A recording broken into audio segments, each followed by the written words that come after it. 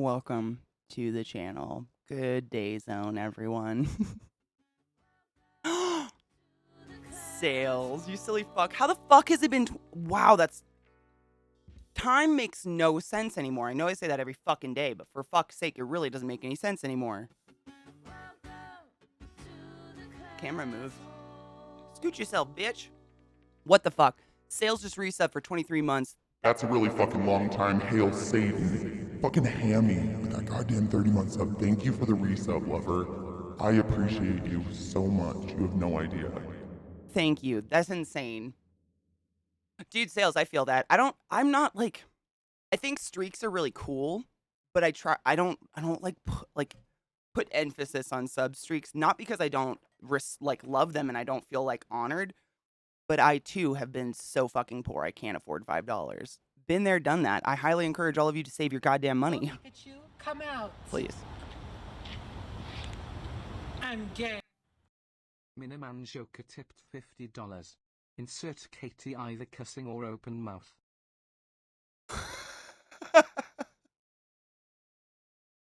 I just done got fucking called the fuck out. Miniman, you Karen, you silly fuck. Thank you very much for that intensely generous tip to the channel. Absolutely jaw dropped. Yet I ate the dessert. I don't know if Zach ate his, but I ate mine. Was it poison? It was really good. Tell me it wasn't poison. But I love raspberry. I'm a big fan of raspberry. Raspberry is probably like my favorite like sweets flavor. My husband told me that my feelings don't matter. Your husband sounds like a royal piece of shit. May I speak with him?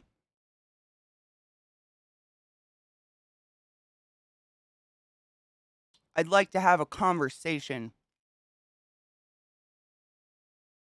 Good morning, Miniman, and thank you very much. That was very generous. Absolutely jaw dropped. You fucking read me like a book. So I don't know. I think he ate it because it was gone. I mean, his was gone before mine was. I love tart. Like anything tart is my favorite. I love sour tart flavors. Like I think my favorite combination in any kind of sweet treat is lemon blueberry. For some reason, it's just so fucking good. Or like lemon raspberry or something.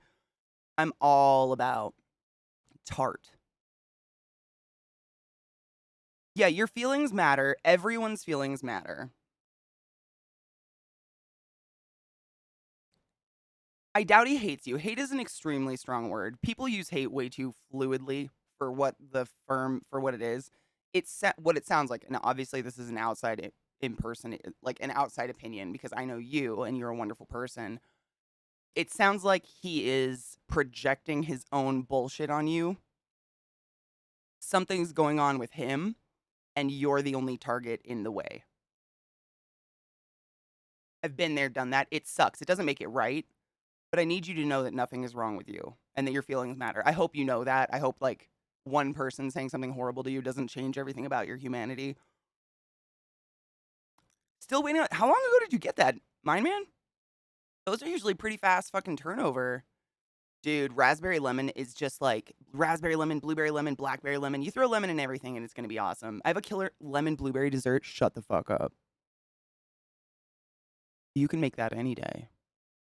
Any fucking day. I don't know if Zach will eat it, but I will. Good morning, Rod. How are you, love? Good morning, everyone. If I missed you, I'm sorry. But one of our own is being abused mentally, and we got to take care.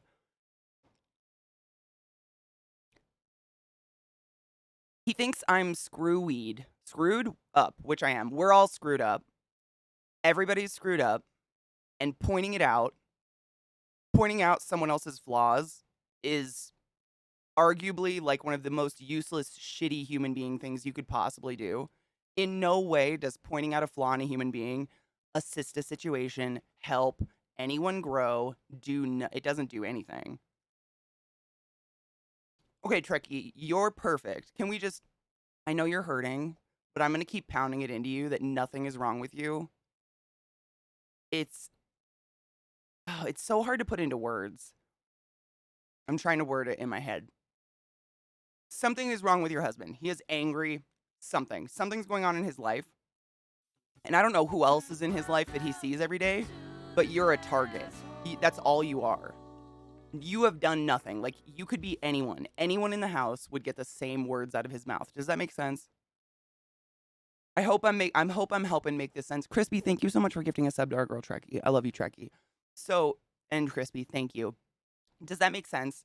It could be anyone in the house and the same words would be said. And I'm not saying you're not special or unique or anything. It's just that someone willing to say horrible things out loud like that, someone who is capable to say that to someone who they love, quote unquote, is broken. They're hurting. Something's going on.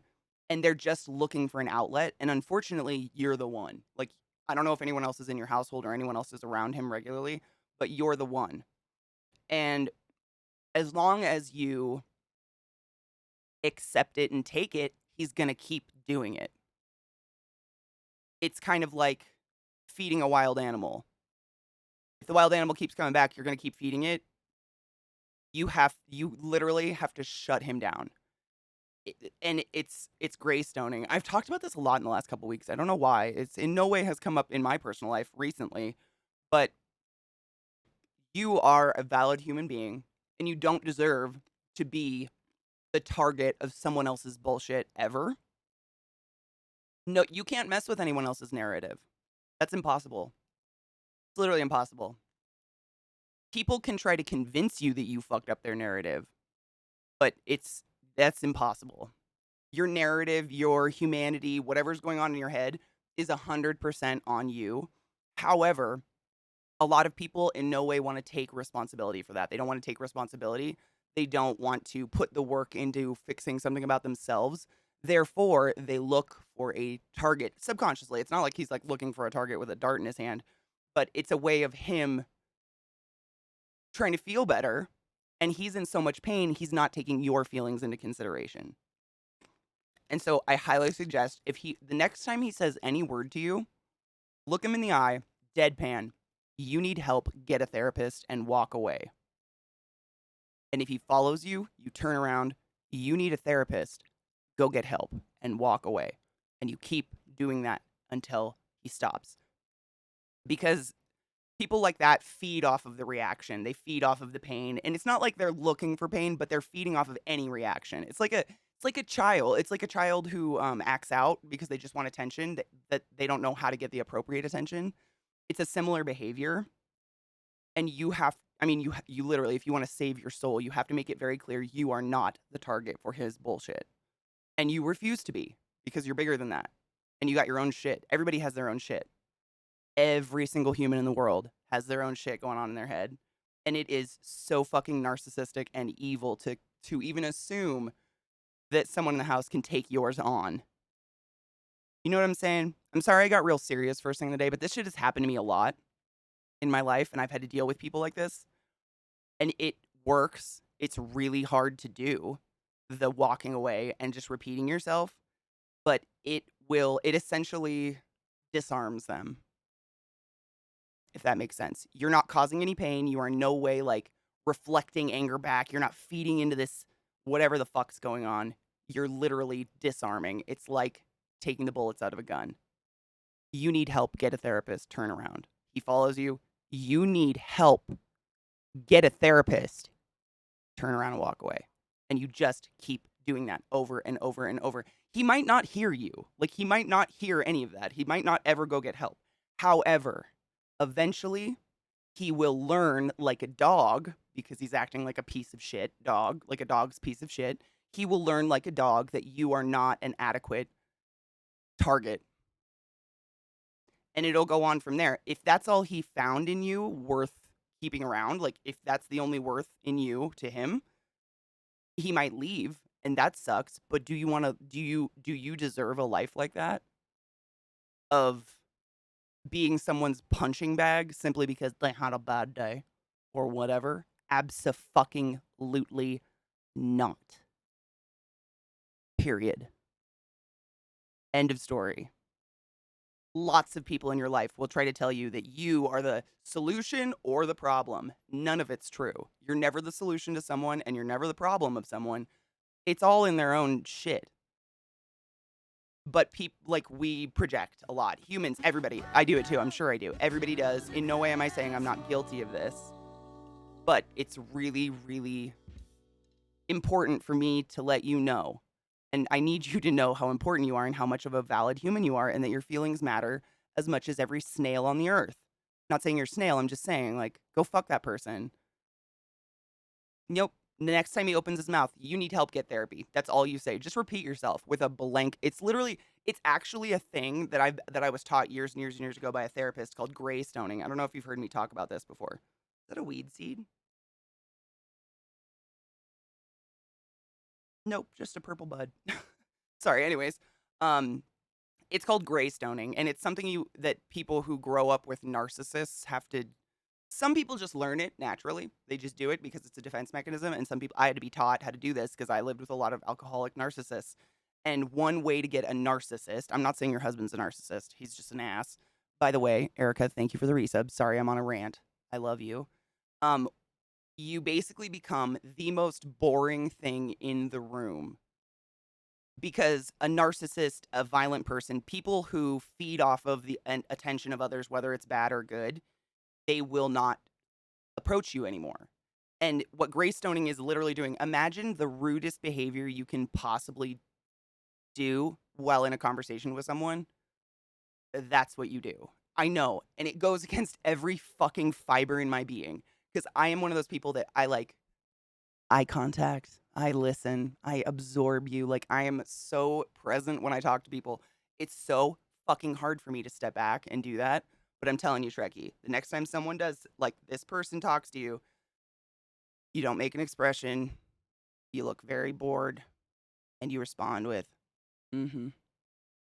And then you pull your phone out and you start looking at Instagram. You don't walk away. You're still there. You're just kind of, mm hmm. Yeah. Mm hmm. I have to pee. And that's literally what you do for hours. It can take forever, but it works. It's literally a way to disarm someone. No, I cry all the time, Trekkie. Please, you're allowed to cry and you're allowed to feel like shit. This is going to be a very hard thing to do. I make it sound easy when I say it. I'm just trying to like explain it a million times because I need you to know you're important. And that, I mean, if we break it down to brass tacks, there's one human being in the world who may or may not like you and said some really mean things to you, but there's like hundreds of class holes who love you legitimately and would never in a bajillion different timelines ever even conceptualize saying something that evil to you. I don't know if that helps, but sometimes people, I know you guys don't, but a lot of people look at a chat, look at Twitch, it's numbers. It's just numbers. It's not, they see usernames, they don't see the human typing on a keyboard. There are so many fucking hundreds of that, if not hundreds of thousands, I don't even know anymore, of class holes who genuinely love you and care and want you to feel important. And so hopefully, if you like, look at that in terms of like marbles. You've got one jar with one marble who's a dick, and then you've got another jar that physically can't even hold all the marbles of love. There's a whole lot of love around you. And I know like it's really hard to step away when someone says horrible things like that. It's really hard to step back and be like, that's not true. You take it all. I do too. Anytime if someone says I yawn too loud, I will immediately never yawn again in my entire life. Like I am the same. I get it. I'm there with you. Like it's the worst. But one person's opinion doth not dictate who we fucking are. Period.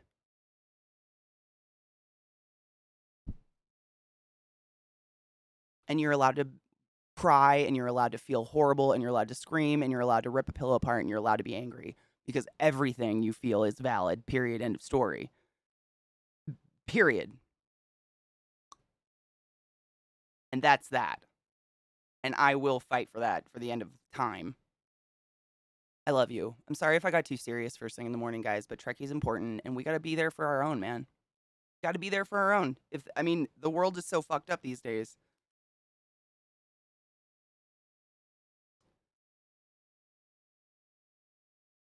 Dude, I love frittatas.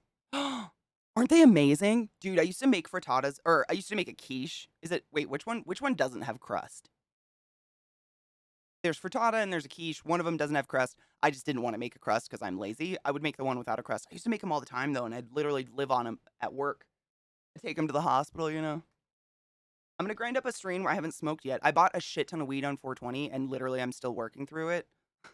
But this one is called Wedding Crashers, which is so perfect for our Trekkie. Let's crash that bitch. I love you. You're not the bitch, by the way. That's some dense fucking weed, my dudes. Look at this. Jesus Christ. It almost looked like caviar. That's why I looked at it. I was like, wait a minute. It looks like caviar. Jesus Christ. I'm grinding it up right now. What the fuck is up? How are you, CJ? Quiche has a crust. Okay, cool. Yeah, yeah. Frittatas are dope, dude. They're if you don't know what a frittata is, it's basically an egg pie. You basically like crack a bunch of eggs in a bowl, put all the veggies, meat, whatever you wanted. It would be like in an omelet into the egg, scramble it up, pour it in a pie pan, sprinkle cheese on top, and bake it. And holy shit, they are dumb good. Sarah, you are a sub. You can post links. It's not that I want people to pay to post a link. I assume shitholes won't subscribe to me to post horrible links. You know what I mean? They're literally, you could put anything in a frittata, and I used to make them and just cut them up, and I'd have lunch every day all week. It was great. Your new company? What is it? Is this where you're working now? That's fucking awesome. Do you like it? Oh, you start out. Oh my gosh, I'm so excited for you. I'm so excited for you. You're gonna have to let us know. Yeah, I just read that part. I was like, do you like it? Oh, you don't start till May 2nd. Just kidding. I hope you like it, and I hope it's amazing. I was relying on them as a good diabetic friendly food staple. They really are. I mean, a frittata is really healthy. Eggs are kind of a perfect food. Eggs freak me out. Like they're amazing. I've told you guys that when I was vegan for a stint of my life. Um, and I would literally have like sexual wet dreams about eggs. I wouldn't be like not a real wet dream, but I mean as sexual as you can get when you miss a food. That was my dreams for a while. It was pretty wild. I mean, I would literally have a dream of just like cutting into a runny egg yolk or something.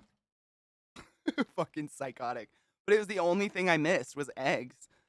I've never really been a big meat fan. My whole family hunts, and my mom's side owns a butcher company. So I think I was just like over inundated with meat as a child. Just like everything. I mean, I remember going to all my cousins' weddings because all my cousins are way older than me. And I would go to their weddings, and they're like, it's not bad. I'm not complaining, but their buffet table, for their wedding or whatever, was literally different meat, just meats, no veggies, no nothing, which was awesome as a kid. But when you grow up, you're like, I just don't want to eat meat anymore. I'm really over it because they did everything themselves. They would just literally like everything. I mean, they'd had head. They one of my uncles makes head cheese, and then there'd be like the sausages, the steaks, like every form of a beef. I guess I don't know all the forms, but they're all beef farmers. Yeah, they make head cheese. Oh yeah, they're old school. It's the company. If you guys live in the Pacific Northwest, it's called Marzolf and Son, and that's my family. My Jew side, the Marzolfs, and my grandpa's brother. His name was Bruz. What a name, right? He started it with his son, and then he had like 5 sons, and they've all carried it forward. And there's just this huge fucking butchering company. But when you grow up, I mean, every meal is like 5 different meats. I just got really, really sick of meat. Great uncle, thank you. That's what I was trying to figure out, Sarah. I was like, is that my great uncle? Because it's weird, because like it's my grandpa, and then you have a great grandpa, but my grandpa's brother is my great uncle, but he's still the same generation as my uncle. That was what was fucking with my brain. I'm gonna put a dab on this bowl because I haven't smoked today. Yep, they use the whole animal. Oh, absolutely, dude. You should see my I guess he's my cousin, my second cousin. He's my great uncle's son. So second cousins, right? I don't fucking know. A cousin. He's old. He's the one that started the butcher company, but his house is like a taxidermy nightmare in the best way. I mean, he has so many cool like bone projects all over his house that his kids fucked with. Like it's pretty cool. And when you walk into his house, it's fucking probably scary to some people, but I grew up with it, so I think it's really cool. When you first walk into his house, Anza, you silly fuck. I was putting a dab. I thought I had lost a piece of my dabs, but I think I'm good. Thank you for resetting the class, keeping the class alive, and giving a fucking anus its wings, you motherfucker. Go forth and be consensual in every way. I don't have a burp on board, otherwise I'd match you. Damn it! How do I buy the Medicine Man rewards? Honestly, when I just max them out and then use them because it makes my weed free, essentially. So I can't remember what the points levels are exactly. But like when you get up to I don't know. Honestly, I have no idea. I buy so much weed, I have no idea. But there's like a max points level.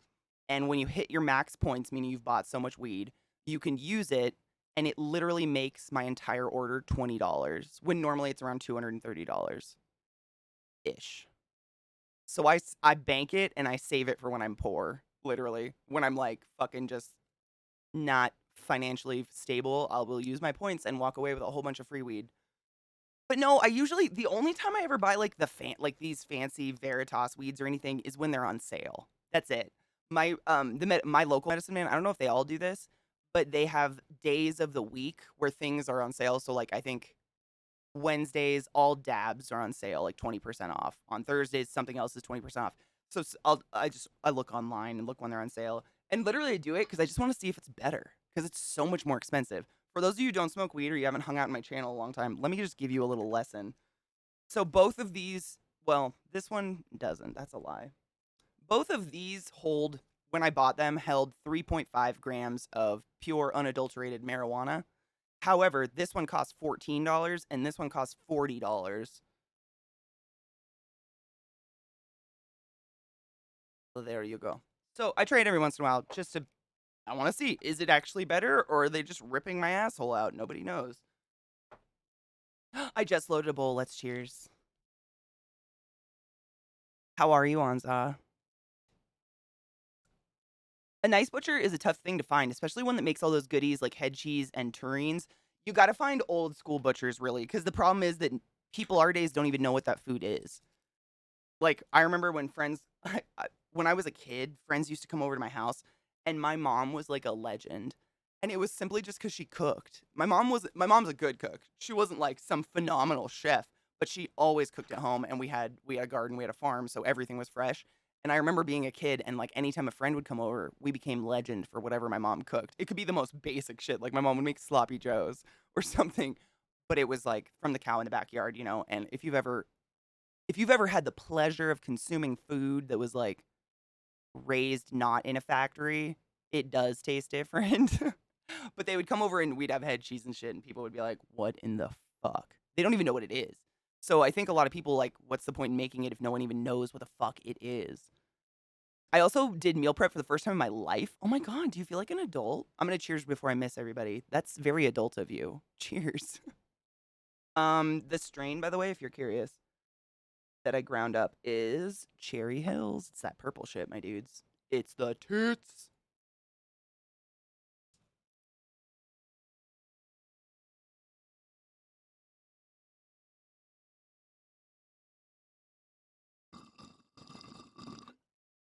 What? Oh my god, Alchemy, stop. I gotta reread that. Hold up. I almost choked because I thought I read something worse and I was gonna be really sad, but it's fine. Oh my god, I'm dying. That was so alarming. Oh my god. All I saw was drive and then she was knocked out. Those were the two things before the chat jumped. So I immediately was like, oh my fuck. Alchemy's mom was in an accident. No. Hold on, let me put my fucking bowl out. It scared me. So what Alchemy actually said, my mom decided to have a nice 10 milligram edible for her first dive into anything. She thought that was a good idea. No, she was knocked out. Don't do that. Why? I wish I could just like put out a PSA not to do that. Hey, cheers. You know we're always cheersing, bro. You know. How are you, love? I love you, Kinger. Lurk, lurk. Don't let strangers touch you. Once you find out how they treat quote unquote ground beef in a grocery store factory environment, find a farmer who raised cows and just split on a cow with someone. Dude, that is honestly the best thing to do ever. I know that sounds super weird, but it's like, how much is half a cow now? Honestly, I haven't done it since I was very young because I don't eat enough. I don't have a family. But we used to do that. We literally find someone who also wanted half a cow. You go in on the cow and then it gets butchered and everything, and you literally get half the cow. But it's not, I mean, factory farming is gnarly. The reason that you're not supposed to have pink in hamburger and stuff like that is because hamburger, not only is it made of all the leftovers, but because of the way that they grind it, they actually end up churning air into the grind.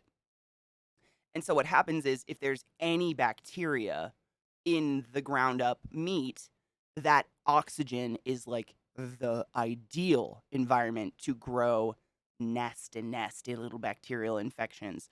And so the more ground beef is mulched up and squished and pumped air into, the more likely you're going to have bacterial growth. So, like, a lot of people love to have a pink hamburger. Totally get it. You just want to make sure it's at the correct temperature, the inside of that hamburger, because the likelihood of you getting some nasty disease from ground beef from a factory farm is really high. Like, that's where everybody gets the E. coli shit. Repotting 48 plants today? Oh my God. What is that like? Can you do all that in one day?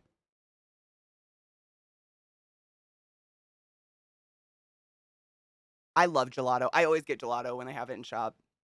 It's a really good strain. If you guys have never had gelato strain, it's delish. Good day to be allergic to beef. I mean, I love a good hamburger every once in a while. It's just, look at where your food comes from. That's all I'm saying.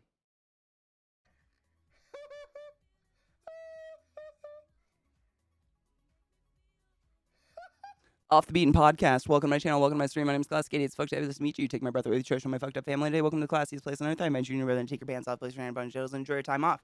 Try I'm here. I don't stream with pants on for the first time in a really long time because it's been cold. Every hole is a goal and yours is golden. Thank you for the follow. Ribs that have never been frozen. I don't even know what that's. I mean, I remember when I went to college, you're like an adult. But I would go grocery shopping and like when you buy meat at the store, and I'm not shaming, there's a lot of good quality meat at grocery stores. But if you like pick up the package and you see water or like blood, it's not blood. It's dye to make the meat look pink. Because what happens is when they slaughter the animal, they bleed it completely out. And so muscle tissue, when it's not full of blood, is kind of gray. Blood is what gives it that pink color, the oxygen. But because human beings like to see pink meat, they won't buy gray meat. So we dye it now. Like, that's the kind of shit. It's not harmful, but to someone who grew up on a farm, you're like, what? Why is there water in it? It's a little disturbing. It's not a terrible thing. As far as I know, it's not terrible. I don't know. Pants are oppressive. They're penis prisons.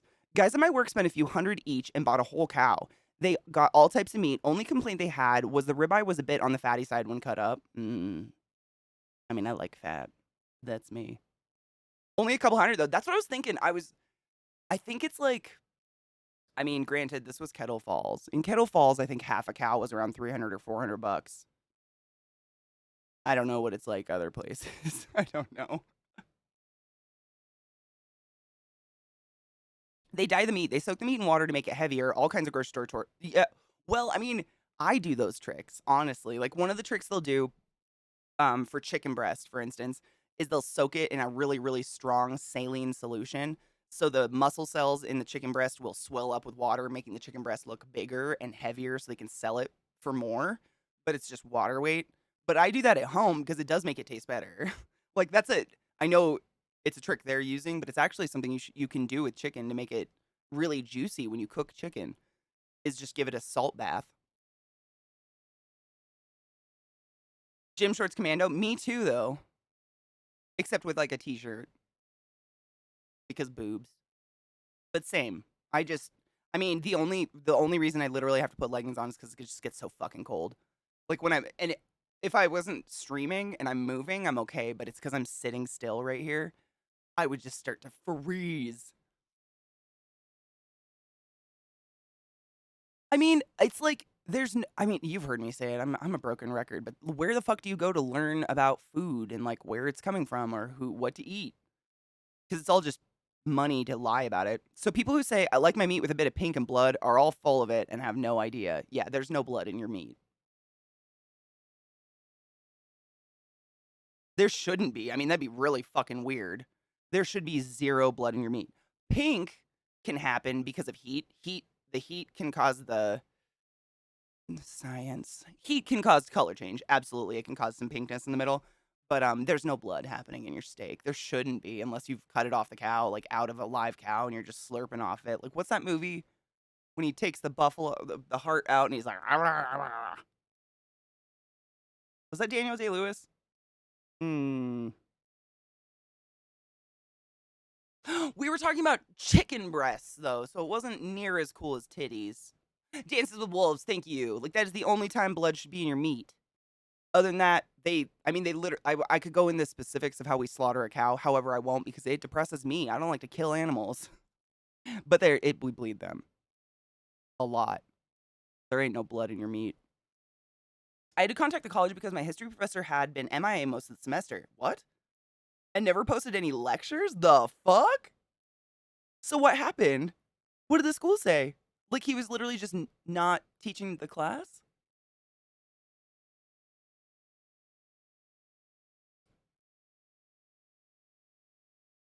Is that what the Indian man says to him when he has to eat the heart?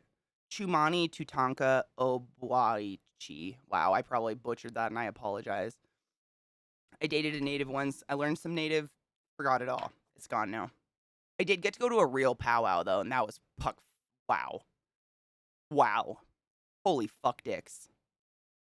Obwaichi. Obwaichi. It was that second, it was the first I that threw me off. I was like, Woichi? Obwaichi. Yeah. Good movie. If you've never seen Dances with Wolves, classic. And he literally takes, I think it's a buffalo, isn't it? Rips the heart out of the buffalo and just.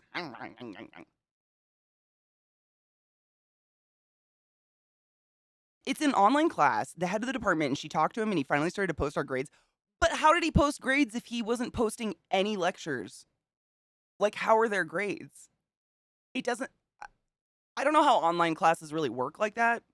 Like, how do they take attendance for a teacher on an online class? Do you have like a daily class? I don't know. I don't know how that works.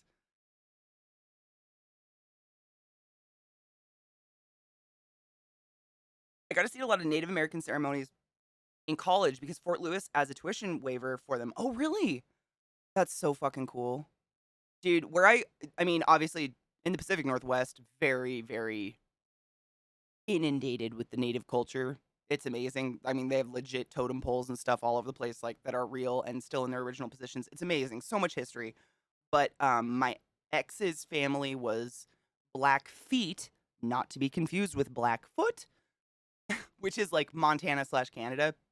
And so we went up there for some family thing, and there was a legit powwow, and it was, I mean, it was intense. It's not like, obviously, it's not the culturally appropriated shit we're used to seeing on TV. Obviously, I shouldn't have to say that, but I did assume that because I'm ignorant and white. I'm picturing a no take only throw, but it's no class only grade, right? Like, what do you learn? It just seems odd.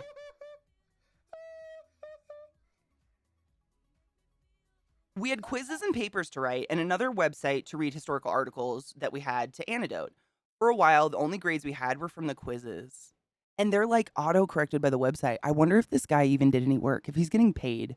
Sarah, I'd write a review. I mean, not a scathing bullshit review, but I'd review that class heavily. Because it sounds like this dude's getting a paycheck for nothing. Like, what did he do? Most teachers love grading that way, oh, I'm sure. It registers your login. You usually have a period of time. It's what happened in my grad classes. Okay. So then I wonder if they can see. Oh my God, Young. Did you take your joy today? Never forget to I take your joy, and I guarantee your day will go as smooth as velvet. take your drugs, kids. Time to go night night. Just kidding. I take Adderall. That's not happening. Well, it could. Part of me, very small part of me, is kind of jealous for people that take Adderall recreationally. Like, I want to know what that is because it's got to be great. It's mostly Navajo because of proximity to AZ, but my friend Clarence was Blackfoot. I also knew some Ute. Is that how you say it? Ute? And a lot of Alaskan Natives. That's so cool. I grew up on a Indian reservation, so that was all I knew was natives. They call themselves Indians. People get real feisty sometimes when I say Indians or the Indian reservation, but they call themselves Indian. They prefer it, and they refer to the Indian reservation as an Indian reservation. I'm white, so I'm gonna go with what they said. That's it. I just want that to be clear. That I'm just going with what I was taught by the natives, the Ichilium natives. If anyone's wondering. I work with a guy named David Brown Eyes. Oh, that's cool. And every time I mention him to someone who doesn't know him, they think I'm being racist or something. Brown eyes, though, really. If anything, I think you were insinuating he was an ass kisser. Or wait, no. If you have brown eyes, you're full of shit. If you have a brown nose, you're an ass kisser. I'd think you were saying he was full of shit. I would not go racism with brown eyes. I mean, literally, the majority of human beings on the earth have brown eyes of all skin tone and melanin levels.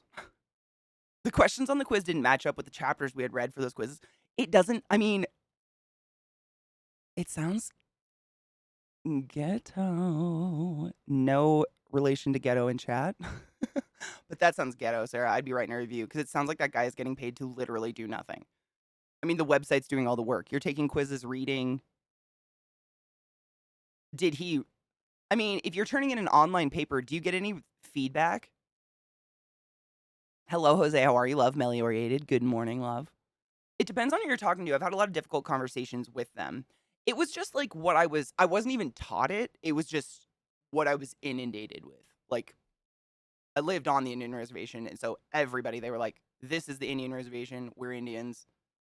That was like, they just all referred to it that way. I never heard the term natives until I was like in college, and people were like, it's inappropriate to call Native Americans Indian because we fucked up when we called them Indians. And by we, I mean that guy a couple hundred years ago, blah, blah, blah.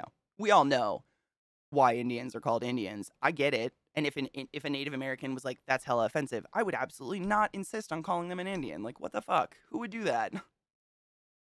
I just don't. I want everyone to know I'm not trying to be offensive or trying to be, a dick.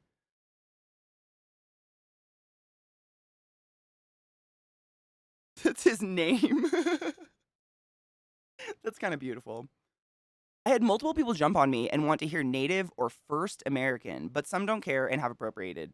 I mean, do they get mad? Like, even if you explain yourself, like, yo, that's just what I've been taught by other natives. Like, no worries, I'll call you whatever you want. Do they still come at you? I don't know. I feel like when people own up to it and apologize and just say, what would you, I'll just call you human. I don't care. What do you want to be called? Most people don't get too pissy about it because none of us are trying to be horrible. It's just, we're white and therefore shitty. And so we're just trying really hard to not be the generations before us that didn't care about being shitty and, called Brazil nuts horrible, horrible things. You all know my Brazil nut story. He is kinda. He finally started grading the 2 papers we had done after I contacted the people, thank fuck. So we were already into our 3rd paper for the class by the time he got feedback and grades. What a lazy person. Interesting. I don't wanna judge, like, maybe he's got shit going on in his life, but it sounds like he's getting paid to do nothing. And Rod, you know what's interesting? What Rod said, no one will shame you like self-righteous white people. It's always a self-righteous white person that comes at me saying my terminology for something was wrong. Always. I'm like, bitch, you don't get to be offended for everybody.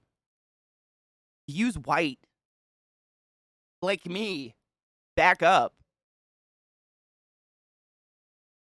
I would, Sarah. I mean, every time I've ever taken a class, you always get, I mean, you've done these classes before through this online program. Have you had reviews before? My hubs is native and he doesn't care about using or being called Indian. What did he like? Did he grow up on a like in a tribe like amongst other natives or anything? What was like used amongst them? I'm always curious because where I grew up, it was Indian. They all called themselves Indians. So that was just all I knew. But again, I was literally on the Itchlame reservation, just like inundated in it. It wasn't like I asked. It was, you know?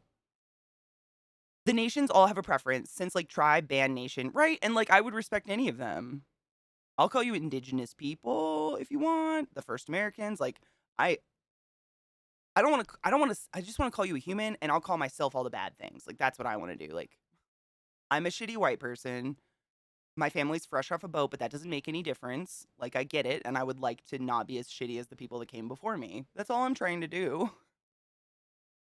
It's more like the underlying anger and resentment they have towards white men and people in general. Yeah, I get that. It is a challenge to navigate. It's hard because you like, and especially nowadays with this like, what's the term? I always forget it. Virtue. Is it called virtue signaling? Virtue signaling. Why is that so hard to say? It's like, how do I describe it? People trying to get clout for being like pro a movement. I don't know. How would you like describe that? If you just for those who aren't familiar with the term. But it's like you have to I want to be better than the generation before me, but I don't want to be come off as a virtue signaling piece of shit. And it's I just want to be a good person. I don't dislike anybody for any reason other than the way they act. That's the only reason I'm going to hate you is the way you act towards me and other people. That's it. It's all I want to do. But we're still steeped in like, you know, fucking what's the word? It's like built-in racism in America. So it's not something I can like ignore. It's not something we can just pretend doesn't exist because it does and it's every fucking day. The Choctaw down here prefer Indian, not sure about up north though. Where I when I'm saying Italy, it was Eastern Washington State, which is pretty north, but I mean I think it's really individual. And honestly it probably comes down to each person. Like what do you feel is appropriate? Like what do you want? I would just ask that cuz I don't think it's my choice or responsibility to get to choose those words in any way. I'm sure you guys agree. I'm not preaching. Apparently, he has other classes and possibly had to take over classes due to COVID-19. Oh.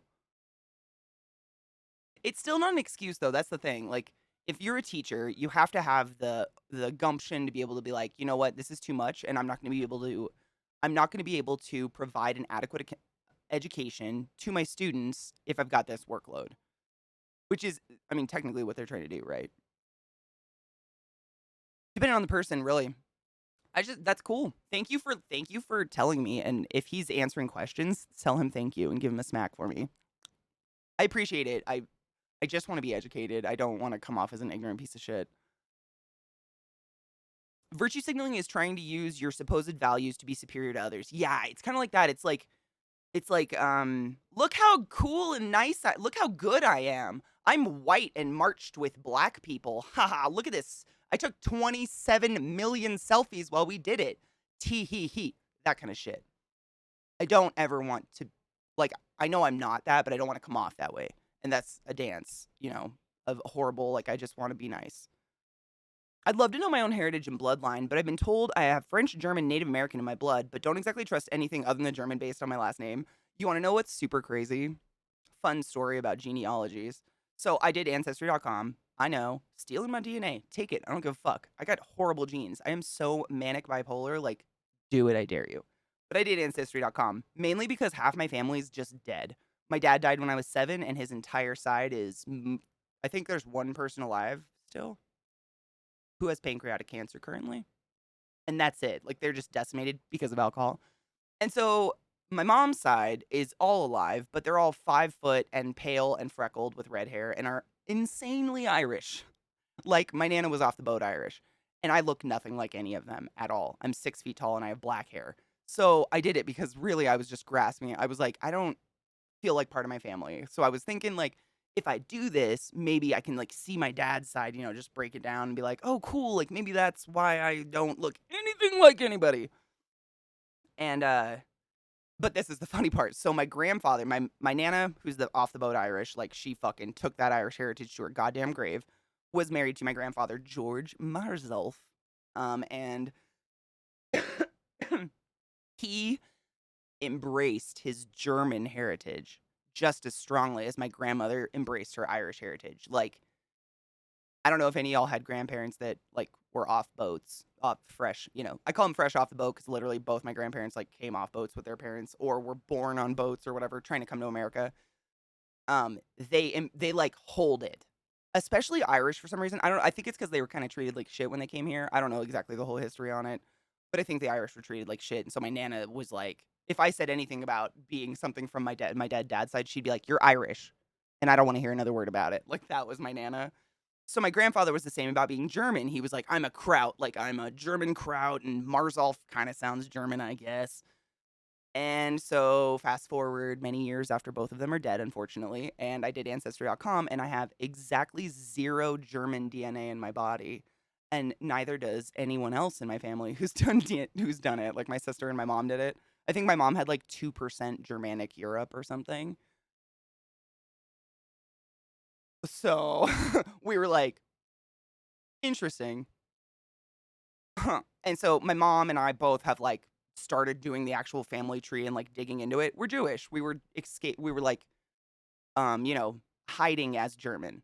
My grandfather's family, I can't remember their original last name, but they changed it. It sounded like Marzolf spelled differently. They changed it and we're just like, "No, we're German." "Oh, you thought we were Jewish?" "No, we're German." Like they just had to. It was like a survival technique. But my grandfather didn't know. This was years before my grandfather was born. 0 German. It's kind of interesting when that shit comes out in the fam dams. Exactly, and that's my grandfather was very culturally German, and he embraced that. And he was. I mean, his family was from Germany. I mean, Alsace technically, which is, I mean, I think the borders between France and Germany danced over Alsace and Lorraine like 5 million times. So who cares? In that area, that's where his family was from, literally. So of course they were culturally German. Like I totally got that, but I kind of wish he was alive to just show him my ancestry and be like, "Hey, grandpappy." Just to see the look on his face, just for funsies. I don't put any stock in it. I'm fucking American. Born and raised, very unfortunately. But it's fun to look at. And, like, one thing that I really found out that kind of gave me some grasp of anything was that I have a huge chunk of Eastern European in me from my father's side, which gave me, I mean, if anything, I was just like, all right, that at least gave me this like notion. This is why it looked like none of my mom's side at all.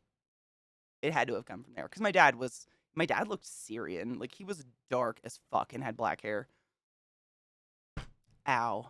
I'm fine. Ugh. He doesn't really get bothered by others' word choices for native peoples unless they're clearly virtue signaling or being racist as fuck. If you're just being human, you're fine in his mind. I feel that way too. But I know there's a lot of people that still take it really personally, and I never want them to feel like I'm being lackadaisical, you know? There's nothing worse than someone being like, "Well, we live in the North and racism just isn't really up here. You have to go to the South to really see it."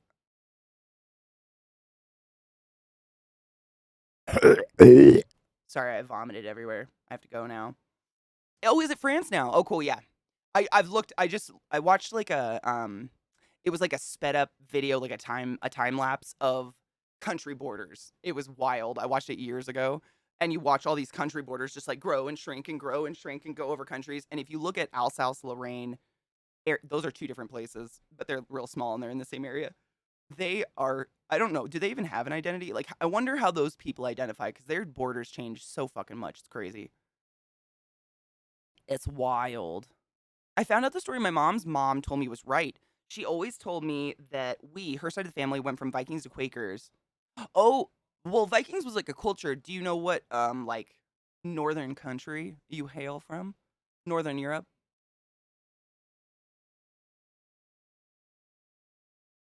You've been called Aryan? Go fuck yourself. Who said that?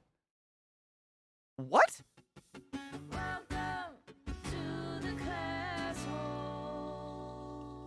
That's, what? Though? We are, though. It's true. We are. They are split in identity as French and German. Oh, really? That's cool. I assumed. Yeah. Because, I mean, there are lots of countries like that in the world. That's just the one my grandfather was from. So we've really looked at it, trying to figure out why we aren't German. So that's the one I've just watched a lot. Meatball just gifted a fucking sub to Onyx Ghost. Onyx Ghost. You are a butt wizard of the highest order. Go forth and be consensual in every way because nothing is sexier than pure, sober, consensual everything. Thank you for hanging today, but also Hail yourself, but also Satan. that's gross, Mickey. Like people in your country use that word. Ew. I mean, Aryan is a thing, but like using the word Aryan nowadays to casually describe someone is similar to getting a tattoo of the true swastika and being like, "No, this is the Buddhist symbol. I got it because it was a Buddhist symbol. Like it was culturally appropriated under a flag of genocide. Like I don't think we can quite do that yet. That's just me. That's just my I'm sensitive."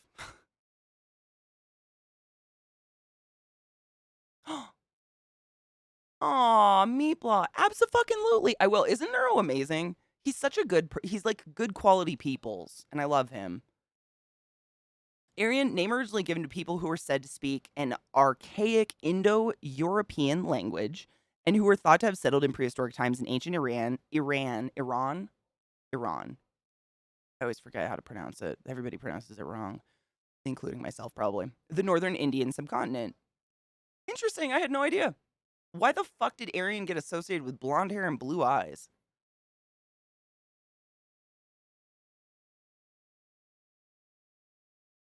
What the fuck? Oh, people from other countries. Oh, okay. I mean, it's still wrong, but at least it makes more sense. Quotes, strong quotes. Doesn't make any sense, but you know what I mean. Hitler plus stupid.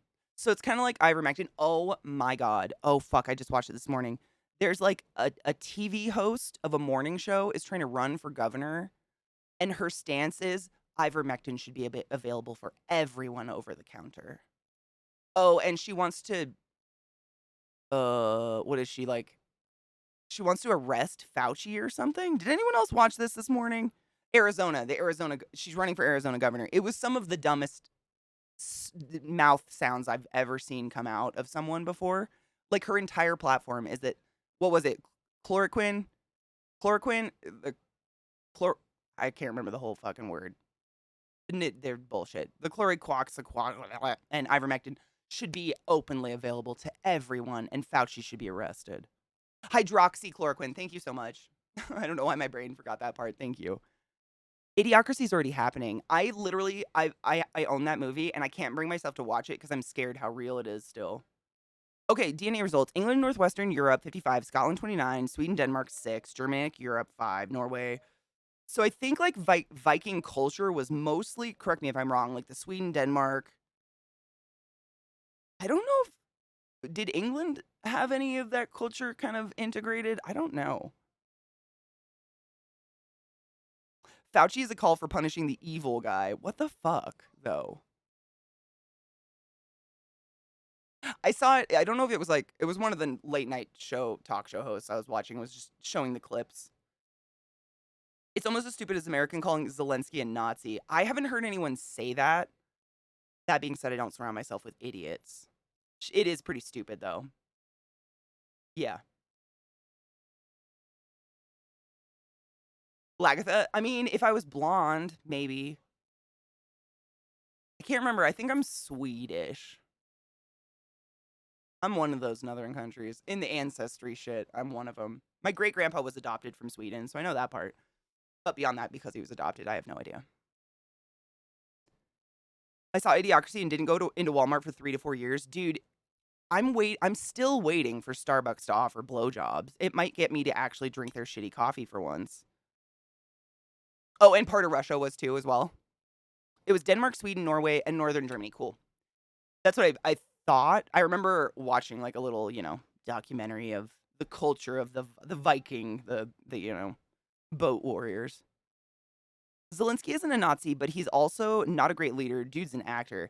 I mean, he's doing a lot better than most people in the world who are like educated, I guess. Ugh. Who unionized? Oh, are all Starbucks unionizing, or was it just one? I work in a Costco and I don't love much. Oh my god, though, I've heard Costco actually pays really well. Is that true or is that just bullshit? Vikings are Danes, Swedes, Norwegians, and some northern German tribes and part of the Rus culture, specifically Ukraine. It makes sense. I mean, it would make sense that it was northern countries that had ample access to water. I mean, that would totally make sense, yeah.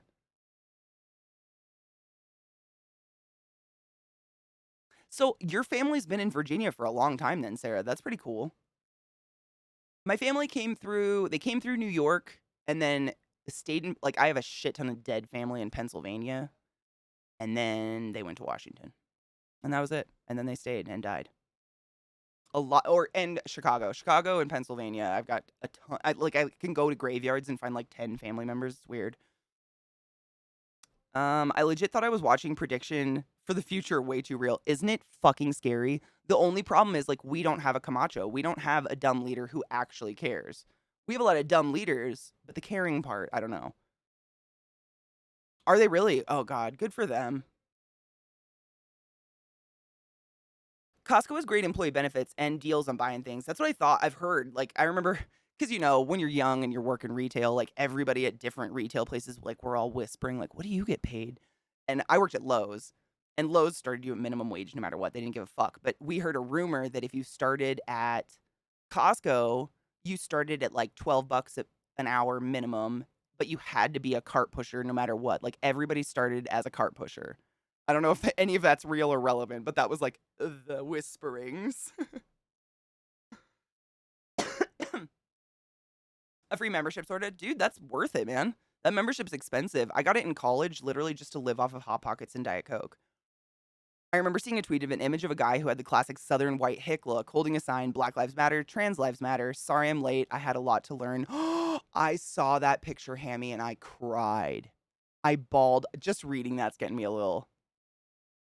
I'm going to read this one more time for you guys. So, to set the scene, imagine your average, like, older dude with a beard and a Trump hat, like, and camo, like, looks definitely like a Trumper. That's what this picture was, but he's holding a sign on the road, and this is what the sign said. It was so beautiful. I remember seeing this. The sign said, Black Lives Matter, Trans Rights Matter. Sorry I'm late. I had a lot to learn. Chills. Chills. That shit, because it's fucking Christ, man. That's just a quality human being. It's so, to me, I feel like it's easy to own up and educate yourself and apologize, but it's some people's like pride or ego just makes it so that's impossible. Did you see that picture? Man, if anybody finds that picture and has a link, throw it to me and I'll pull it up in chat. It's very moving. Like in a freaky way. It really moves you to see that someone who's obviously, I mean, I don't know how old he is, 50s, 60s, it looks. I'm really bad judge of character, judge of age, but that's a long life to rewrite the way you think and to openly fucking stand on the side of a road to admit it to the world. Holy shit. I can't say I'm not brave. I don't know if I could do that. They're rocketing Kiev again. I don't want to say what I think is going to happen, but I think we're going to be a lot more involved in this Russia thing than we really want to be. Also, Stewardess Union will now get their employees. Oh my god, Kino! Thank you for reminding me about this. I severely wanted to inform everyone of chat of this fact I learned today. I'm so glad you said that. Thank you. Oh my god, is this the picture? Did alchemy just save us forever? I'm gonna die. Okay, hold up. Before I show the picture. Actually, let me show the picture first. Kino, if I get off on some fucking brain thing, please remind me about the Stewardess Union, because holy shit. Katie was today years old when she learned some things. Hold on one second. My chat just, why? I can't see. Okay, I gotta refresh chat really quick. It just fucked up. I just want to be able to see what you guys are saying. Like that's what in the fuck? Like I'm having a hard time. It's fine. Okay. First off, the picture I was just referencing, this is it, and it breaks my heart every single time. I might cry. It's just so beautiful. I just can't. Like, it's real. Like, he literally sat on the side of the road to not only admit he was wrong, he did it to the fucking world, his entire community. Like, probably alienating himself from whatever psychotic group he was a part of that, was like, woo, Trump. What a quality fucking human being, though. Like, I almost want to, I don't know why this moves me so much. I'm sorry I'm late. I had a lot to learn. I'm gonna cry. Hold up. Ugh. I'm gonna cry. Okay, I'm fine. Stuff like that, man. I mean, the fact that just seeing a grown adult like own up to something they did and apologize makes me want to cry. That's pretty fucked up, right? Like, what the fuck? Rather than falling down the Russian rabbit hole, I encourage you all to hail Satan after deleting my geopolitical rant. Hail Satan and support Ukraine. Putin's a fucking psychopath. And cheers to that.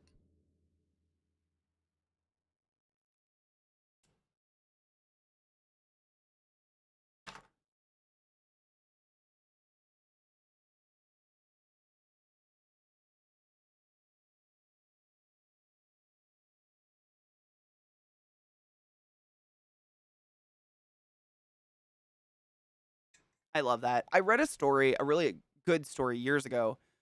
But first, Kino, stewardesses. So, stewards. Do we just call them stewards? Stewardesses? Stewards? Plane flight attendants? Flight attendants. Where's my... Oh. So, did you know flight attendants do not start getting paid for their job until the plane leaves the ground? I repeat, those very nice people dressed awfully nicely, stuffing your ridiculously large bag into the overhead bins and getting you drinks and tissue paper and telling you to stop shitting in the bathroom before the flight takes off are not being paid until the door of the plane closes. And this is not new, this is facts. What the fuck?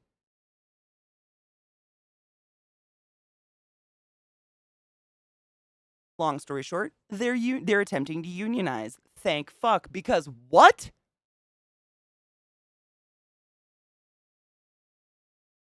The fuck? Imagine being told to do your job, but like you're not getting paid. Like they can't stand there and not help you. They still have to help you, but they're not getting paid. What the fuck? Thank you, Kino, for reminding me because I really wanted to. I just feel like, not everybody watches the little morning shows some of us watch in the morning and get updated on this fucked up shit. So I'm here to inform all of you that flight attendants aren't getting paid until the fucking plane door shuts, which is wild.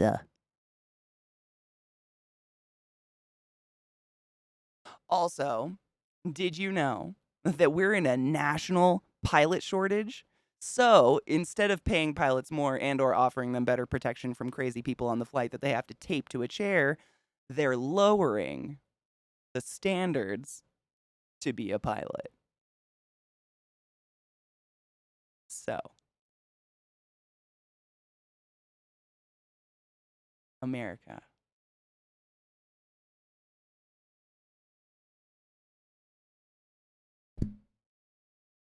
I used to really love traveling. I don't know what to do anymore.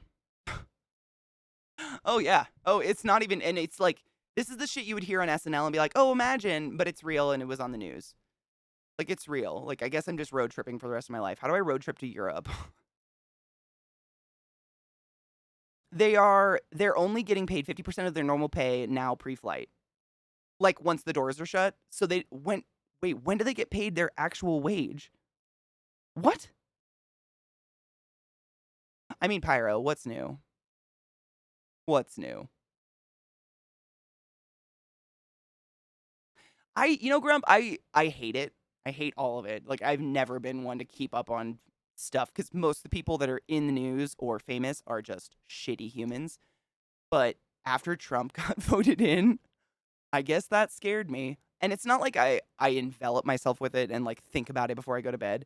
I just try to get the highlights in the morning and be aware of what's going on. Because I'm going to be honest with you, I did not know who Trump was until his name was on the ballot. I didn't have cable as a kid. I had no idea who he was. And that's really scary. And I can't be the only one. Dude, I'm saying let's get a boat, find an island no one else has found, and just be nice. Somewhere. Actual wages once the door closes. That's insane. That's insane to me. That's fucking insane to me.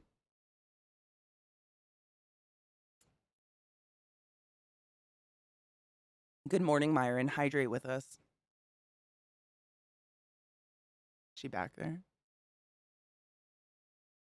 It's like she knows. It's a little early for a break, though.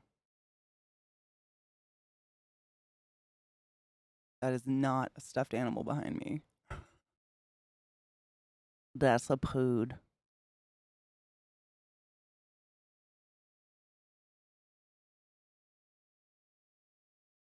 That's a pood.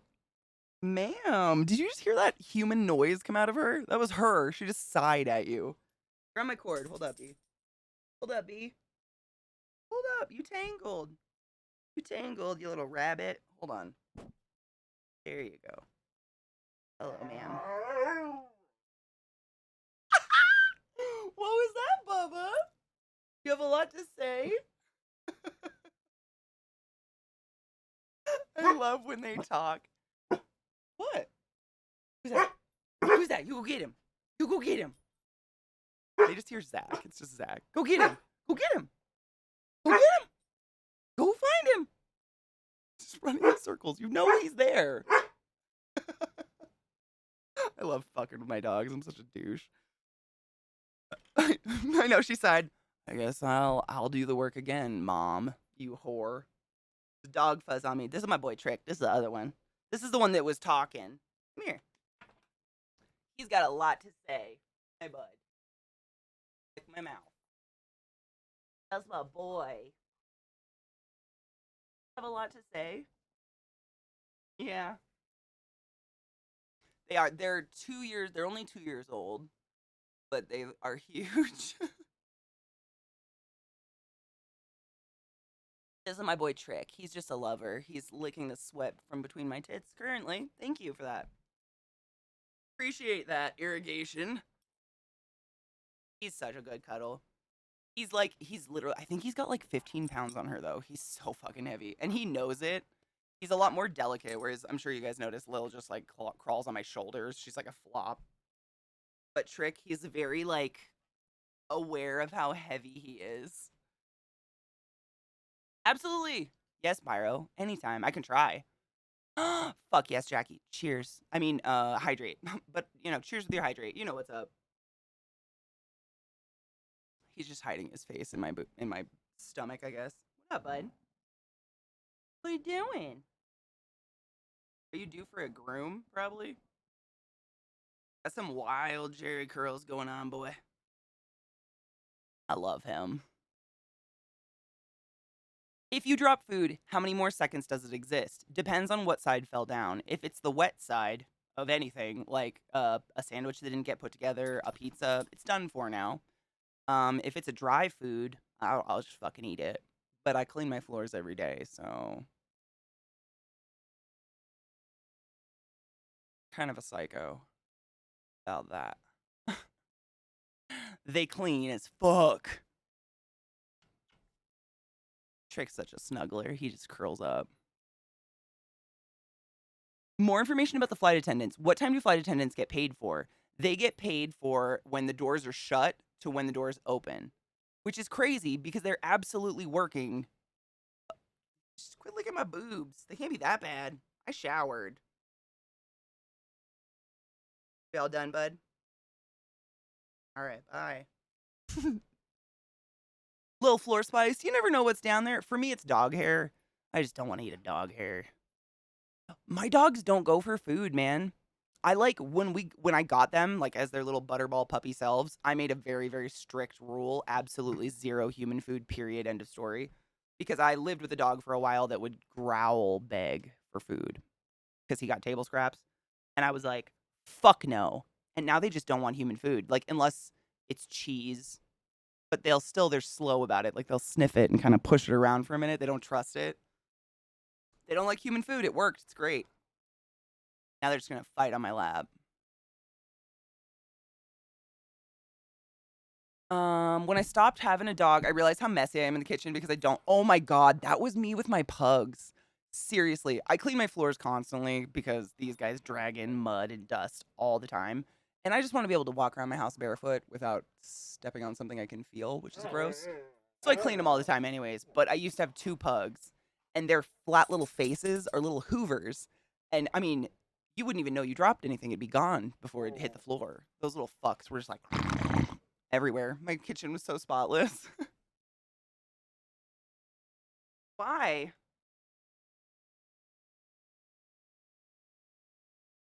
This one's Lilith, if you didn't know. Ooh, there you go.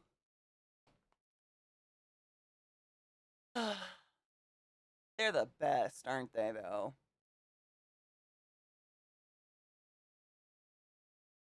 Out my mouth. Gross.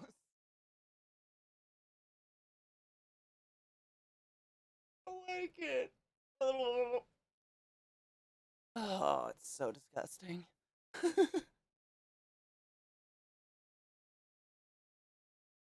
Oh, poodles. You're a good girl, though.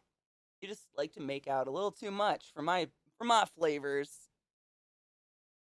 Why is it whenever I'm here, I always seem to feel my shoulders relax and my body calm down? Dude, when you find your tribe, you find your tribe. And I'm gonna be honest, I kind of hate when people are like, these are my IRL friends versus my internet friends. I don't think there's a difference. Every single time I've had the pleasure of getting to IRL meet someone I've been friends with for years on the internet, they're exactly the same person. And it's like instant comfort and like, oh, I know you. Sick. Like instantly. Stop licking my mouth. But I feel the same. You guys calm me down and make me feel whole, and I love Lil loves you too. Did you give him a kiss? Did you give him a kiss?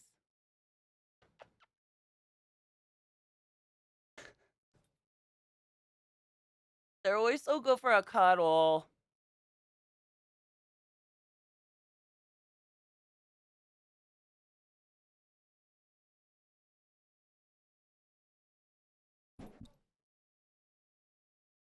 Hey, do we need a break? Do we need a break? I've had a pain in the middle knuckle of my ring finger. It might be a nerve. Go on, go on, go get him. I did that. I literally just like cutting paper with scissors, pinched a nerve in my hand, and my thumb and my pointer finger were like half numb for like 2 years. We have some really weird fucking like nerve tanglings in our fingers and stuff. And I've had that too. Like sometimes you can just bang a piece of your like a point in your knuckle or your finger, and it'll hurt for way longer than it's supposed to. It doesn't. Honestly, I just don't know why. I think we're just too sensitive in our hands. But I've had the same thing happen. It's a lot of just nerve nonsense.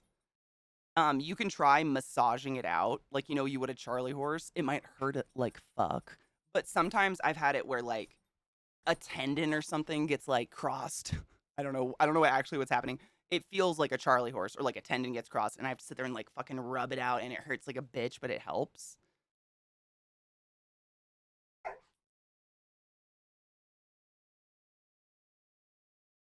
Penis, that was one of the best ways to meet, though. But I mean, it was instant friends are friends. Megan, speaking of people, Megan Lenius is not only the voice of our sub alert, if you didn't know, and an amazing musical artist here on Twitch. Hi, Megan, I love you.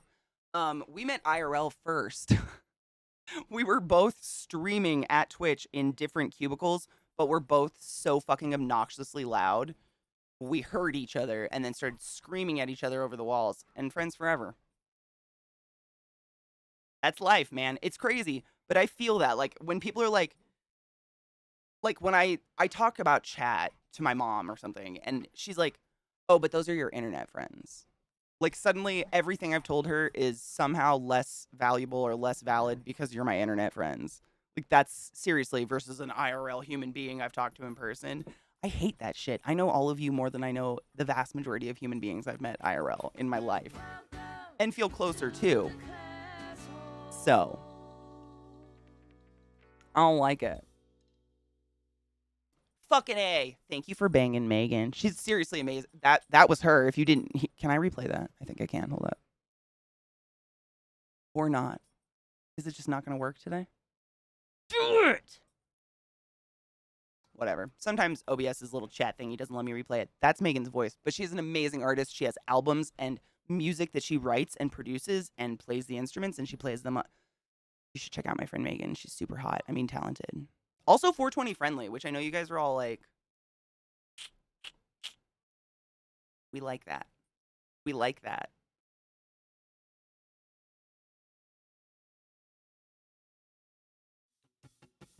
Welcome to the class hole. Wait, I have to catch up on what just happened. Wait. Hold up. Wait a minute. Put your dick in it. Hammy gifted a sub to Megan Lenius. Hammy, thank you so much for being kind and gifting the wings of consensuality to my love, Megan. Megan, go forth. You know the drill. Consensual bullshit. And cheers. Thank you very much, Hammy. You're wonderful. And then Pyro slapped my face, and this is why I got confused with 5 gifted subs. Pyro, thank you so much for the 5 gifted subs in chat. You silly bitch. I appreciate you. All 5 of you now have the ability to not suffer ads in my channel for an entire month. I think. Twitch is changing things. I don't know what the fuck's happening anymore, but probably. Thank you for being here today. Sephiroth, Safety Brick, Ethereal Dragon, Hildy, and Scythen. You're all, or Scythen. I'm sorry if I said your name wrong. I was gonna burp, it didn't happen. Welcome to my channel, welcome to my stream. My name's ClassyKatie, and it's fucktabulous to meet you. Go forth and be consensual in every way, because nothing in this world is sexier than pure, sober, consensual everything. Do you think I'm lying? Next time you're getting kind of close with someone and you want to kiss them, ask. You will hear the splash audibly. You're welcome. And thank you. I need to take a break because obviously my dogs need to go outside and shit or something. These 2 giant poodles that are having cows fits of rage behind me. Let's take a quick break. Get some water, load a bowl, wash your hands. Always pee after sex. The leading cause of death in the elderly is UTIs because they're all just fucking like wild because what's going to happen? Are they going to die? Yeah, but it's not from sex. Be safe, wash your hands, and don't cough on strangers. I'll be back. Maybe. I came back and I was like, why is it so quiet? Oh no. Oh my God. Is anyone unfamiliar with this cat? This is actually a famous kitty who unfortunately passed away a year ago, I think. Not to bring it down, but he lived probably the most amazing life of any cat ever. His name was Lil Bub, and he was a special needs kitty with probably the one owner in the world who could properly take care of that cat. And there are multiple videos that are like hours long of Lil Bub drooling and snorting in front of fireplaces, and I watch them all the time. They're very calming. I love them. Yes, absolutely. This is a link to Lil Bub. Just this video, but there's many, and there's tons of videos of Lil Bub doing a million things. I just think he's precious, but he did pass away. But he lived such a good long life. Like, don't be too sad. It was heartbreaking, but Bub probably had like, of any special needs kitty in the world, probably had the best fucking life ever. From what we saw, like this dude loved his kitty. I mean, he literally had to wipe the cat's butt every time it pooped or peed. Literally had to wipe its face every time it ate. Like this was like having a infant forever. Right? I know. I mean, the cat was taken care of so well. Like his legs were all bent, so he couldn't really walk very well. It was all sorts of stuff. I followed this kitty's YouTube for years because you guys know me and animals. And the guy just really gave this cat the best life ever. Lil Bub. Lil Bub's forever in our hearts. Lil Bub is forever, forever. I know, I love Lil Bub, but those videos make me giggle. I mean, they're just so precious. And if you like, hold on, let me put the sound on for you. I didn't put the sound on, but if you haven't experienced these, just give me a second to let you have this.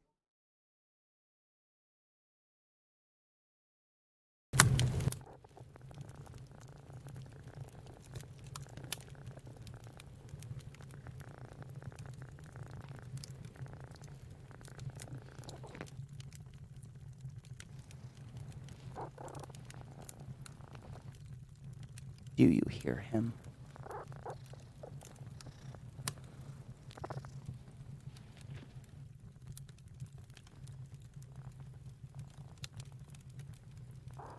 I love him.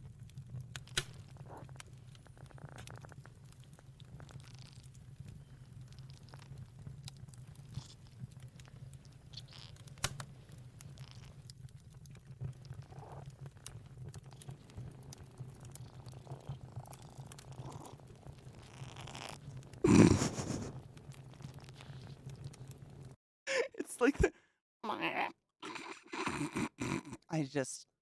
I would adopt that cat in 2 seconds and take care of it for the rest of its life and give it the most perfect life. I would have too. I completely get this guy. I'm in there. I'm with it.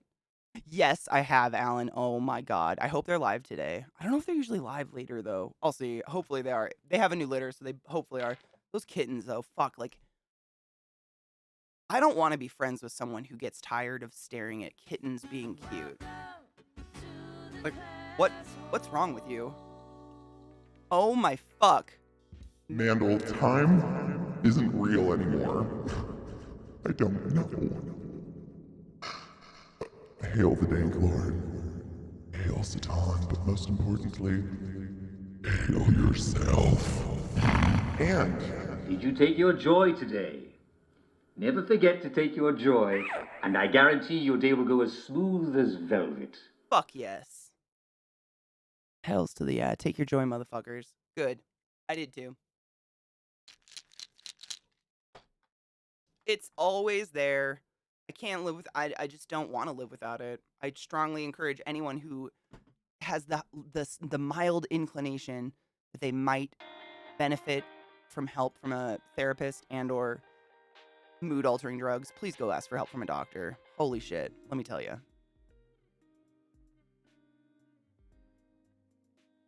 Will you send me like a link on my phone or something, because I'm not going to remember that by the end of stream, Rod, ever in a million years. There's a MAGA nut who thinks Joe Biden and Jim Carrey are the same person.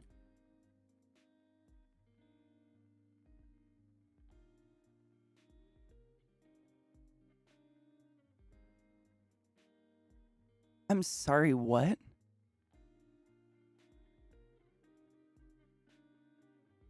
Dude, Myron, you told me it was chill. Was it yesterday? No, day before yesterday. Yesterday I had therapy. Day before yesterday, you told me it was fucking dope. I'm excited for you. I'm glad you like it. I mean, that's really cool. Honestly, like, the things that are going to come out of this, I hope it's a lot of sanitization. I hope they invent something that makes it so you don't have an option to wash your hands anymore. That's what I want. Like, if you use a public bathroom, you don't get to leave until water and soap have touched you. They need to make something like that. Like, that's the key to get out or something. I don't know. Could I interest you in your own magnificent 3D printed mini for IRL tabletop game fun? Wait, what? Yes? What? Yes? What? Is this a trick? As a non-American, the Weekend of Biden's jokes are funny, if in poor taste, but that's just ridiculous. Dude, Biden's hilarious. I have no problem laughing at a public figure. You put yourself there.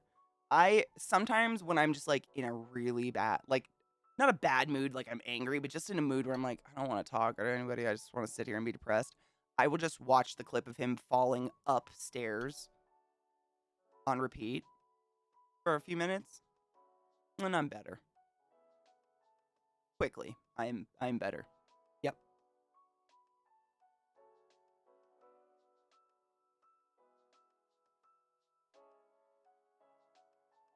It depends on the state, Sarah. So some states, like Arizona, for instance, are called right to work states. meaning they can literally fire you for anything ever. They can just stop scheduling you. Some states, however, are not that. I don't know what specifics are for Virginia, though.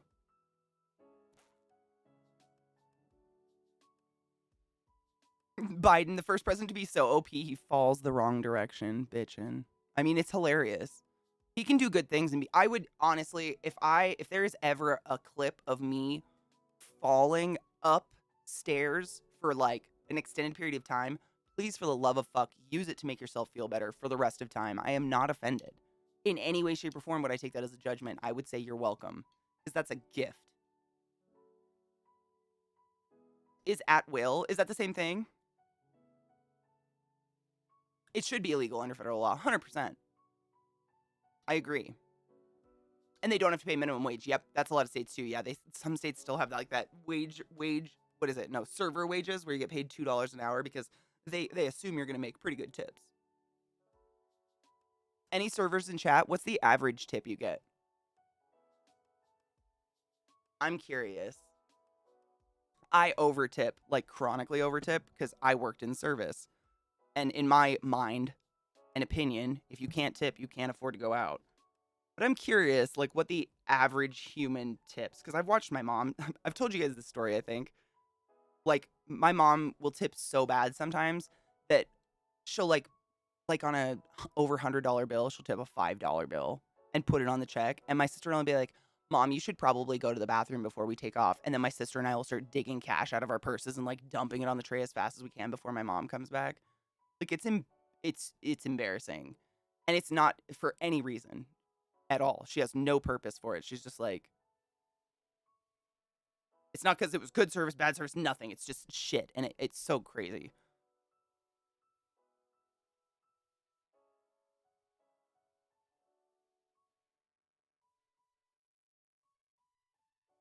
Dude, if you want to get into something for anxiety, I would go for edibles that are just CBD. Like literally zero THC in them.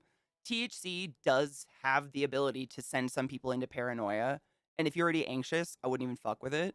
But you can get amazing gummies. I love the brand Wana is a brand I've gotten a bunch of. Like you can get a jar of them of just CBD, like straight CBD. But they work. I mean, it helps. It helps a lot. Bad tippers are one thing, but people who are cunts to wait staff, service staff, I refuse. I, that to me, like, is a red flag human.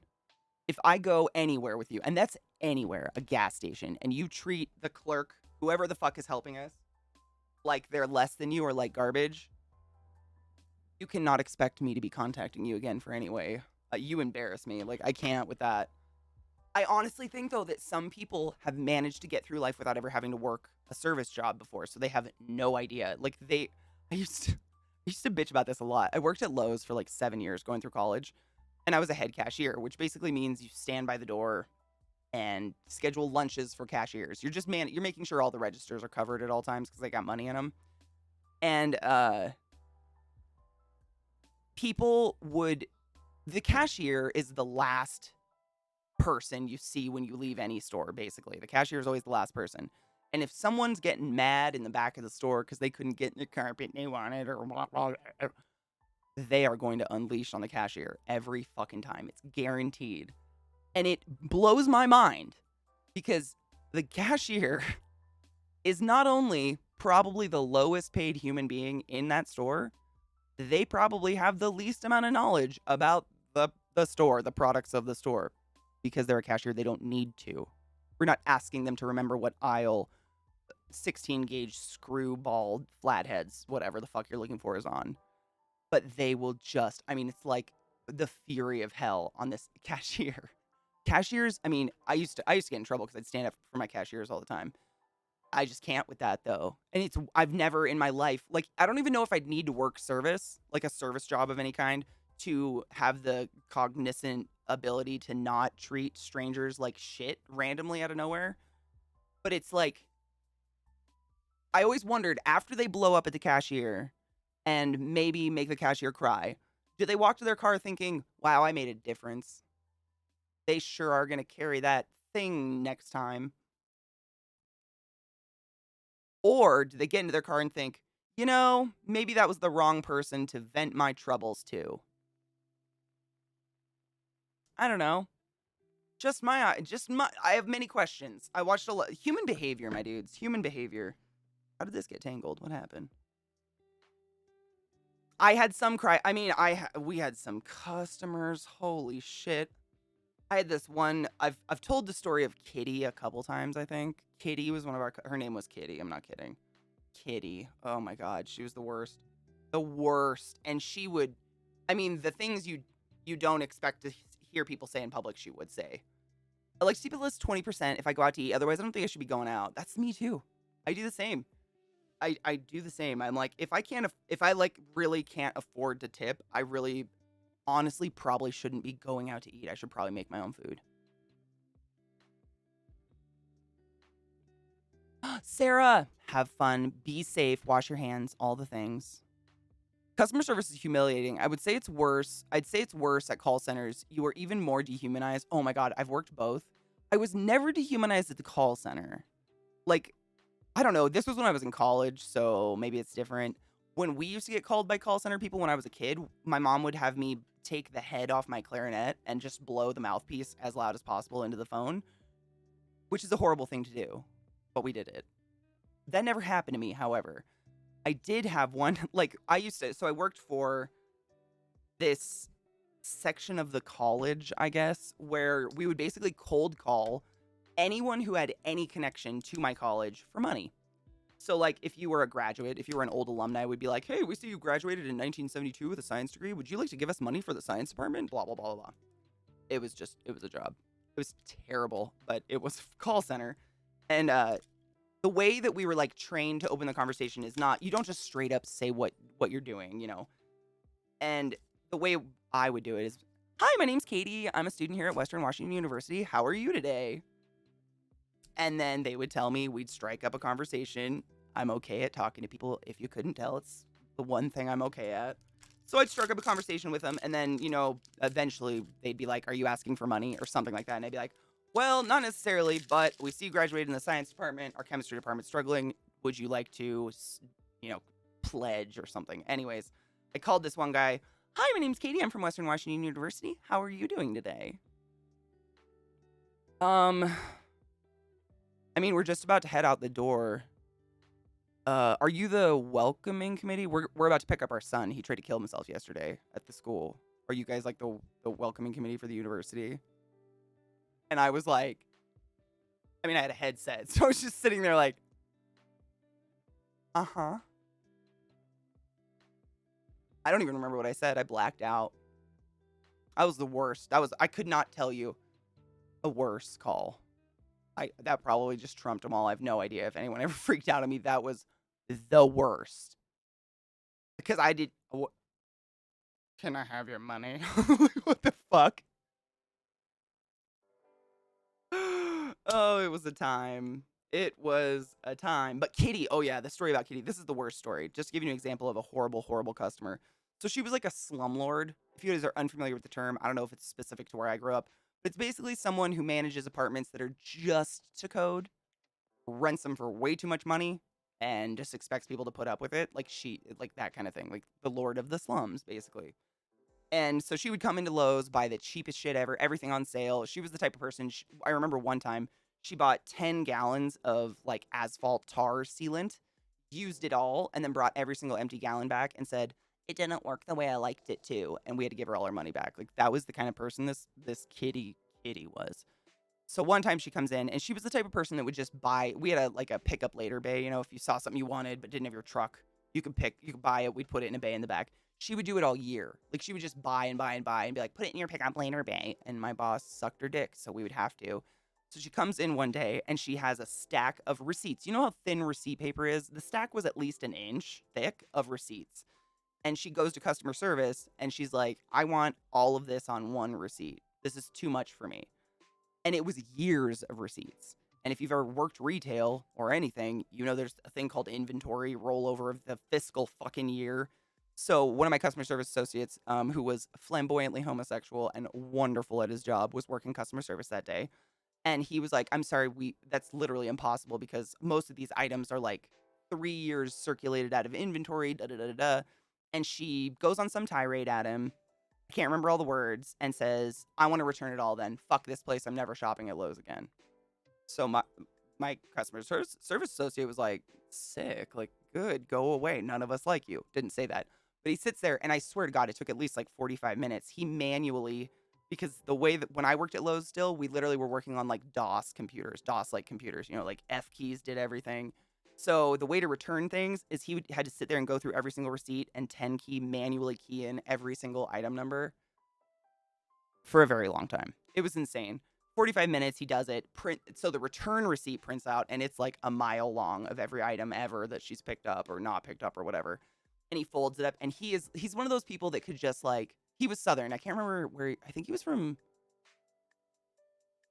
Louisiana or Alabama. Very Southern, very, very like, he could smile poison at you. I don't know how else to put that. Like the, bless your heart. But if you didn't know he was Southern, like you'd be like, oh, he's being so sweet. So he like folded up that receipt, all nice, and took it real long time and handed it to her. And she picks it up and looks at it and looks at him and goes, "Please excuse my language. I'm quoting. I don't like this word. All right, faggot. Now I want to buy it all back."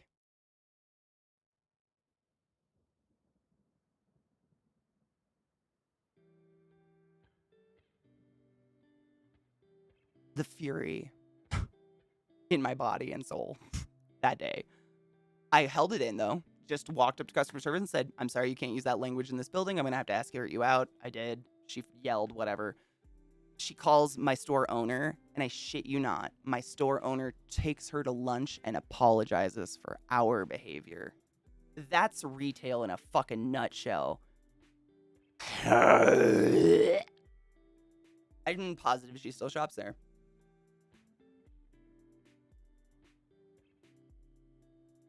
Horrible. And the customer service associate smiled so sweetly during the whole thing. I mean, he could be a poker player professionally.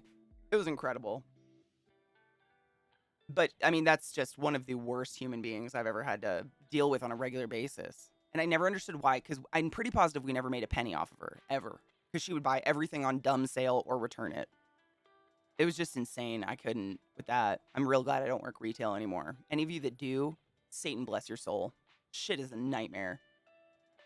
She was worse than that. Like, she did things worse. That was just like the biggest thing I witnessed the whole situation personally, and was just like, every step of the way, you're horrible. Like, you're just a terrible person.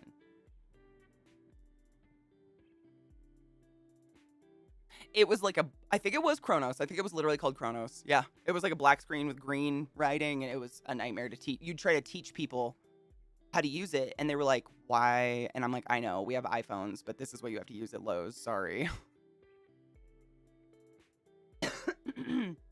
I can't with that place, dude.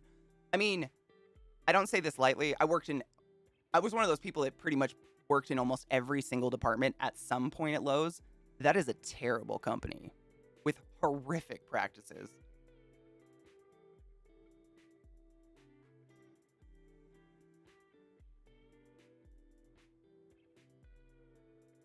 Oh, I know, Kino. It was horrible.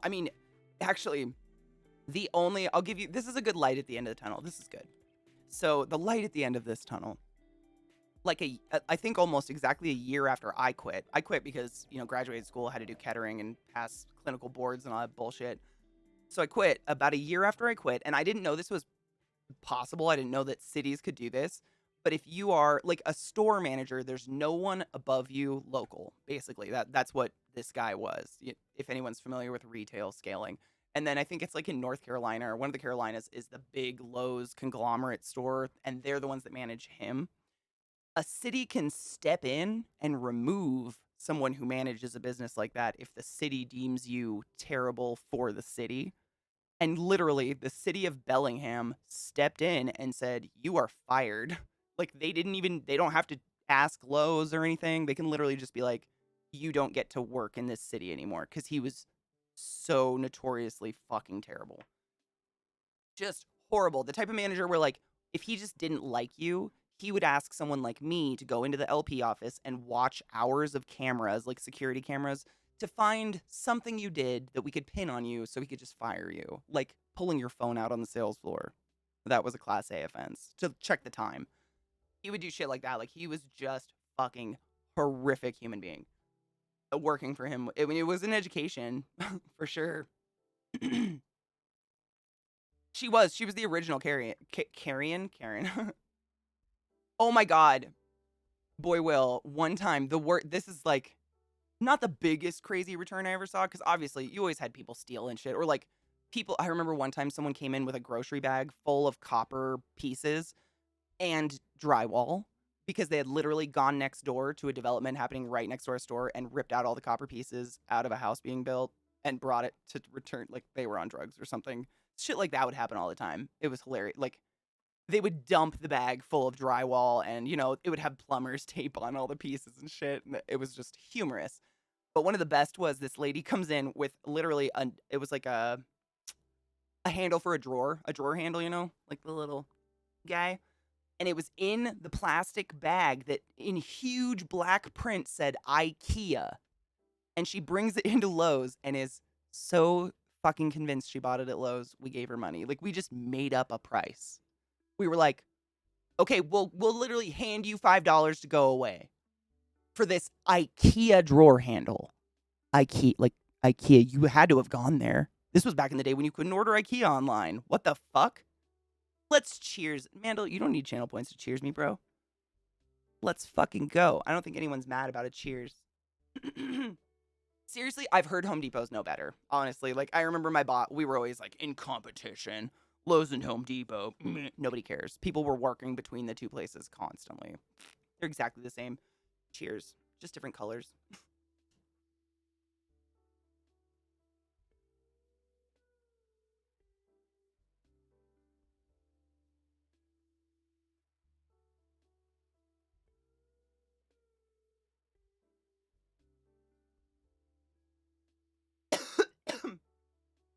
I think Ace Hardware might still be okay. Anybody got any shit on Ace Hardware?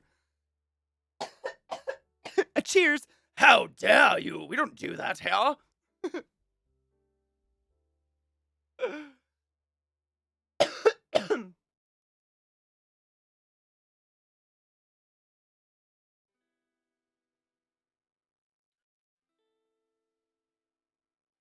Oh, I know, Kino. Isn't that fucking weird? Like, literally, I think about a year before I quit Lowe's, they suddenly supplied every single Lowe's employee with an iPhone after years of firing people for being on their phones. It was dumb.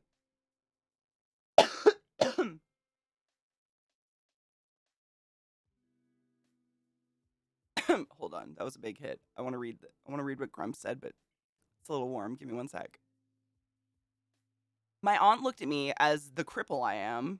Your words, not mine. When I was like 5 and straight asked, quote, "Does he really need those to walk?"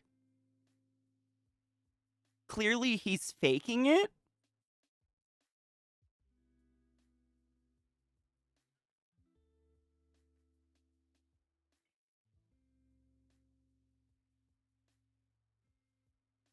I have a lot of opinions about that.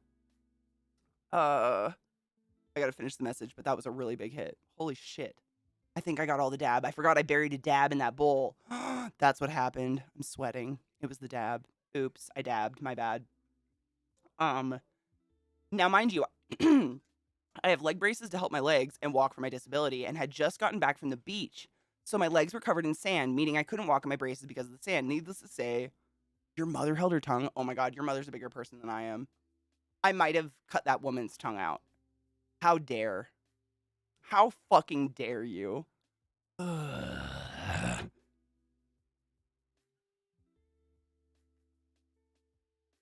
warm. Hold up. That was way too big of a hit. I'm hot. Hammy redeemed a cheers for you, by the way. I don't know if you saw it, but thank you, Hammy. You're wonderful. I know of a manager that was like that. He was a store manager pet. He was the store manager's pet, and it was specifically his job to fire people. Some dude got harassed by the same store manager and a bunch of other managers because he wore drag in his private life.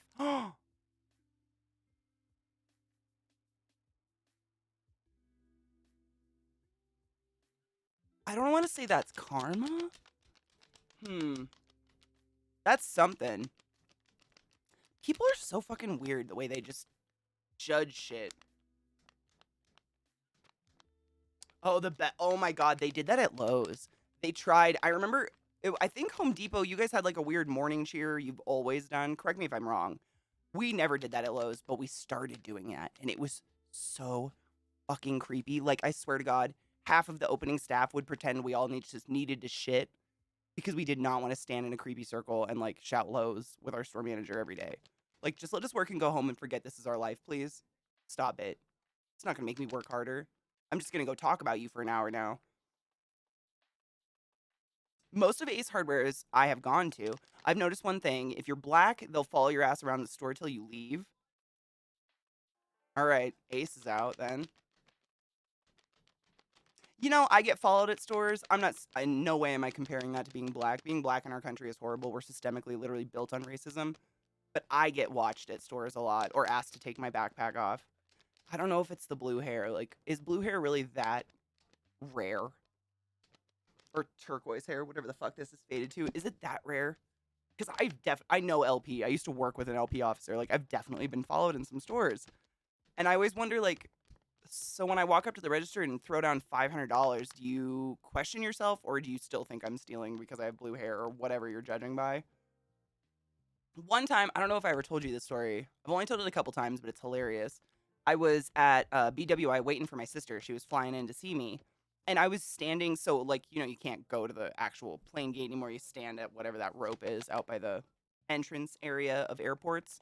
And all I was standing there with my little purple backpack. I had, like, shorts and a tank top on. Nothing. It said nothing. Like, nothing. All I'm saying is I wasn't wearing, like, a Hot Topic outfit. I looked very normal. And an old man walks up to me. He's like, looks like he's in his 80s or something. And he asks me, what did he say? He said, "Are you here to steal the luggage or the children?" Like, he was just there also waiting for someone. What the fuck? So later on, I thought of a million really, really amazing things to say. But at the time, the first thing that came to mind was, "No, sir, I'm not currently hungry." But then I just stood there with my mouth open like, why did that happen? And I just like looked at myself. I just don't get it. I just don't get it. I guess I have a tattoo or two. Maybe that throws people off. I have no fucking idea. The morning ritual is one of the reasons Walmart failed. No shit. I can't believe Walmart was even allowed to try up there, to be honest.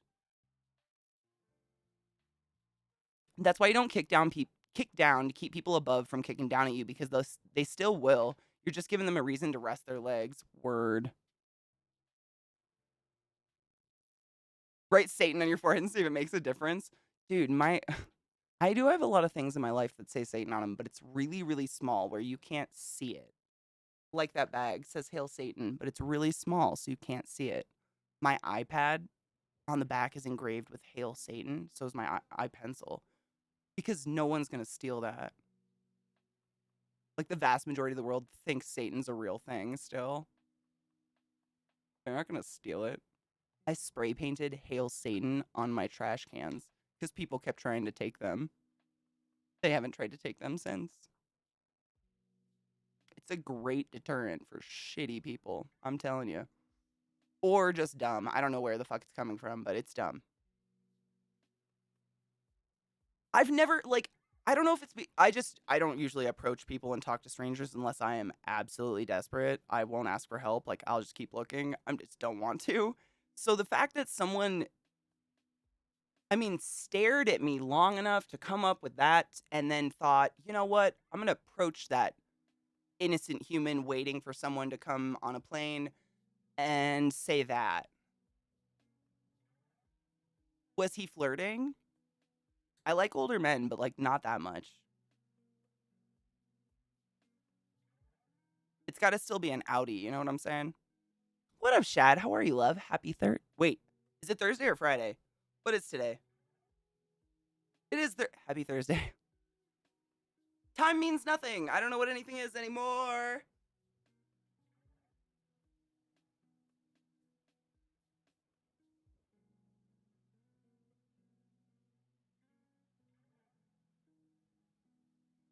I didn't know Walmart started the morning cheer crap. I mean, it's terrible. If anybody out there is a manager of one of those places, stop it. I do the same, Pyro. These headphones, these little earbuds, they're not supposed to be noise canceling, but they cancel the vast majority of what's going on. It's pretty relaxing. Like if Zach is for some reason playing a game that he just can't stop screaming, they just muffle it. So I can hear if there's an emergency. Like I can hear if my dog freaks out or something, but I don't hear everything. Because it can be kind of over inundating, overstimulating. All of the above. Yes. Yes.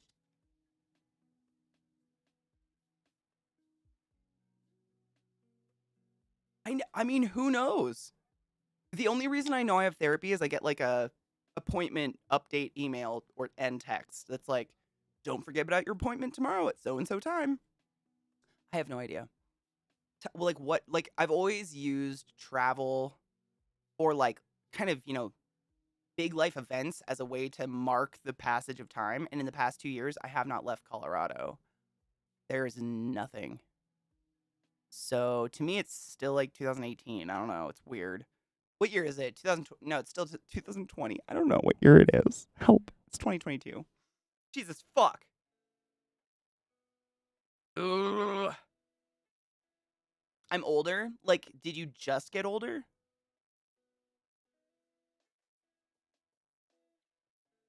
Dude, I remember going to Walmart when I was like 7. We called it Wally World. I don't even know, was it actually called Walmart or was it still the name Mart? But we called it Wally World, and it was always just because it was the middle of the night, and the next morning we wanted to go to the beach, so we would stop to get like towels or an inner tube. But my dad always called it Wally's or Wally World, which was weird because there's actually a gas station in Central Washington called Wally's after the walleye fish. Don't worry about it. No one's gonna see it. No one's gonna be there. I've peed there a lot.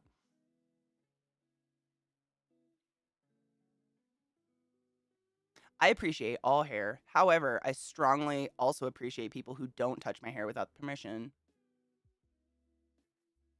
Don't touch people's hair. That was just a PSA. I used to have hair to my ass. You probably remember. You've been around for a while. I used to have hair like really long. And it's like the further your hair is from your face, I feel like the more welcome people feel to just touch it without asking. And all of a sudden I'd feel this little tickle and someone behind me would like have a huge chunk of my hair just like, wow, it feels so healthy. And I'm like, who the fuck are you? And get your poo particles off my hair. The fuck? All the time. But no one touches my hair now because it's short and close to my face. That's why my theory is. I don't know if it's real or not. But when my hair was long, I mean random, out of nowhere, would just grab a chunk of it and just start, wow, it's so... What? It's bizarre. Don't touch people without their permission. But I love when people have cool hair. Life's too short for boring. Know what I'm saying? You got older like just now. I mean, me too. And again. And again. I think I just felt a wrinkle happen. Time to get that weird string put in my face. Have you guys seen that on Instagram? It's horrific looking. I have no idea what they do. It's literally like somehow there's string here and then the one here and they pull it and your eye goes. And then they tie it and it stays that way. What? Why? What are we doing? What are we doing? What happened to just faces? Variety. It's the spice. I had a second session running my in-person Blades in the Dark campaign for 3 new players and 1 veteran player. Total player buy-in already. Ooh, they stayed around for another hour after session to chat. Oh my god, did you have to like rub one out afterwards? Because I know that. I got chills down my arm for you. I remember driving 45 minutes to go to the Walmart as a kid. It was this magical place for deals for us poor folk. 100% relatable. It was the place that had everything, and I could look at it. Like, it wasn't an aisle where my mom would be like, don't even walk down that one. Also poor. High five. Or I guess what the world has made of us to be poor. Wally World? Why? I wonder where... I think is that like a National Lampoon thing? That they called it Wally World? Something like that? Watched the cutest movie last night called oh my god, I watched Love and Monsters 2. It was adorable. I didn't watch it last night, but I watched it a couple days ago. That's a really cute movie. If anybody's wondering, Love and Monsters is pretty adorable. Check it, yo. I liked it too. Also, I started watching Severance, which I know is like ending, I think now. I don't know. I just started it. It's literally ADHD the show. That's what it is. My hall is the elevator. 90% of my life is why am I standing here and why does that hurt? Fuck. Why am I here? Fuck. And then I retrace my steps for 30 minutes and then just come up with a new plan. It's crazy. I literally watching that, I was like, oh, someone gets it. You should watch Severance if you haven't. It's hilarious, sad, hilarious, sad, hilarious, sad. Great mix. Katie, snap question. D&D racing class. Dragonborn Gloomstalker. You know what I mean. Stop it. Dragonborn, no, Bard. Dragonborn Bard. And they play the banjo. Wait, how come there's no Discord? I have a Discord. Exclamation Discord in the chat, B. When I had long hair in high school, girls always wanted to play with it. It's one thing to ask. I actually love my hair being played with. It feels really good. I have a lot of hair. It's very heavy. So having someone like tug on my scalp, like roughly, feels nice. Not even in a sexual way, although that's great too. Seriously, just like having my hair like raked through feels really good. But a stranger, I don't know if you've washed your hands, and I do know what's under your fingernails. It's poop. I can't do it. Like, touch it's, and it's not like my hands. Like, if you have rubbed your shit hands up in my hair, I gotta go fucking shower. And when my hair was to my waist, do you know how long it took to blow dry my hair? It took like 3 hours, and that's with breaks because I would get so tired. Just standing doing this. Uh, uh. But you can't just leave it wet because if it's so thick that your hair will literally mold. I know. Enjoy that nightmare. Mine hasn't. I've just heard about it.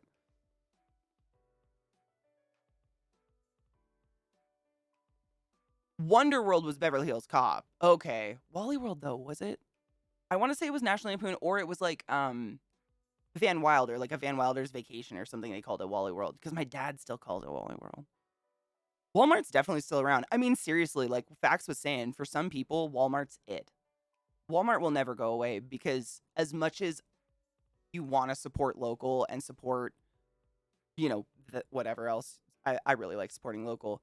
It's literally infeasible to some people. My family could not afford anything but Walmart. They're 8 kids, and my dad worked construction, and my mom was an RT. Like, that was it. So we would literally take, like, Walmart was about an hour from my house because we lived in the sticks. But we would literally take, like, family fucking trips in the Astro van to Walmart and spend hours because I could go up and down every fucking aisle, and nothing was, dumb pricey. This was before they had DVDs and shit. I was young. I'm old now. It's fine. Don't worry about it. Thank you guys for helping with the Discords. I really enjoyed how do you say you enjoyed Lovecraft Country? The racism, though. I loved it. Ick. But I enjoyed it a lot. I think it got canceled, and I'm really sad about it. Which movie, Rod, did you do on the podcast? Which one are you talking about?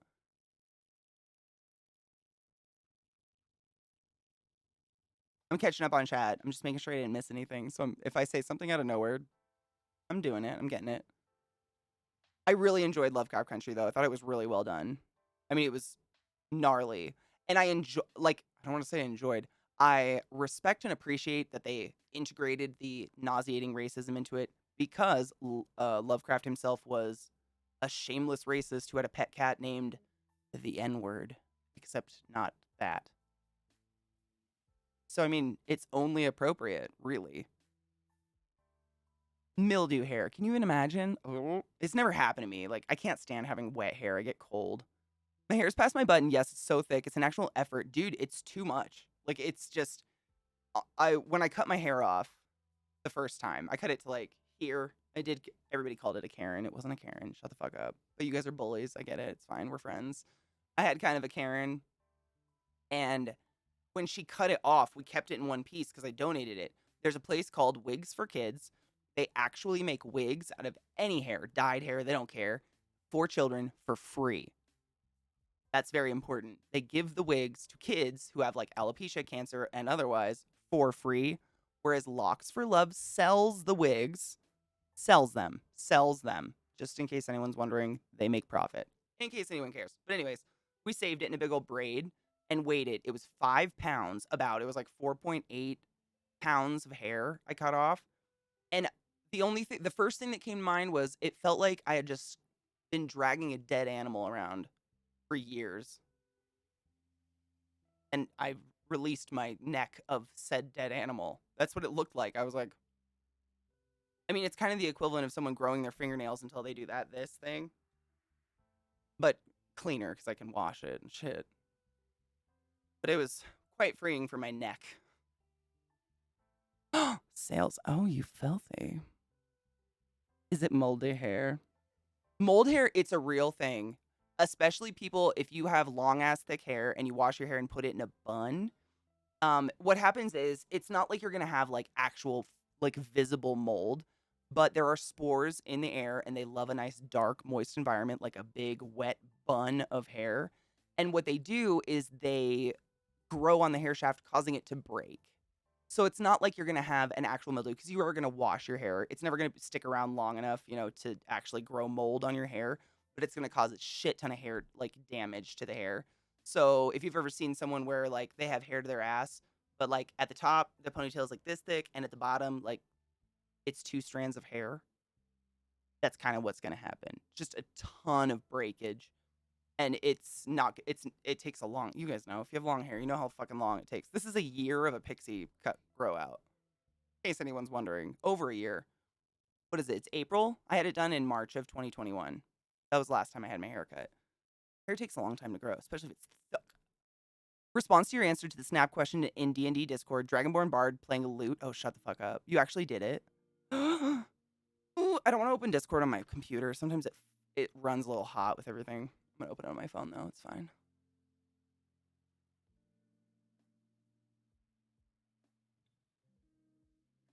On unreliable edible chocolates. Oh, man. If you start talking about the Pope, I'll let you. Should we have a code word? What's a word that would, like, get your attention no matter what? Where, like, if you start talking about calling the Pope and, like, building a castle, we can be like, backgammon or whatever. Wigs for Kids is amazing. Seriously, like, can you imagine being a company that takes donated hair and then sells it to children who are unfortunate enough to be losing hair? Like, what the fuck is wrong with you? Must be from Texas, if you ask me. The government, not the people. I totally understand the people are wonderful. To all my Texans again, I'm so sorry you're there.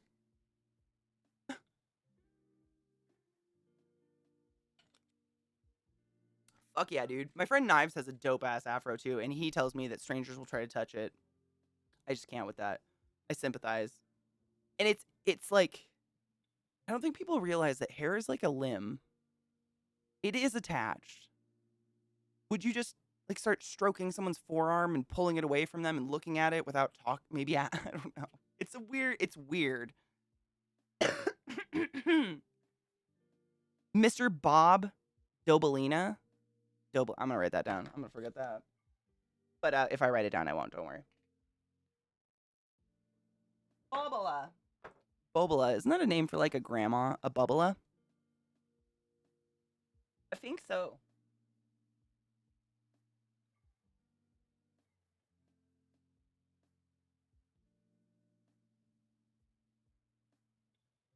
I mean, if I'm in the hospital, you're my respiratory therapist, and you're about to do an arterial blood gas draw of blood out of my artery in my forearm, then absolutely start stroking my forearm to find the pulse, find the right place, so on and so forth. I give permission. Outside of that, if you touch me without my knowledge, permission, or otherwise, I can't promise you'll walk away with a trachea that works anymore. And that's just a reflex. I don't like violence.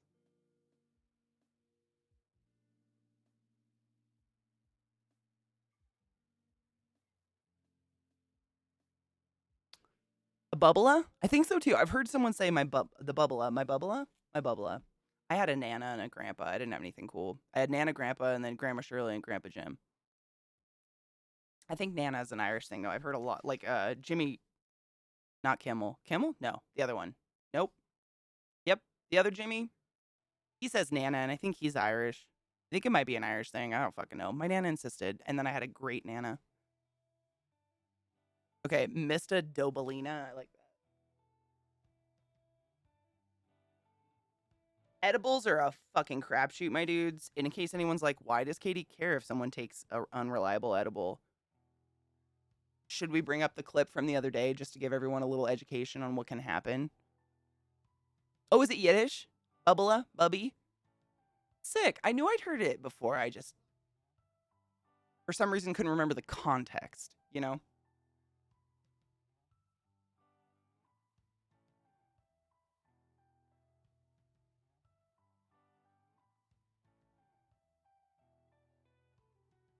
Why won't it load?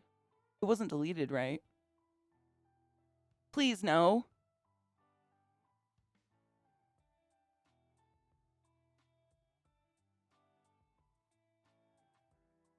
There we go. Oh, it's TikTok. Maybe TikTok was having a fart. Okay. This is I'm normal. I can definitely tell you about edibles if anyone's wondering. My biggest piece of advice is please don't let them be your first try of weed. Please, for the love of fuck. Please. If you want details, I will. I like Nana. My Nana. You know what's sick? When we were kids, so I had my Nana, which was my mom's mom, and then my great grandmother.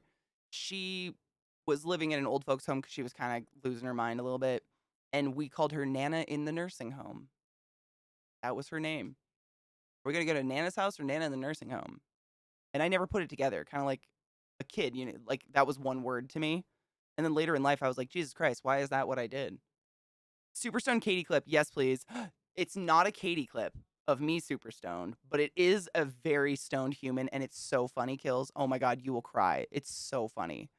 It's someone, I mean, I just can't. It's so fucking funny. Someone posted it in chat the other day. I can't even remember who gave this to me, but it is gold. You will love it. When I get super stoned, I basically become non-communicative. Like my eyes cross, and I'm just like, it definitely happened on 420, but I don't think I do anything cool. Remind me if I do. I don't think so. I found it too. I've got it up already.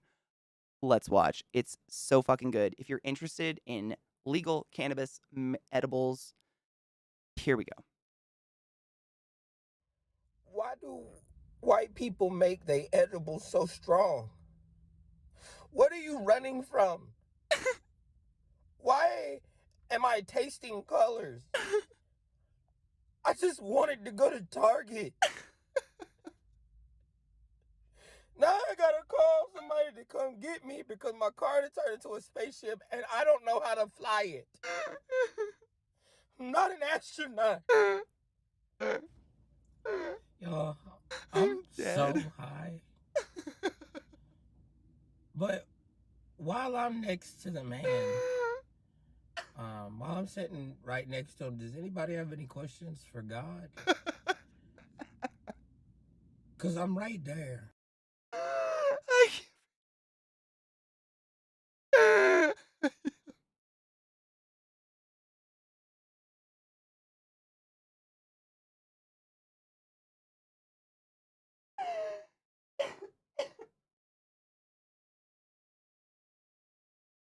Fuck. Fuck. It's still good. I just wanted to go to Target. Pyro, was it bad or good? I hope it wasn't too bad. I'm going to take a hit and we can watch that again. For those who didn't get to see the whole thing, if you're just listening, you need to see this poor man's face. It's so, I mean, I want to hug him and like, you know that scene in New Girl where he like gets cradled in the pool and swirled by the little elderly man and he's like, this is so weird. And the elderly man's like, yeah. That's what I want to do to him. What are we running from? I'm honestly wondering at this point. It haunts me. It was funny as fuck, and I somehow convinced myself to stop doing the nervous leg shake thing forever. I mean, How? Like, forever or just when you were high? That's amazing. I've recrossed my legs probably 27 times in the last 30 seconds. It hurts, honestly.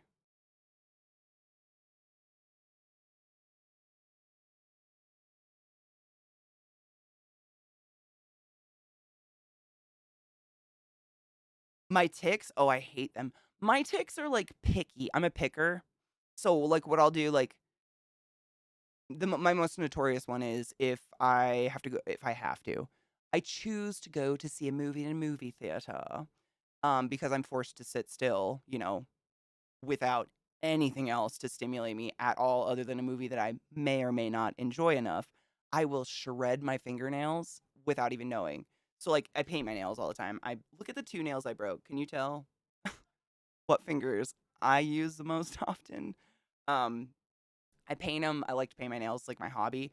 But if I like by the end of the movie, there will be a pile of peeled nail polish on the ground, just perfectly between my feet, and I won't even know I'm doing it. Like I'm a destructive twitcher if I'm in an environment like that. It's weird, and I can't make it go away. Oh my god, I have a fidget toy though. That's pretty cool. It's called a what is it? The fidget cube. That one helps a lot. But some of the sides make a noise, and when you're in a theater, it's respectful not to make a clicky noise all the time. I do the same. Oh, I manicure my hands every chance I can, constantly. Because if there's like a ridge or any unevenness, I can't help it. Like I will subconsciously sit there and until it's gone. Did I destroy Twitch? Oh God, was it me?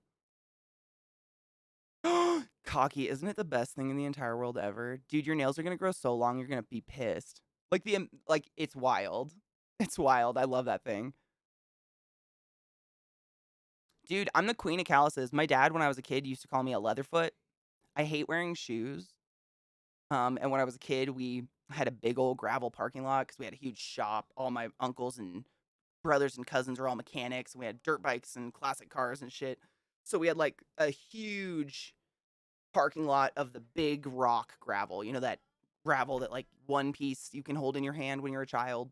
I could probably hold a couple pieces at this point. But when I was a kid, it was big. And we walked barefoot on that all day, all the time. I didn't even think about it. So the bottoms of my feet were like shoes. I do not shame a callus. A callus means you did something with your life or your body, I guess. Fidget cubes are amazing. Mandel, do you have the same one I have? It's literally like it looks like a dice, but every side has like a different little clicky. I could go grab, ooh, we could take a break. I could go grab one. We are due for a little if you guys wonder why go, ooh, we are due for a break. So I'm an exclusive partner with Twitch, which means I signed up to say I'm not going to stream anywhere else. And also, I will run ads in the agreement that you won't run them on top of my stream. Because most of my stream is like us having good talks. And I don't think you should have to pay me for that. That seems very bizarre. I'm so fucking thankful for the generosity of those who want to support my stream, but you shouldn't have to. So the way that I get around that is every couple of hours we take a break and I run a little 3-minute chunk of ads. But I encourage you to stand up and get a glass of water. Like you don't have to sit there and stare at the tampon ad or whatever the fuck you're gonna get. Whatever the fuck, are you getting an ad blocker? Whatever the fuck. I just do it so it doesn't interrupt us. It's rude. It's like when you go out to eat and you're having like a really good conversation and the waiter wants to know how the food is and your mouth is full and you're like, if you cared, you would have looked first. Just kidding. Be nice. Smile, nod, show them the food. It's fine.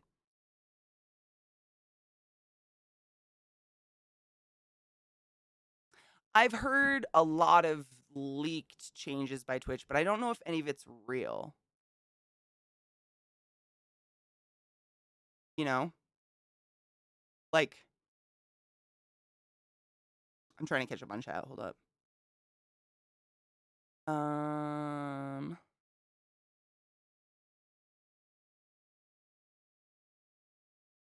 Oh, here we are. I've not done it subconsciously since that day. Wow. What happened was I was doing it for a long time while I was super stoned and told myself that I needed to stop doing it or I was going to hurt myself because my sense of pain was dulled from the weed and I just haven't done it since at all.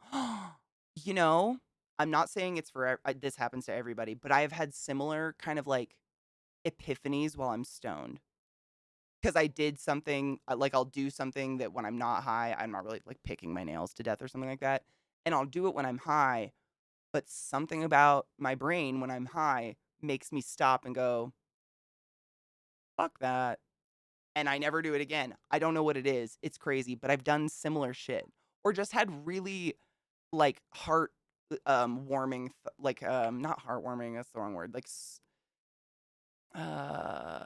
just thoughts. Like, if you have, like, just something in your life that you're thinking about a little bit all the time and you kinda can't figure it out, but it's not a big deal. Sometimes I will just have this, like, effervescent thought process, and I'm like, "Oh my god, how did I just make so much sense to myself for the first time in this many years?" It's incredible, but it only happens sometimes, and I'm not saying it's magic. But I'm glad you got something cool out of it because I definitely have had thoughts like that, and I've taken them. It's not like I forget them. It's not like being drunk where the next day you're like, "Was that real or did I finger a bear?" Speaking of a bear, my cousin that owns the butcher company, when you walk into his house, there's like a partition wall that, you have to walk around either side because big fancy house, whatever. And on the side of the wall, when you walk into the house, it's the ass of a grizzly bear, like running, like a taxidermy ass. And then if you walk around the wall, in the kitchen, it's the front half of the bear leaping through the wall with, like, a Santa hat on most of the time. I started that story 2.5 hours ago.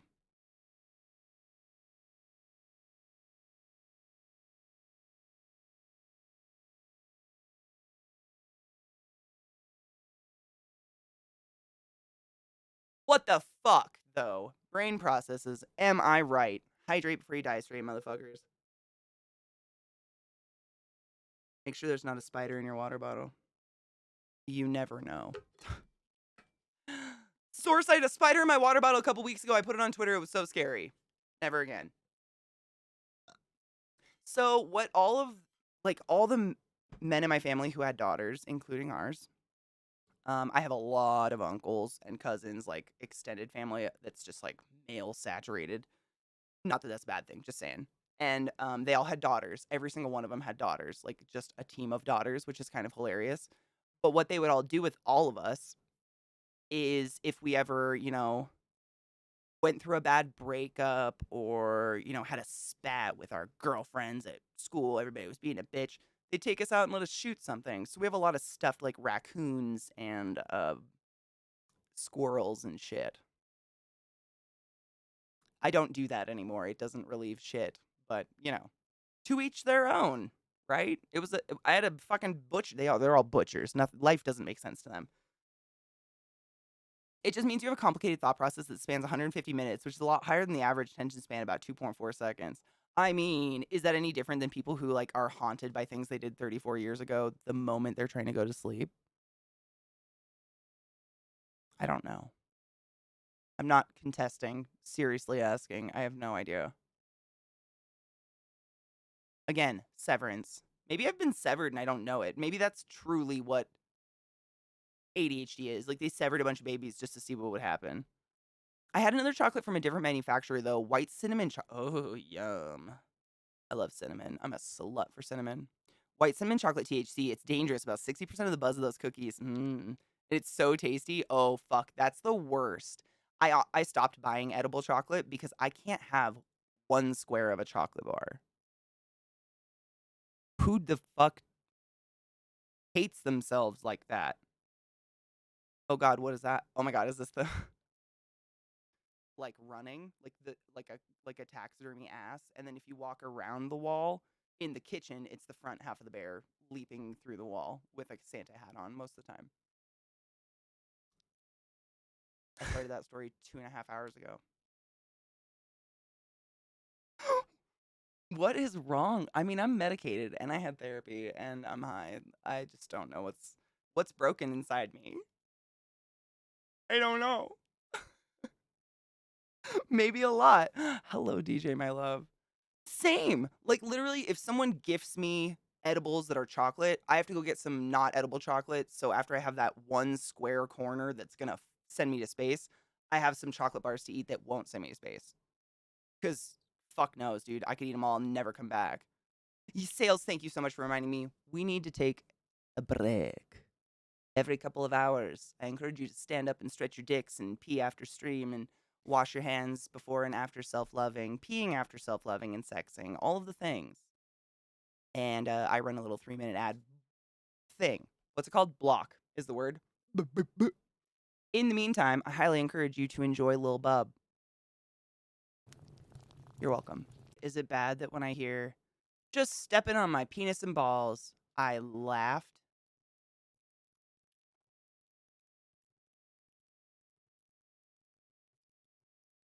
Sick.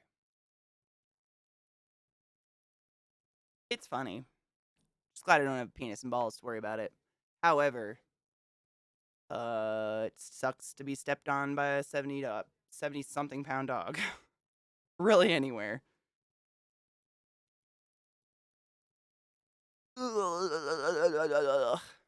Anyways, I don't want to step on anyone's penis and balls, even if they wanted it. I have no wish and craving to like harm another. I hope you enjoy Lil Bub.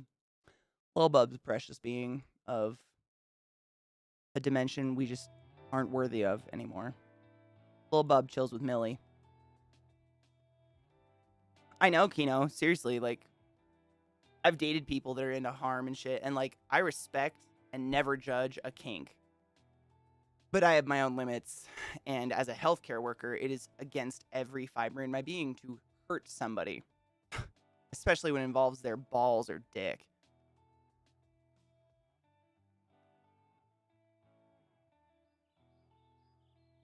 I never do anything cool with my hair. I honestly hate it.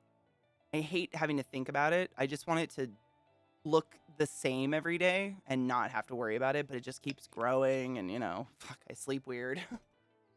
Shit keeps happening to where it looks different and I have to think about it again, or it fades.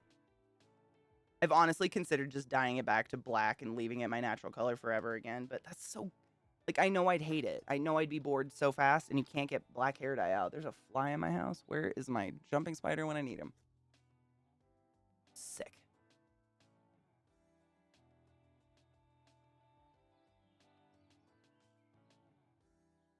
If you cut your balls off, do people get their entire balls removed? Ouch. Yeah, I just don't, like, I don't know. I like to do other people's hair, though. Honestly, I think the reason I don't like to do my own hair is I'm way too much of a perfectionist, and I can't, if you've ever tried to do your own hair versus somebody else, it's obviously quite easier to do somebody else's hair. I love doing, like, I had a friend in high school, I did dreadlocks on her. It was insane. Took like 2 days, literally, of just sitting and watching movies and dreadlocking. I love doing that stuff, but it's because I can make it perfect. Like, I can see the symmetry and I can make everything perfect. I can't see this, so I'm good. I love doing shit like that. It's super fun. Like, I used to, when I was in softball in high school, I would braid all the girls' hair in the back of the bus, and one of the girls would braid my hair. It was awesome. But doing your own hair, it's just, it's not worth the effort for how perfect my psychosis needs it to be, if that makes sense. I'd like to continue Katie in Meow Meow Land, if y'all are cool with that fucked up story.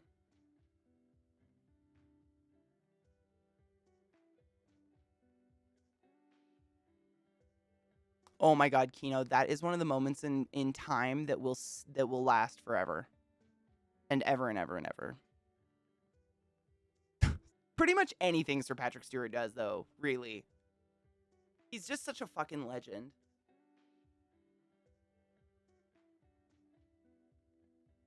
People were talking about catheters in your chat? Why? Where the fuck did catheters come from in your chat? Seriously, like, no hate. I normally am lurking hard in your channel. What did I do last night? Therapy day. I was just fucked up. Oh my god, Cocky, it's so fucking weird. I don't think I can ruin it for you, can I? It's too weird. Like, I don't even remember everything that's happened. It's way too fucking weird. I showed Zach the one clip of the whale jumping on the shore, and I was like, "That's how whales die." And then it like grew a leg and walked away. And he said he's gonna play it on Indie Saturday now. So he's gonna try it for his crowd too. It's just too much. It's like a dream if you like click point click games like that. because maybe this is just me, but if you guys play a lot of them, please chime in. I feel like a lot of them, most of the time, you're spending literally just clicking everything to find the one clickable thing. And in this game, Katie in Meow Meow Land, I'm not making it up. That's a real title. Um, you can click almost everything. Like everything's clickable, even if there's no point to it. It's clickable and does something and is interactable. I like that a lot. Oh no, Ghetto. This is one of those games where seriously, like, I think I smoked 3 bowls in 2 hours. You want to be high. I'm not going to say you need to be high because in no way am I insinuating those of you who don't smoke should be high for this game. You'll still fucking get a crack out of it. However, if you do imbibe in weed, you're going to want some. It's so much weirder and funnier. It's if you ever saw like Franbo or anything like that, it's like that minus the murderness. It's mostly just I mean, how would you even describe I can't. Let's just do it. Let me change the game category. I don't even know how to describe it. It's Katie in Meow Meow Land. I don't know. Spelled with a C. Hi dudes, by the way. Y'all know I like to fuck around on ancestry.com because most of my family's dead. And I like to have a sense of something. And so one thing I've been, fucking around with is I've been counting back the Catherines. And so far, I am Catherine 12. The 12th. Like, for fuck's sake, they couldn't pick a better saint? I'm not kidding you. She sucked pus from wounds and claimed to wear Jesus' foreskin as an engagement ring. No offense to the Catherines in chat. I know a lot of you are Catherines. I love you. Like, we are one. But, like, so far, and that's just on one side. That's not, like, adding up, That's just going up to the matrilineal side. The 12th.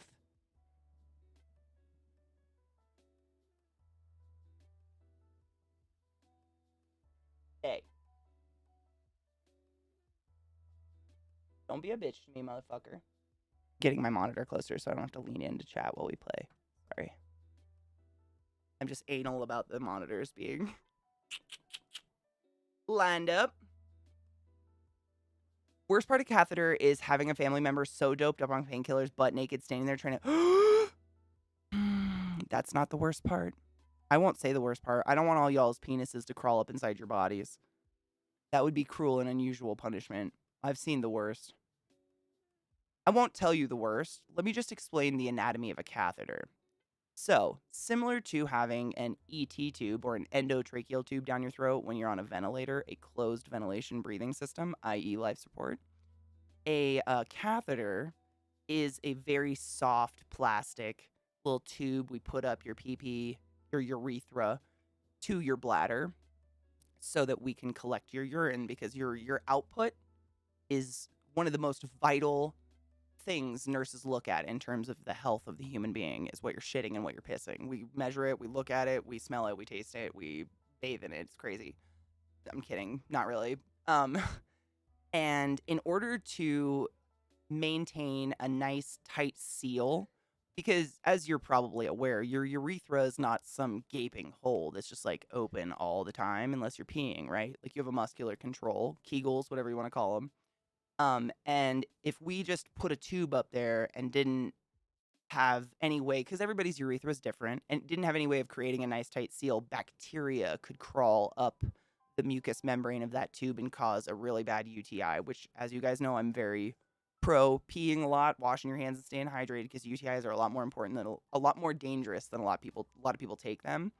So on that little soft plastic tube we insert up into the bladder, there's a little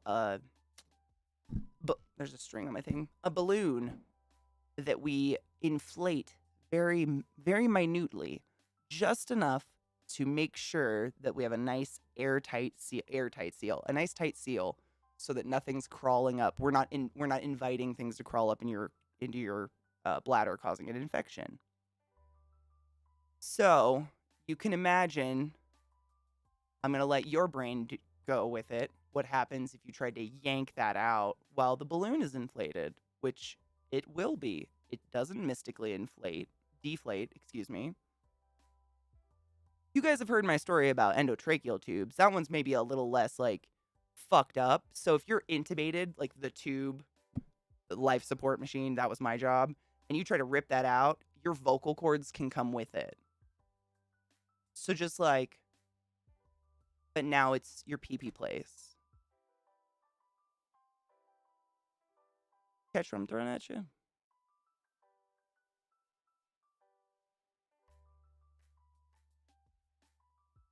Oh, Mandel. My mom's been in it like over 40 years, and sometimes I wonder if she's even going to be okay. She's supposed to be retiring. They keep trying to hire her replacement. Of course, she's staying until they do that. But like, what? I had 13 years in, and I'll never. I mean, I could run a ventilator with my eyes closed to this day. It's psychotic how much it's like burned into you.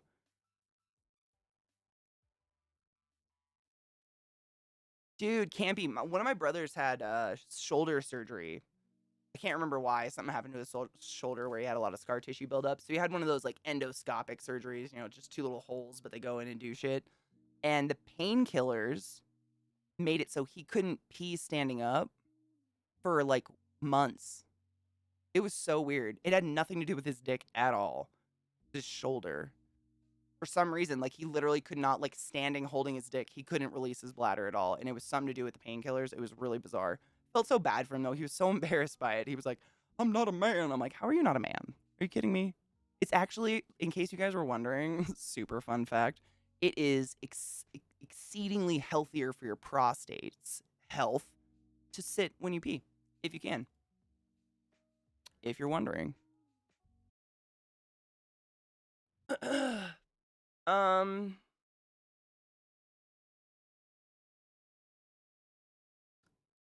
that was a really fucking short game. Unless maybe it's one of those games that has like 5 million endings. I'm just didn't do. Maybe.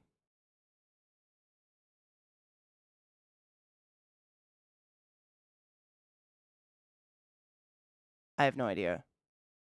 I feel a little bad. Like if I messed up. Hold on. I'm looking at all the screenshots just to make sure that we saw those places. No, we were all those places. We really did beat it. It's super cute. I mean, it was an adorable game. I liked it. Short. But I enjoyed that I could literally click on everything ever. The sale of Activision Blizzard and Microsoft has been approved. I've always loved the game Monopoly.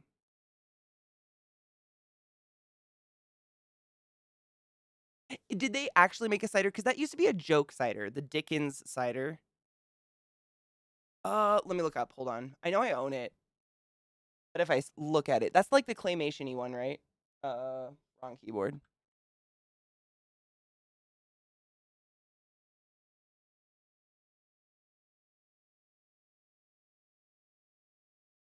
Apparently not. It says I have no hours played.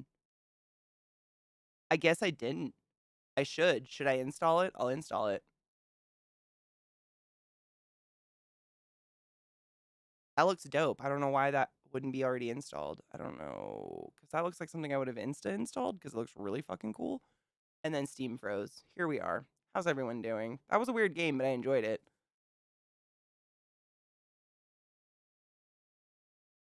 Oh my god, kind of. I loved Kraus.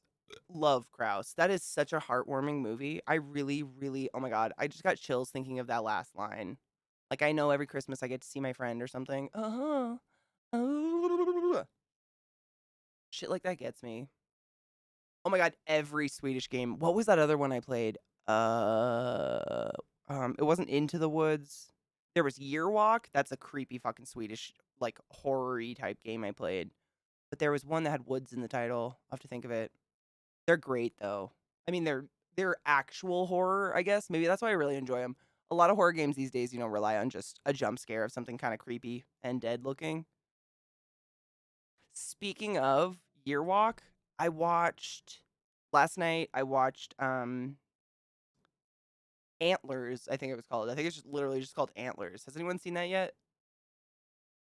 It was good. Like I actually liked it. Frambo was a fucking trip and times 10. I really like that game. But that's one of the games I was kind of like thinking of when I was saying this one's one of my favorites because everything's interactable. I feel like in Frambo, there's not enough interactable stuff.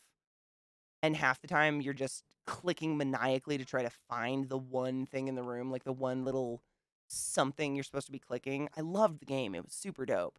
But not enough interactable shit. Like, give me stuff to click on. For love of fuck. Even, ow, you shock me every time. Even if it doesn't do anything, like, pertinent. That was the movie that I was telling you reminded me of where you grew up. I literally think it was filmed there, because that is what it looked like. I mean, wet and gray and wet. I could show you pictures of me in college. It is always wet and gray. Those are, oh my god, any game by that. Are those by the same studio as that last one? Because I own all of them and I have played the fuck out of them. Those are games that I have on my iPad for when I travel. I just whip them out and play like Mechanarium or Samrost or what was the other one? Not Chutchel. There was another one. Maybe I'm not thinking of Chutchel. There was another one that's really cute that you can get on an iPad, and they're just fun games to play because they're super cute.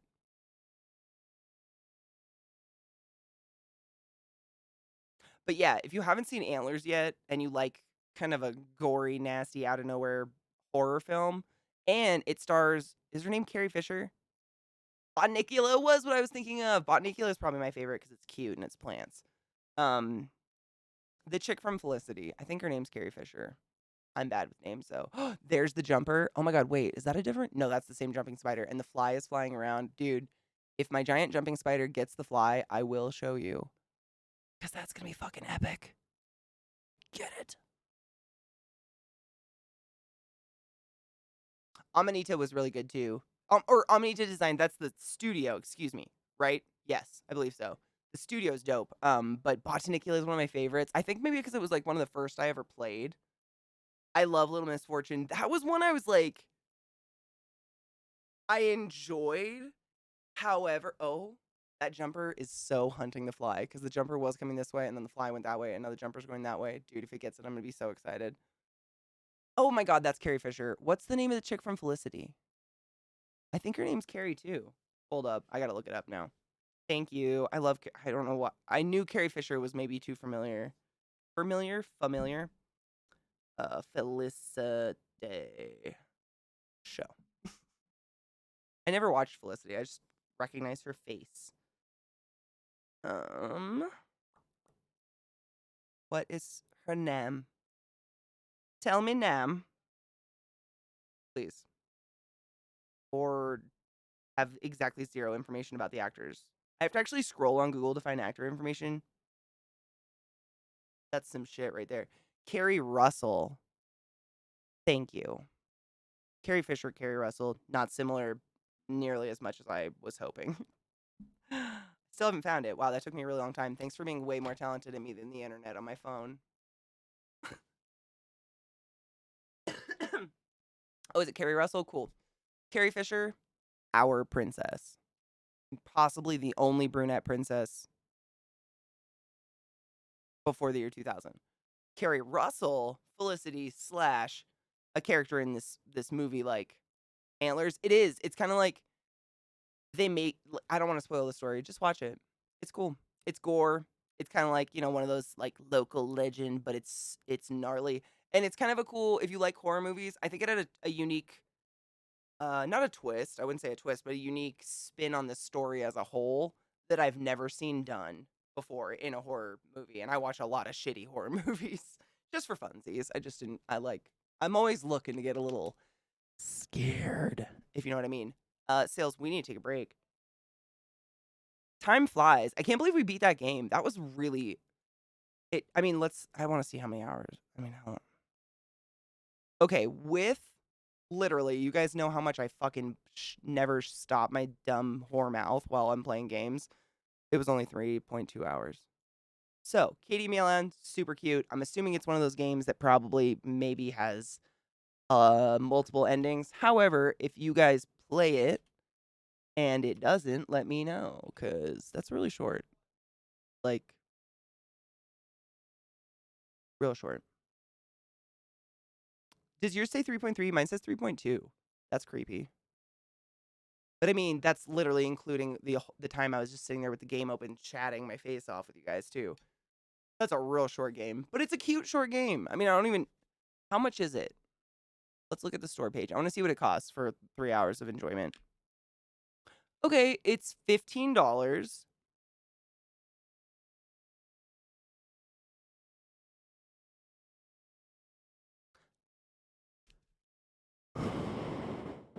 I can't consciously endorse spending $15 on 3.2 hours of, like, it was funny, but I would suggest pick it up on when it goes on sale, like super sale for like $1. That's a good dollar game. Mm-hmm. I only remember her name because she was the same season of Mickey Mouse Kids as Britney Spears, Justin Timberlake, Lance Bass, and Christina Aguilera. Oh my god. I wonder how Lance is doing. The quality was great, but I don't know what you would call that, like a miser, not a miser. I'm a tightwad.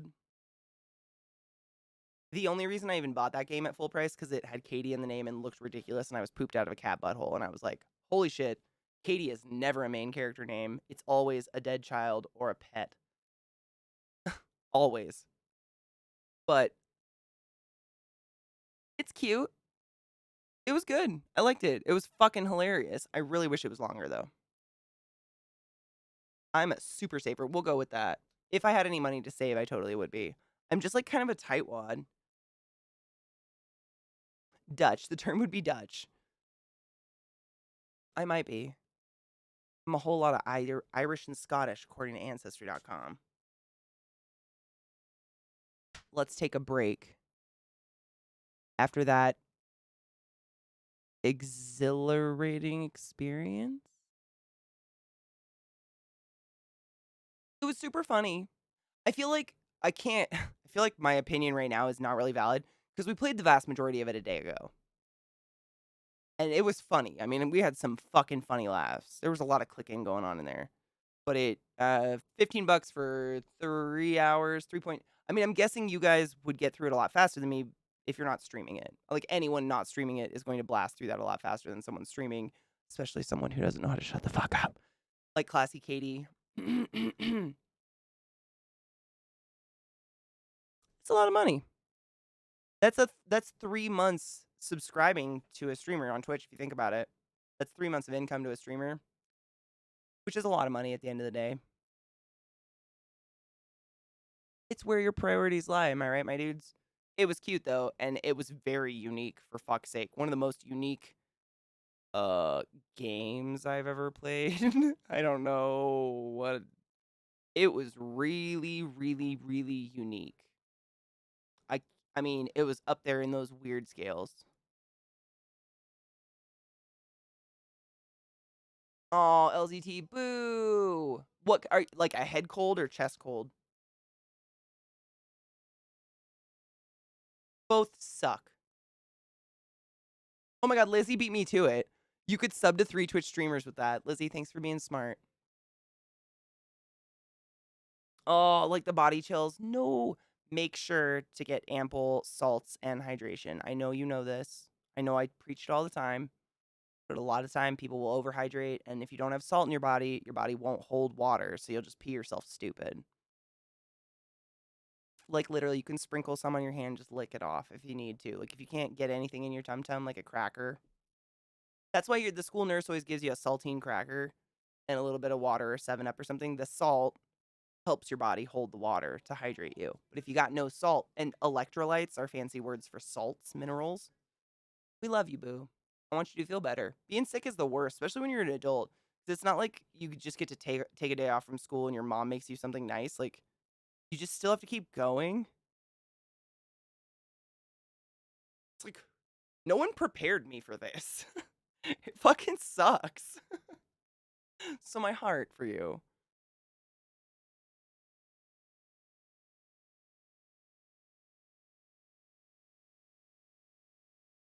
Katie's already provided more than 3 hours of entertainment today, so, and for free. I mean, really.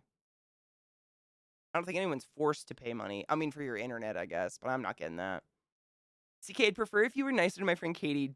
What did I say? I didn't say things like she didn't know how to shut up. Oh, I apologize. It has been a very verbal critique of everyone in my life of me, though.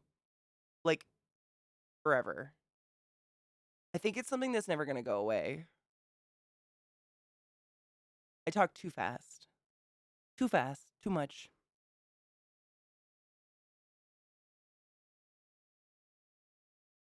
Oh my god, kills. Please no. Throw a semen demon or semen demon, stop it.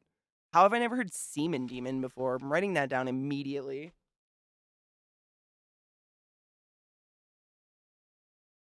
Fuck off, that's beautiful. God damn it. Good, LZT. I mean, you wouldn't want to go anyways because you don't want to get other people sick. Being sick is just a pits. I appreciate you, David, standing up for your friend Katie. She's never really had that before. And I just want to say thank you for her because she's kind of humble. You know what I mean? I threw up a few weeks ago and I was like, damn, I just have to like throw up and then still go downstairs and feed the dog and make my and my own plain toast where my mom's gonna complain. Dude, I've had those days. Holy shit, so hard. So hard, Lizzie. Oh my gosh. Or like woke up kind of sick and I was puking and I can hear something chaotic has happened outside the bathroom and it's the dogs and I'm like actively puking. I'm like, I have to force myself to stop puking right now because my dogs could be dead or something horrible could be happening. This is not a fair thing.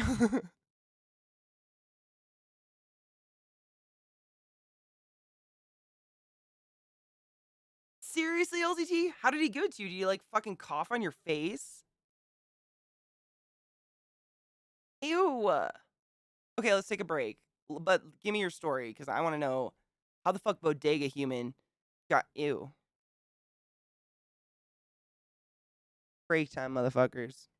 Dog under me. Stretch your dicks, wash your hands, hydrate, pack a bowl. It's 426. We missed 420 and 426. Terrible stoners. Who the fuck's a good stoner? I don't fucking know. I'll be back in a few. I'm gonna go take the dogs out. I'll be back. Cheers without me.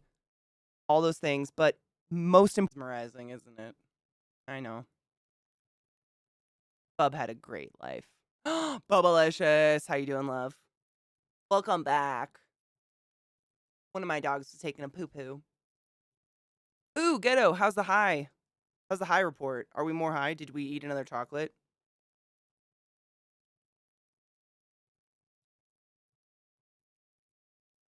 I'm good. I'm tired, but I'm good. I've been trying to it's stressful, like minorly. I've been trying to get someone out to fix our fence forever, and it's really hard to just get someone to call me back. And I do not want to go through like Lowe's or something like that. Who doesn't love a pussy stream? And what a cute pussy. The tongue. I can't remember why his tongue hangs out. I want to say it's because his bottom jaw didn't grow. Like his bottom jaw stayed small like when he was a baby, which is pretty common, actually happens in people a lot. Shocking. My little sister, one of her best friends in high school, actually had to have like part of her rib put into her jaw because her jaw just didn't grow with the rest of her body.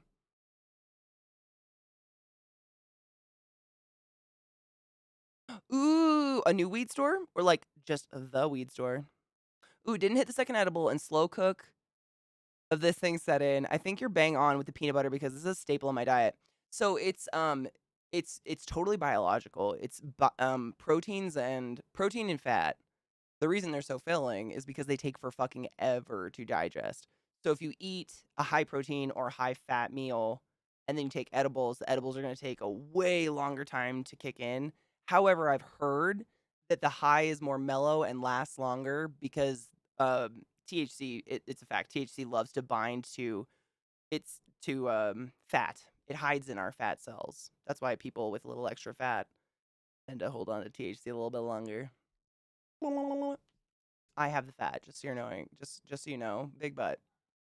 I got a fat ass. Girls with huge pussies. Wait, that's a subreddit? I've seen puffy pussies. I have a few peanut butter cookies earlier, so I think this slow cooks the release a little bit. Little bit. Yeah. I've just come to always take edibles on an empty stomach just because I want to know when it's gonna kick in. I hate the guessing game. Fuck yeah. How many milligrams do you take, Nick, usually, in your gummies?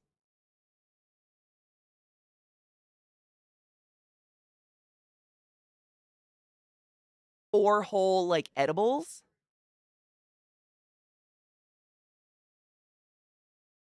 It's women holding really big cats. Stop it. I think I've literally been sent to that subreddit, and it's hilariously wonderful. Hold on, this might be really loud. Nope. I think I've seen that exact one, and it's incredible. It's like, what are they? Maine Coons. So many Maine Coon cats. How many milligrams was it, though? Do you know? Because for me, like, the milligrams never matter. I think I was talking about this the other day. Like, I've eaten a chocolate bar that was like 200 milligrams, and I felt nothing. But then I get these little microdoses that literally say they're 2.5 milligrams, and I get fucked up. Like, I go to space eating one.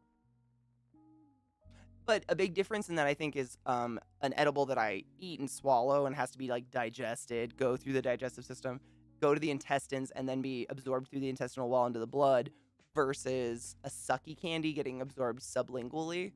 I think that's a huge difference for me because I'm like a turtle, man. I eat once a day, so my metabolism's like, meh. But I get like, like a gummy or a sucky candy. What else? A hard candy. I don't know why I call them sucky candies. Hard candy. 500 milligrams per package? You can't even buy that here. I don't think. I think the max dose per pack can be 100 milligrams. I have one. This just happens to be 100 milligrams in this whole pack, but I think that's the max you can buy. Like, you can buy as many of these packs as you want, up to an ounce, whatever the fuck they do with edibles to calculate that. But per package, like each of these gummies is only 10 milligrams. And these are infused. That's the brand, if anybody's wondering. But these are gummies, but I like suck them I suck them dead. I suck them dry. Because I think sublingually, I get high faster. Like, it kicks in faster, and I know it's gonna metabolize away later faster. Dude, fuck yeah. As long as you don't get, like, scary high. That's the only thing. You guys know me. I'm just not a proponent of getting so high that you get scared or any of that. Shad, when I was a kid, this is weird. Tell me if anyone, I think I invented this. I have no idea where it came from. When I was a baby, I had a pacifier. I liked a pacifier, I guess, as do most babies. But what I called it was a sucku. And my mom to this day will call it a sucku, even though the entire world calls it a pacifier or a binky, where the fuck binky came from. Sucku? Like sucku. Sucku. That's what I called it. Loved it. I'm not conscious of this. Obviously, I was quite young when these stop it things were happening. But what? What? I think I just invented it because I was like, I suck it. Ooh. I don't know. I was not verbal.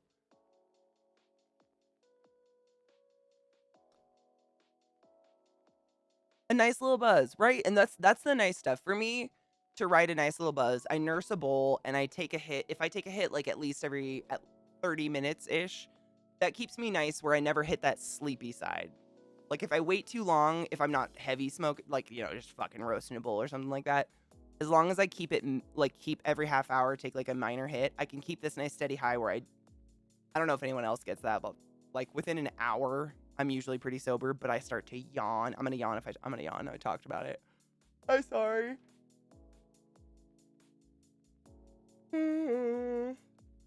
I start to get really sleepy. So to avoid that, that's kind of how I keep it. But that's me personally. I think everyone's really different. I think it's important to experiment with your own body if you're interested in it. Experiment safely with safe people who can guide you through the buzz. Dude, for real. Amen to that. I could not be a stronger proponent of that idea. And always trust your body first and be cautious with any new product. I would add to that. Seriously, if anyone's interested in, I feel like I preach. If anybody doesn't give a fuck, just like raise your hand and be like, I don't give a fuck, shut up. If you want to experiment with weed, either smoking or edibles, I strongly advise getting a nice big bag/jar of gummies that are just CBD. Because if you get too high, which can be any amount of pot for anybody, everybody's so fucking different, CBD can help neutralize it and bring you down a little bit. So while experimenting, and you're listening to your body, and your body's like, my heart rate's really high, my face feels hot, and I'm not having a great time, pop 20 milligrams of CBD, suck them dry, and just chill, and tell yourself this will work, because it does. It really does help chill you out and nullify the paranoia edge that weed can do. And I just can't emphasize enough, like, any amount of weed. It doesn't matter how much weed you smoke. Any amount of weed can trigger something like that. Everybody's different. I've never had a paranoia. Thank fuck. Knock on wood. But many people do, and it fucking sucks.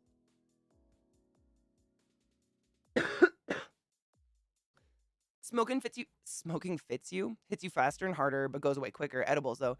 And that's kind of why I get away from, I don't really, like, regularly imbibe in edibles, ever. I think I buy them once every 6 months, and I keep them around for if I get really bad cramps. But other than that, because I don't like that when I take edibles, it all depends on, like, what there's a fuzz in my nose again, it's happening, dog hair. What the, like, form of it is. It doesn't really depend on any of that. But I don't know how long I'm gonna be high. I could be high for 2 hours, or I could be high for 2 days. And they're not dependable. Whereas when I smoke weed, I know that within 30 minutes, I can fucking function 100% normal. Like, I know that I'm back to base one, even though I'm still a little like, physically and everything, I'm back to base one. Within an hour, max hour and a half, I'm sober as a fucking dog. Or anything else. What's the sober thing? I give my dogs CBD sometimes, so they're not technically sober. Dog CBD, obviously. Don't give your dogs people things. Ooh, do you buy them online? Cute, the gum. Oh my god, are they sour worms? Yum. Just CBD's 500 milligram jar of CBD gummies. Just CBD's medium sized 500 milligrams jar is the perfect, Katie. Perfect place to start if you've never tried CBD gummies. Ooh, that's dope. That's really nice that they have like low dose stuff for people that are, would like to try it. That's really cool. I've always gotten Wana, WANA. It's just everywhere around here. But as long as it's like a good certified brand, that's not something you're getting at like a gas station. I know I say that all the time, a bodega, whatever. A place that doesn't sell other marijuana things, like they also sell everything. Maybe that's not the place to buy them because we don't know what's in it. Sunset Lake. I think I've had these ones. I always remember the packaging. I think I've had Sunset Lake. I think I've had their like the sublingual tinctures. I used to use those when I was like panicking before my Lexapro kicked in.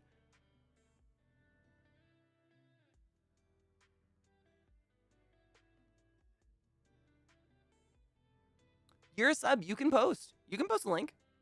I feel like there's a dog hair somewhere in my nose, or I'm fabricating it in my mind, or it's a dog hair.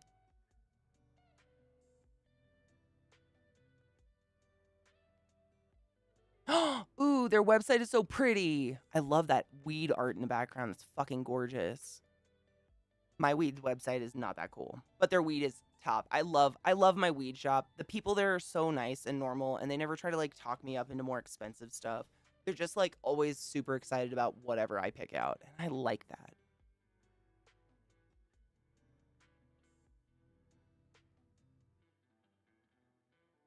Dude, right? And that's me. The brand, I'm trying to think, what is that brand? They're literally called Suckets.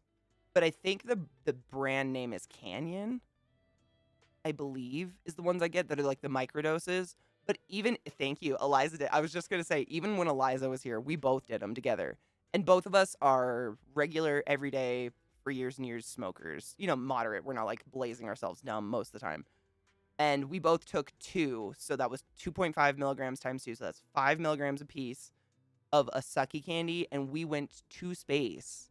I remember we were just sitting on my bed together with our backs against the wall, like anything could happen, and we probably wouldn't like flinch for a few seconds. You know what I'm saying?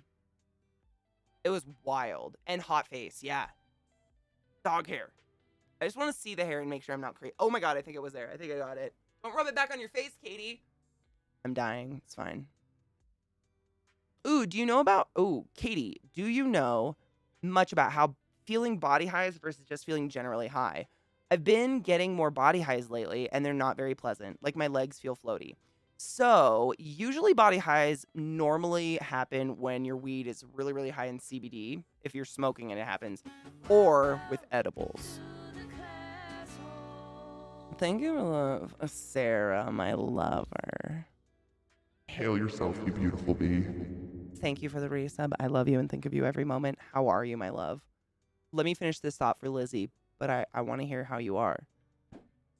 So basically, usually that happens with edibles or really high CBD weed, just because of how it's metabolized. With edibles, like I said before, there is no part of the digestive system that actually delivers anything to the bloodstream until those whatever you're consuming hits your intestines. I'm not shitting you.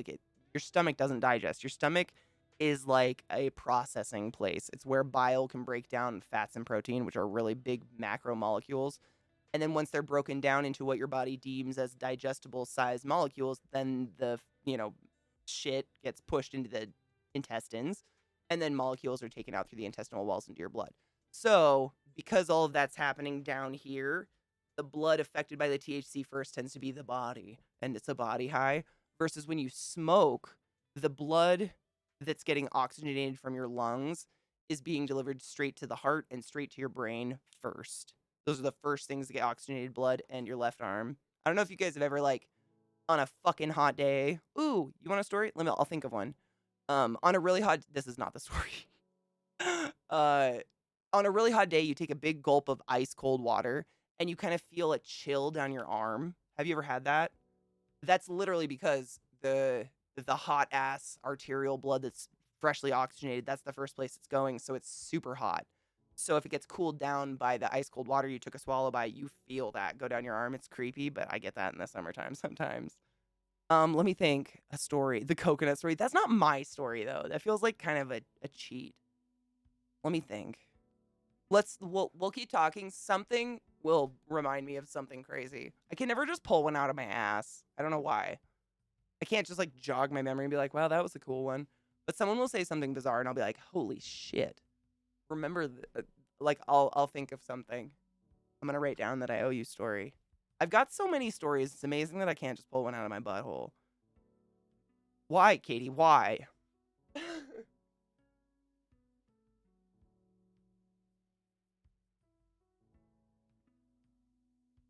I know. Well, the coconut story is like a legend at this point. And I wonder about that person. I hope someday, like, we go to read the coconut story, because it's been years or something. And we're like, guys, it's been forever. Let's do it. And we read it, and there's an update on that person's life, and like something happened. Like, are they fucking coconuts? What are they doing with their life? What's happening? I'd like to know. I'm curious.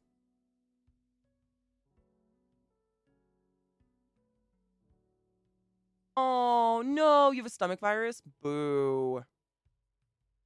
That's the shits. No pun intended. Seriously, that's the worst. I'm sorry you got that.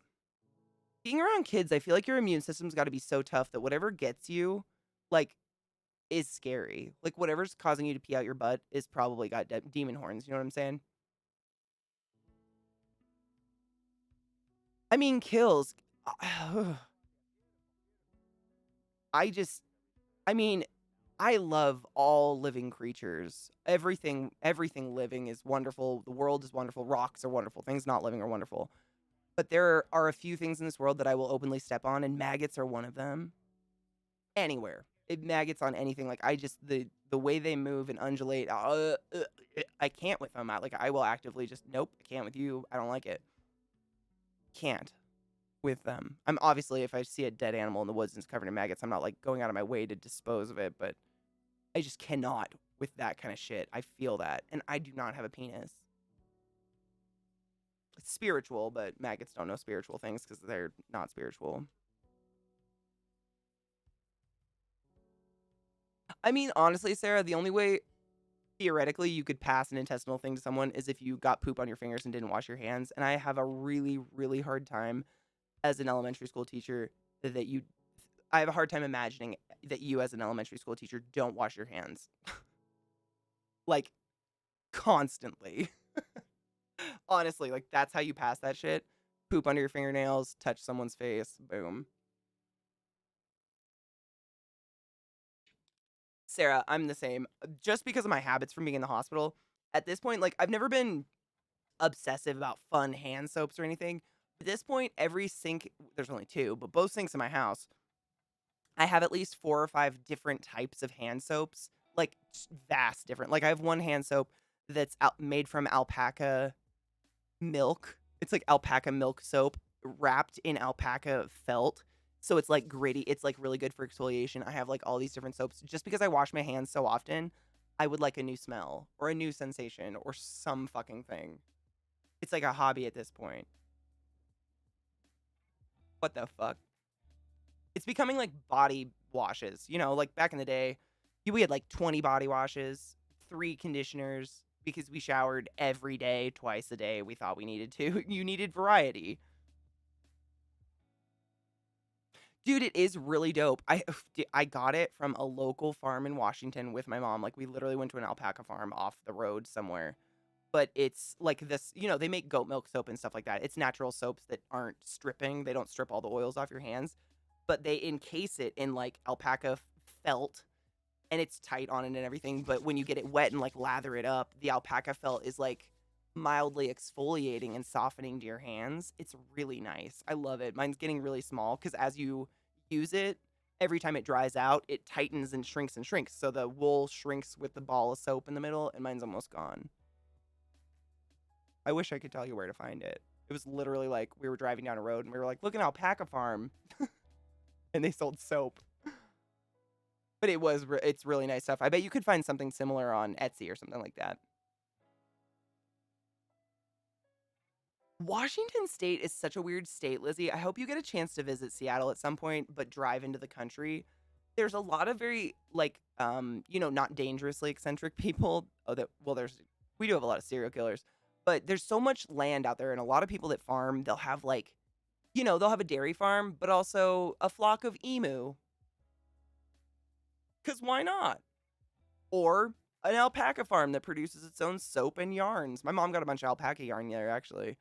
I can't remember like what it was called, or it was just the side of the road in Washington State on the west side. But I will try to find if I can find some actually because I really want another one. It's just feels really nice on your hands. It softens them, you know, because you know I'm obsessed with skincare and shit. And anything with a texture you're rubbing on your skin repeatedly is a mild exfoliant. Hello, Sylv Love. How are you? How are you doing? Here, be me alpaca soap. Use her well. Scrub viciously. It is kind of magic how it like shrinks.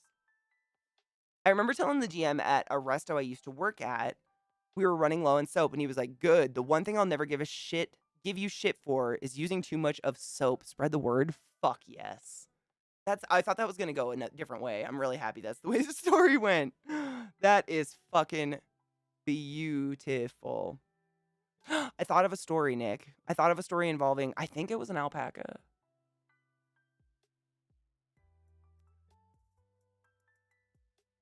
Llamas are bigger, right? Like taller in general. Pretty sure it was an alpaca. I just remembered an alpaca story. So long, many moons. Should we take a hit? Yeah. Yes. A were alpaca? Can you imagine? Oh my god, it's like Emperor's New Groove. Good. I'm glad you're doing great. Take advantage of it. Bathe in it, whatever. Soak in it. Soak in it. Are llamas bitchier? Alpacas can literally kick sideways and like break your kneecap. Dude, we were clean. It should be the first rule in every food service area. And if it isn't, don't work there, and deaf don't either. I've never ever, thank fuck, worked in a place where people didn't encourage cleanliness. And I've worked a lot of food service. I can't even fathom. I can't even stand if I can see like a discoloration under my fingernail. Even though I know it's like I'm actively painting with the color black. If I can see black paint gun under my fingernail, I gotta take a minute and get it out. I just cannot. But I went through a lot of microbiology and I know what's under there. It's shit. Cheers.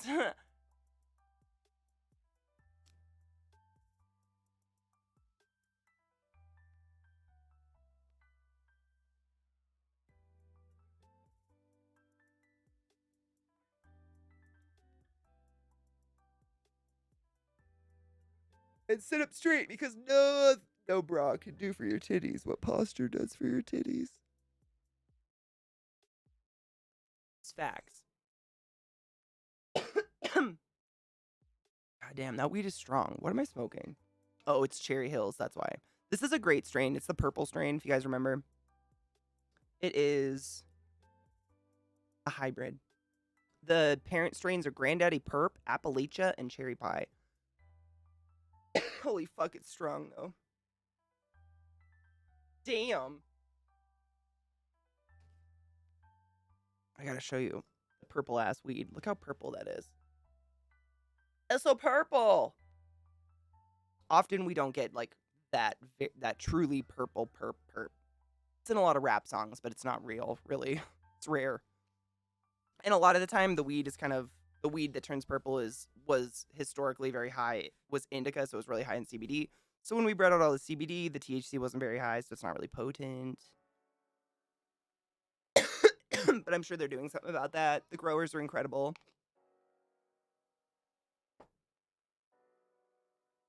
I have nail files. I think I've said this. I have nail files like within reach of every place in my house I ever go. I'm like my nails are kind of long right now, but that's about it. This is about as long as I let them get. I broke the middle ones. Don't worry. But I paint them constantly, and I'm always like acetoning my nails. If anything can grow in there, it can survive acetone. It can survive anything. Like I'm gonna die. I'm already dead. If something's in there that can survive acetone, I'm already dead. Let me see.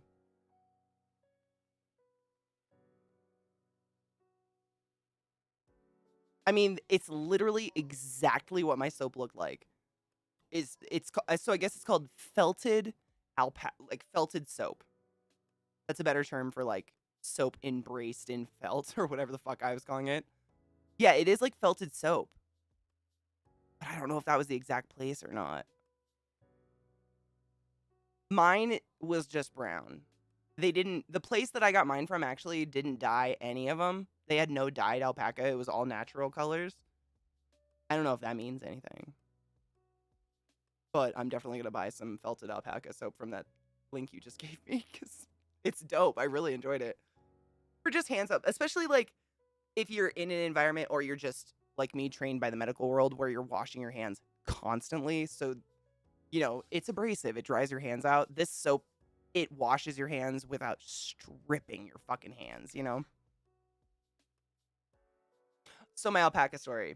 I swear to fuck, there's a buzz on my nose. I'm going to go crazy. Do you think people should be obsessive about their cleanliness as you are? No.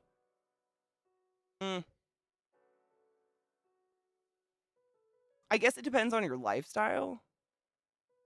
If you saw how dirty my house gets in a 24-hour period just from my dogs, you'd probably do it too. I would assume. This is my like quest, I guess. This is where I draw the line where I have to clean the floors. If I can't walk barefoot through my kitchen without like feeling that I stepped on something strange and large, then I'm like, nope, I gotta walk. I gotta at least sweep.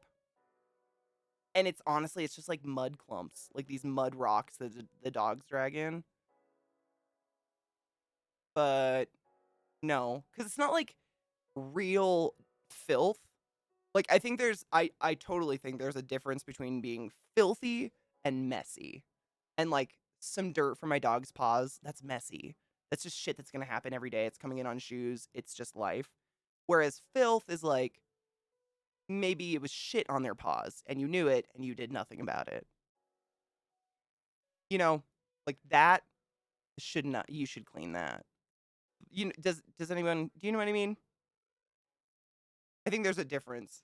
I don't want to be filthy, but like messy, like everybody's messy. Nobody has time to fucking be that psychotically organized. And if you do, I encourage you to get a hobby. Because I used to be there. Be safe, Pyro. Have a wonderful day. I am never offended. No, not at all. It is very neurotic. No, it totally is. Like literally, David, I've talked about this a little bit in channel like very long time ago. But this is totally off topic. Don't worry, you're still getting an alpaca story. But when I was a kid, my mom worked a lot. She was an RT, and RTs work 12-hour shifts. So from 7 a.m. until 7 p.m., she was at the hospital. But her hospital was a 2-hour drive from home, so she had to leave at 5 o'clock in the morning, and she wouldn't get home until about 9 o'clock at night. And then she had to work extra hours because every nurse and or RT, they either work at 2 hospitals or they're picking up extra shifts because we're not allowed to work more than 3 days a week in this in Washington, at least, I think in this country, because that's 36 hours, and another 12-hour shift would put you into mandatory overtime. So they can't schedule you for that extra shift. You can try to get it, and people get very competitive about it, but they can't schedule you for it legally. It's over 40 hours or whatever. So, anyways, long story short, I never saw my mom. And the days that she was home, she would just psychotically clean the house. Because if you think about it, she was doing those hours. So when she was home, she was either like on the couch in her scrubs like this, and the TV would be on, or she was sleeping. That was it. So on her days off, she was basically cleaning up after 8 very ungrateful, you know, toddler to teenager shithole children. And all of my memories are her literally on her hands and knees with rags scrubbing the floors. She never trusted a mop. She thought mops were disgusting, which they kind of are. They have cleaner ones nowadays, but they're kind of gross. She always cleaned everything by hand. Like, and we just always had a clean house, and not psychotically clean. It's not like my house smelled like bleach, but you could always walk barefoot in my house. Always. And you wouldn't feel a fucking thing. It was like in general clean. So I think because that was my normal, I neurotically make it my normal still. But no, I don't think other people should need to do the level I do in any way, shape, or form. I've actually had that conversation with like every person I've lived with. Hi, C-Town, how are you, love? Every like roommate I've ever had or significant other, I'm always like a conversation I kind of jokingly have to approach is, please don't be offended if I clean over what you cleaned. It doesn't mean you did a good job, but if I do it, I know it's done.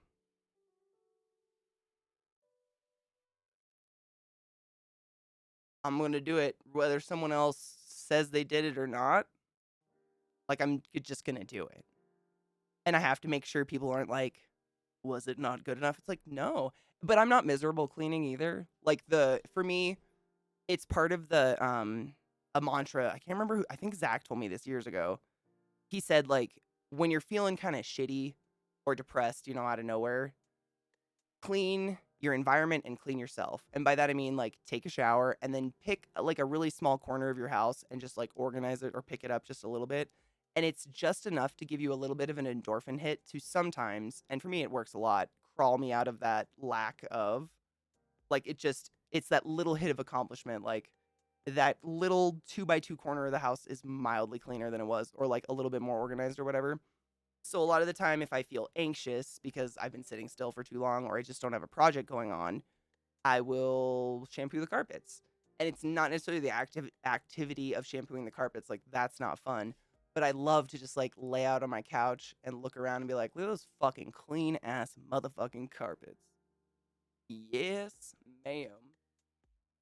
And then I just like chill in it. I like bask. I bask in the clean. Does anybody else like relate? But no, I agree. It is still a little neurotic, a little bit. Absolutely, I would never deny that.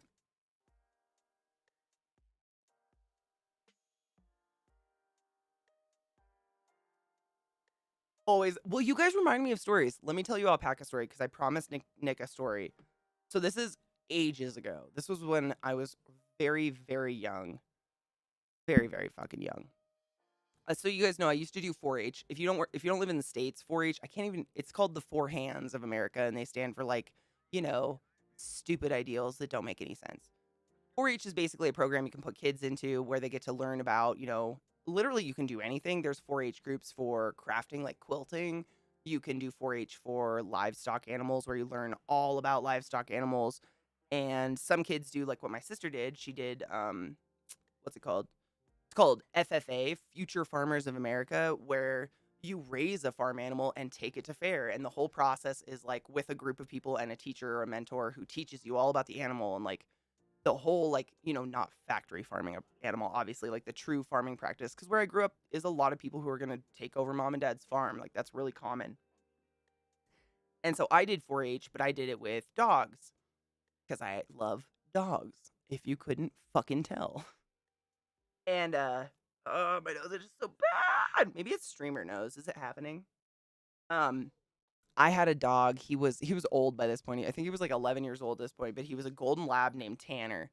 And he was like the biggest lab to this date I've ever encountered. He was just really tall. He was as big as Link. If you guys remember, rest in peace, my beautiful, perfect, wonderful, wonderful, the most perfect creature in the entire world, Link, my golden retriever. He was that tall, but thick like an ox. Like his tail, like the actual tail, not the fur, was so big around I couldn't wrap my fingers around it. Nice meaty cocktail. And he could bruise you with his tail. It was never not wagging. This was the happiest, dopiest lab you'd ever see in your life. Like he was always just and just tail. It never stopped. It literally wagged while he was sleeping sometimes. It was like a joke. And anyways, I would show him. And I just wanted to learn about dogs. I was not aiming. I've never been a competitive, like, win an award type person. I just wanted to hang out with a bunch of dogs. And the cool thing about doing 4-H with any kind of animal, really, you could do it with rabbits. They have it for rats now, exotic animals. It's crazy how far it's gone. But everyone in the group has like a really cool dog. Even if they're mutts, like half the dogs in the group were mutts, like you don't know they were rescues. They're still so different from your dog in look and behavior and everything. You learn so much about dog behavior and stuff. It was really valuable, I think, for us as kids in terms of just like how to approach animals, how to approach other people's animals, so on and so forth. This is a really long story to get to the alpaca, don't worry. So, what part of it is, I don't know why they do this to children. Maybe it's good for them. Sarah, maybe you can explain it. But no matter what activity I did as a kid, it always involved some sort of contest at some point. I.e., I took piano lessons for 12 years. We had to do something called adjudications, where like every couple of years or every year, I don't fucking know. Time doesn't mean anything when you're a kid or now. You had to go to a state-run like a conference, I guess. It was called adjudications, and it was basically how the state judges your teacher, your piano teacher, and gives them their licensure to continue being some level of piano teacher is how good their students are. So you have to go and do this. It was horrible for someone with stage fright and doesn't like to be the center of attention. All of this is a hellscape. And so one of the things they do when you're in dog 4-H, you have to show a dog at the fair. You can't just innocently learn about dogs and hang out with dogs. You gotta go put yourself on fucking display for people at a fair. Be like, is that a dog? What kind of dog is that? Meanwhile, you literally have a 6x6 banner. I'm seeing if there's a dog hair in my nose. I'm going crazy. You have a 6x6 banner behind you that says, "This is Tanner, the Golden Labrador," or whatever. It was still fun though. And it was probably good for me in the long run because I was quite a little shut-in kid. Like these are activities that probably gave me the ability to speak in any capacity, but I hated it nonetheless. And so you would get into the fair free. So I lived in Washington State. Washington State has two fairs. It has one fair, which is now called the Washington State Fair. But for the entirety of forever, and I'm pretty sure people still call it this, it's the Puyallup Fair. Do the Puyallup. If I showed you the word, you could not pronounce it. Trust me. Crazy ass word. But it's like this fucking, I mean, it's just nauseatingly big fair. And there's so many people. I don't go to it. I hate it. You feel like a sardine. But there's another fair north of Seattle called the Evergreen State Fair, which is not the Washington State Fair. It's the Evergreen State Fair. And that's where we showed our dogs. It's a little bit smaller, but just like more farmy, less like ride oriented, I guess. Like huge barns of, my favorite was going through the horse barns because I was still a horse girl at the time, and they had like, you could literally just walk up to every Clydesdale. If you've never walked up to some sort of workhorse where their foot diameter is bigger than your core of your body, it's something else to behold. Like they are literally some archaic creature. They're so regal and amazing. They're the horse. If you don't know what I'm talking about, they're the horses from the Budweiser commercials. That's like a Clydesdale or a workhorse, whatever the fuck you want to call them, draft horse. But you could go through all these barns and everything. And so on the days that you were showing your dog, or you were like, some days you didn't even show, some days you were literally just like required to sit in your cubicle and answer questions. What is your dog? Is that a dog? Kind of questions. You would get into the fair for free. But on days that you didn't show, you couldn't get in for free. So the way we finagled it is hello, Banana, my love. How are you? I'm redeeming a story about an alpaca. We're gonna get there. Don't worry. I'm just winded. I'm long-winded. Um, the way we got around it is my sister and I volunteered at the petting zoo. So at our state fair, I don't know if every state fair does this. We'd always have like this tiny little petting zoo. What up, gay? How you doing, lover? We'd have a little petting zoo where local farmers who had kind of exotic animals like a fucking emu or an alpaca or something like that could bring their animals to the fair, put them in the petting zoo. And it wasn't necessarily guaranteeing kids were allowed to pet these animals, but they'd always have someone standing in front of each corral with the animal that could educate the kids about and the kids. I was a child. I was like 12. I was a child, but I thought I was big shit. I've always loved animals. You guys know this. It's obsessive. And so they'd give you like a little sheet printout that had a couple facts about whatever animal you stood in front of, and you would, make sure kids didn't get eaten by the animal. Because some of them, like we would have a baby cow, and if you put your hands in the, if you've never been in a farm, if you're like a city person, this shit's gonna sound crazy. If you get your hand too close to a baby cow, they will suck it off like an udder of their mother's teat. Like they don't know. It's salty and delicious. So kids would like have half their arm down the baby cow's throat, and we'd be like, "Oh shit!" Little kids. So you'd have to watch for shit like that. And so one lovely eve, Katie got the alpaca, and I believe it was. Correct me if whatever this animal was, if it was an alpaca or llama, it could kick sideways and dislocate your knees. Yeah, is it an alpaca or do they both do that? I think it was an alpaca because it was smaller, more compact, and floofy. Whereas llamas, I think, either have like short buzz cuts or they have like long hair and they're a lot bigger.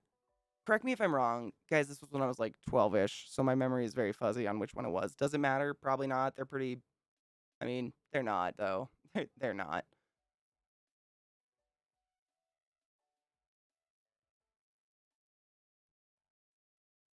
Exactly. Organizing your space, it literally frees your mind from the visual noise. That's such a beautiful way to say it. That's exactly what it feels like. Like my desk, for instance, like right now it's kind of you can't see it. It's a little cluttery because I've been doing some art projects. But if I want to start a new art project, I have to completely clean it 100%. It's the same with like my kitchen. Like someone might think it's neurotic. If I want to cook a meal, I'm gonna clean the kitchen first. Like if there's a bunch of dishes in the sink or a pan on the stove and you want me to cook dinner, I'm gonna clean it all first. I need like that clean palette to start my project on. I feel that. And that's kind of how that's how my mind works. Like the more cleared out my, in general environment is, the better my brain can just like relax and function on normal things as opposed to why does the ground feel like gravel all the time? Yeah, like 8 years ago, exactly. Well, like 9 years ago. I'm 21, remember? Because I legally smoke pot, or 23 or whatever. I'm like, I smoke, what?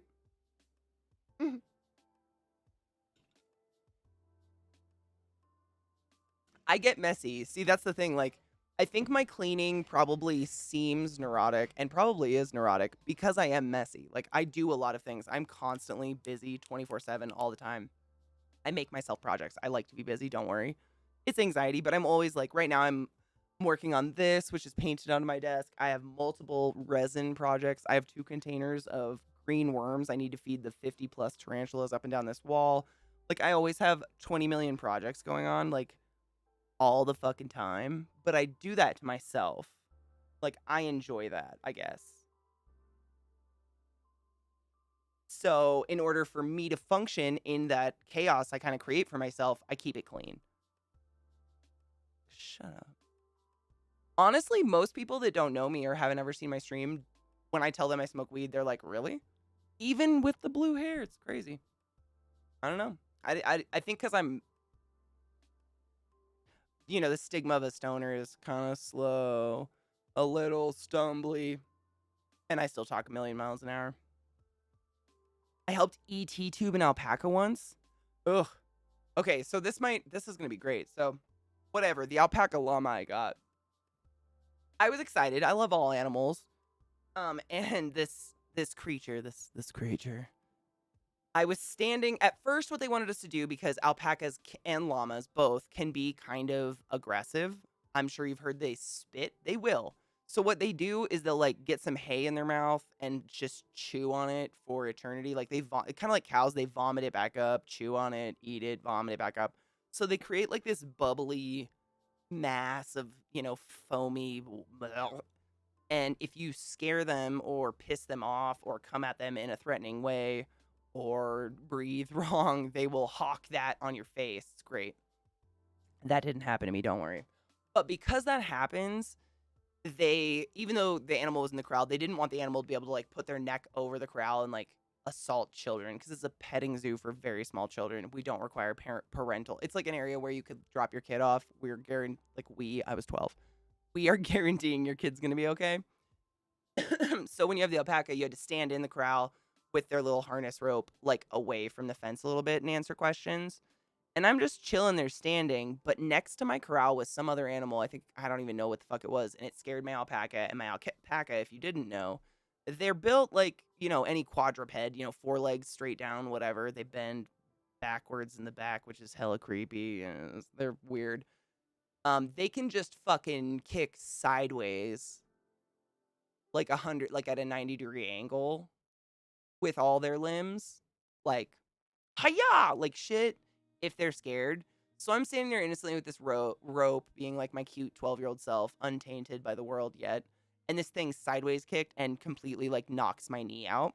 Just so, like Katie was there, but the bottom leg wasn't there anymore. But no one could have prevented this. An animal spooked an animal, blah, blah. I was a child. I didn't give a fuck. I think at this point, no, I hadn't been stepped on by a horse yet, so I was maybe scared. I don't remember. Maybe the horse blocked it out. Interesting. I still love animals. So much harm. Still love them. Anyways, so they were like, well, we're not going to like let you transfer to any other animal that can't completely dislocate and maybe mysteriously displace the bottom half of your leg. We'll just put a hay bale in front of the alpaca thing, correct? The little fenced in thing, big enough for like 2 alpacas to be sardined in there. There was one. You can just sit in front of it with some ice on your knee and teach people about an alpaca. And I was like, sick. This sounds like an awesome time. So, young 12-year-old child, I'm probably already 6 foot at this point. I don't even know. I grew really fast.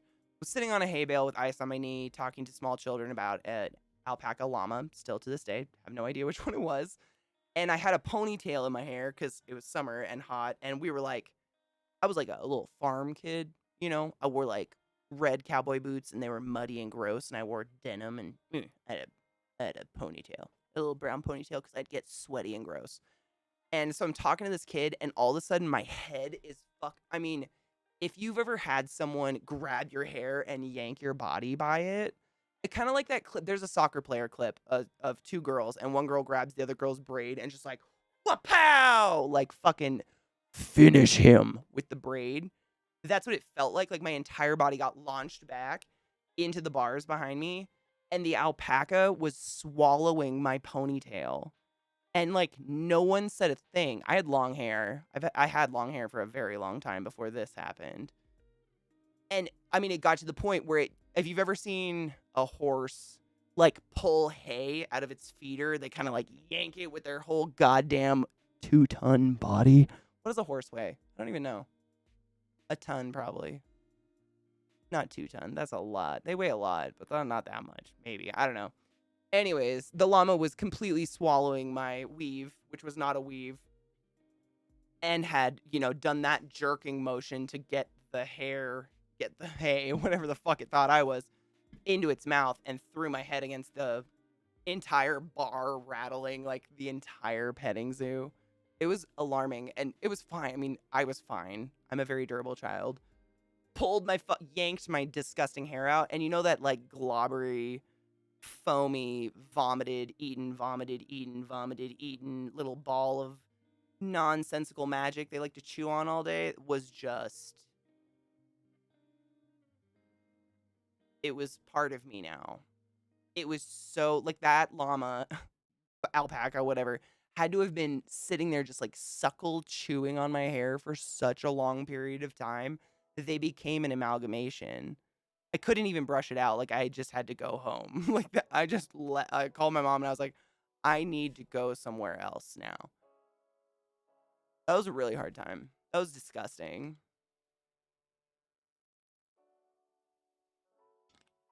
Not a fan. They're not very nice. But honestly, like, should we, like, what the fuck are we doing trying to domesticate those animals other than their hair? Oh, it was so gross. So fucking gross. Oh, and it was like a solid, like it was like a like a wet fucking turd tied to my head. It was alarming.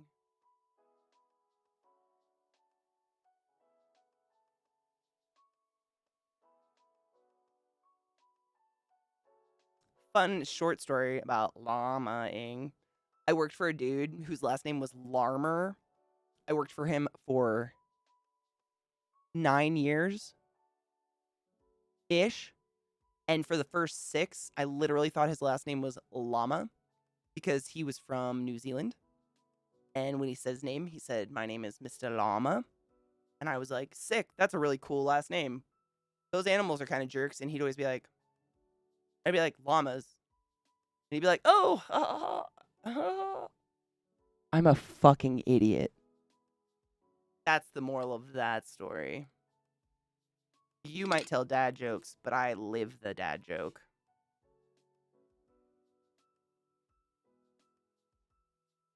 I mean, this was pre my violent era. My violence came after the assault.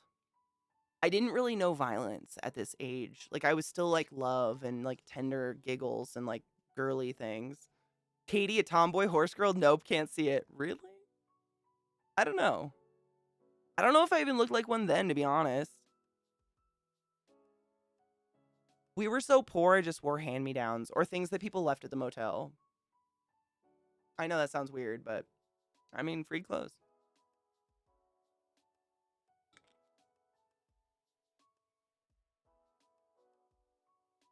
Oh, banana. It was, I mean, yeah, I won't go into details. That was a bad one.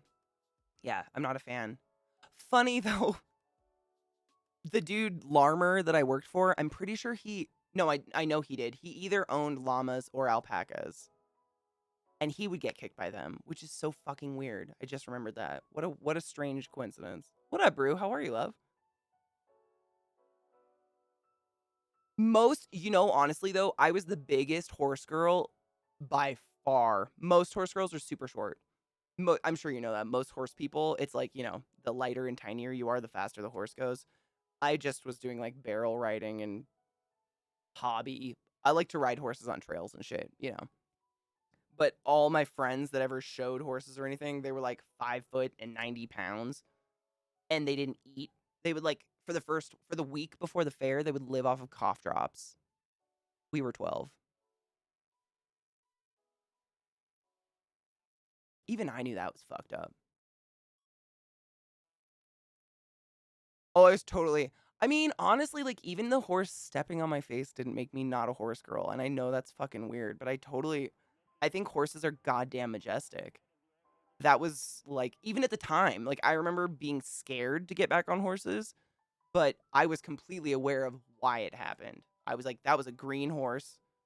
Nobody told us. And the horse had never been exposed to other animals. And this was a farm with like geese and dogs and pigs and shit that this woman openly boarded her horse at. Like, none of it was my fault.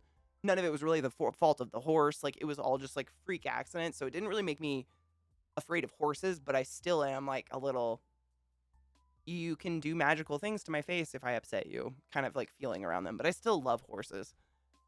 I don't think it was the horse's fault.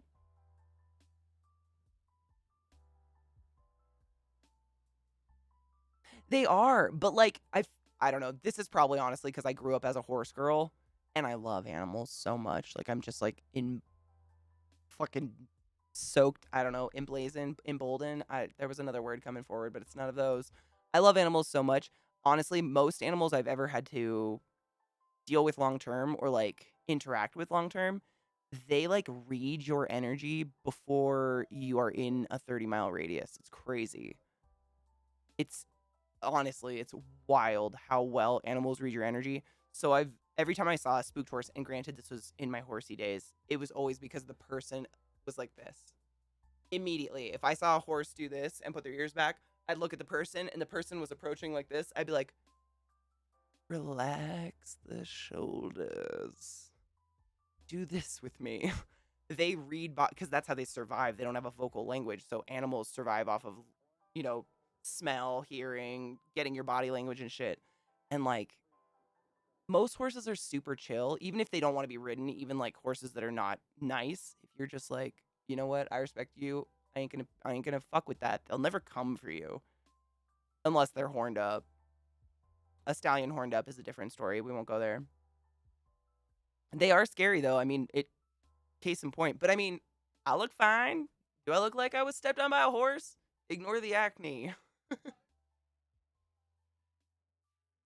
Oh, I was 100%. Oh yeah, big time. I had like buckets of My Little Ponies and various just horse figurines that I would, play. I would like have horse wars on my bedroom floor, like the figurines versus the My Little Ponies and shit.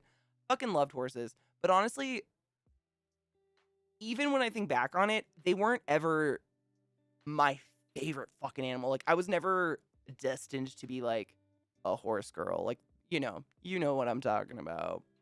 I love them, but I really just love all animals. Horses were just the most accessible because I already lived on a farm and there was a lady across the street who boarded horses. Accessible. Like that was it.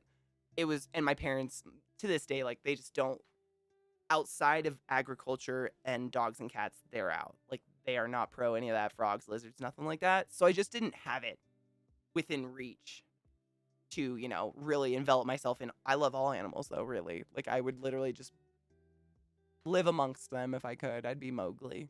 Let me do it. Give me my loincloth. I've met some horse girls who I question whether or not they fuck their horses, and I say that with love in my heart.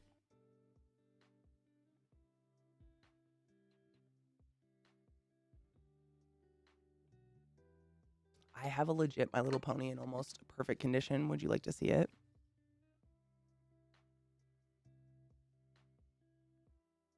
Just behind me. I'm gonna roll over a dog. So many dogs.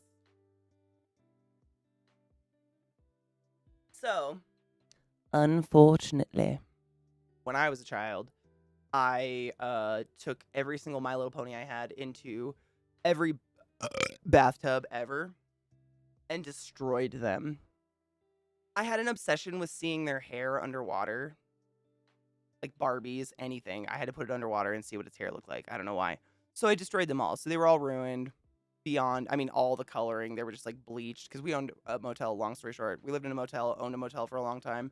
So I would take all My Little Ponies in the hot tub with all that fucking chlorine and human piss. Oh my God, they were all bleached within like a year. It was terrible. But recently, was I in Montana? I think I was in Montana and I was just like perusing a comic book store because when I'm in a strange place and don't know what to do, that's what I do. And this comic book store also had toys and they fucking had this bitch in perfect condition for like $30 with the original hair and everything. And I was shamelessly, I bought this so fast.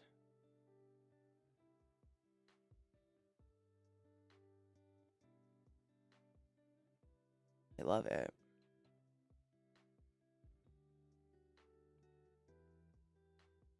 Dude, water physics were fascinating to me when I was a kid. And when we were little, we weren't allowed to have long hair at all. So I think that was a big part of it. My mom could not stand, my hair is thick and tangly when it gets long, and she couldn't stand to hear us. Well, my dad was a raging alcoholic, and if we screamed when my mom brushed our hair, I don't know what would happen. I think I blacked it out. So we had short hair. So that was always like amazing to me, but I ruined all of them. All of them. Very sad. I was friends with a lot of horse girls for many, many years, even after my horse accident, after I stopped like really fucking around with horses seriously. And they really would like, I mean, I completely understand loving your animals, but they would give up on really true life experiences because like maybe their horse hadn't seen them in a few hours or some shit. Some weird shit I was just like, I mean, I love horses, but what? The dog's licking my leg and it's shaking my whole body. It's happening. That's Harry Potter. It's actually a pillow.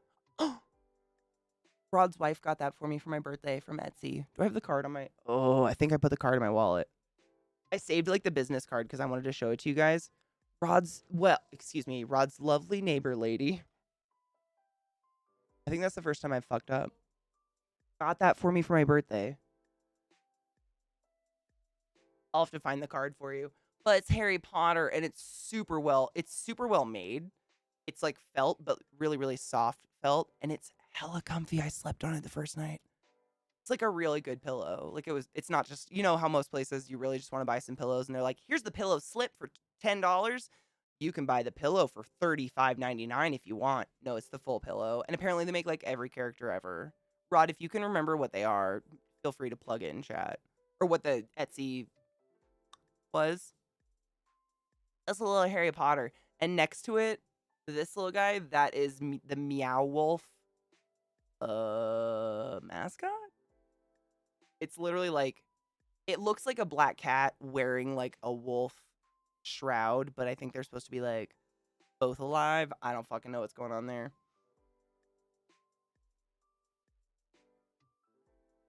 What? To my P.O. box, I will look out for it. I usually get an email, but I love knowing if something's coming because then I can be very angry if it doesn't show up. Thank you for telling me, and now I'm nervous, excited. Oh my god, BDO, what fucking time of day? Sir, it is 3:30 Mountain Time and you have not had a caffeine? Are you imprisoned? I'm surprised you honestly don't have a raging headache. I'd be getting that weird tension between my temples at that point. Holy crap. But if you don't, I mean, and you want to give up caffeine, maybe this is a great hill to ride. Like, if you're somehow not going to get caffeine headaches, fuck it.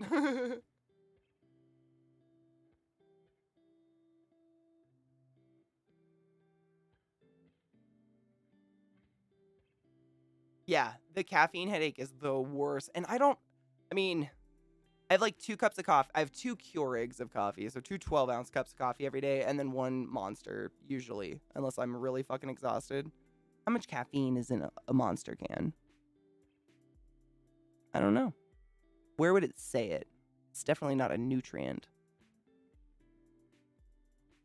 Oh, bitch.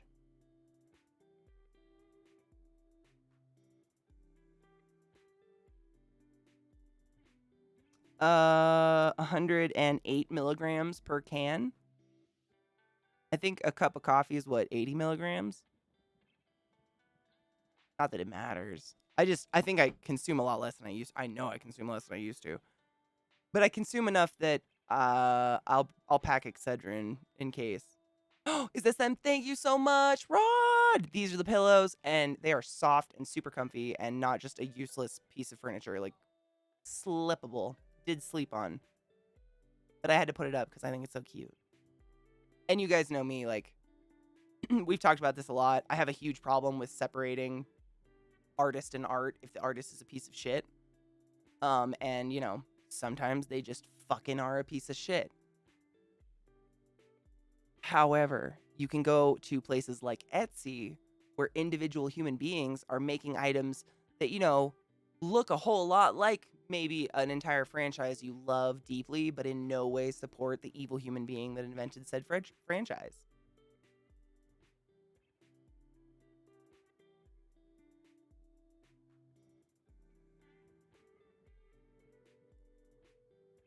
CK has 2 K-cups of coffee because I slacked on Senator the Good Stuff. Dude, there's no such thing as slacking. It's like a gift. I see it as a gift every fucking time I get a bag of coffee from you, to be honest. It's like a present. Ooh, ghetto, nice. Coffee for me, like I've kicked it a couple times just to see like if I missed it or not, because I always wonder, just for fun. I love to challenge myself, put myself through misery. That's why I get tattoos and piercings, I think. But every once in a while, I'll be like, you know what? Fuck coffee. I'm giving up coffee for 6 months, and even after 6 months, like I'm way over caffeine headaches or anything like that. I kind of just like the ceremony of it. It's part of waking up in the morning, grinding the beans, the smell of the ground beans, the coffee being made, like just sipping something hot in the morning when it's cold and I'm fucking tired. I miss that.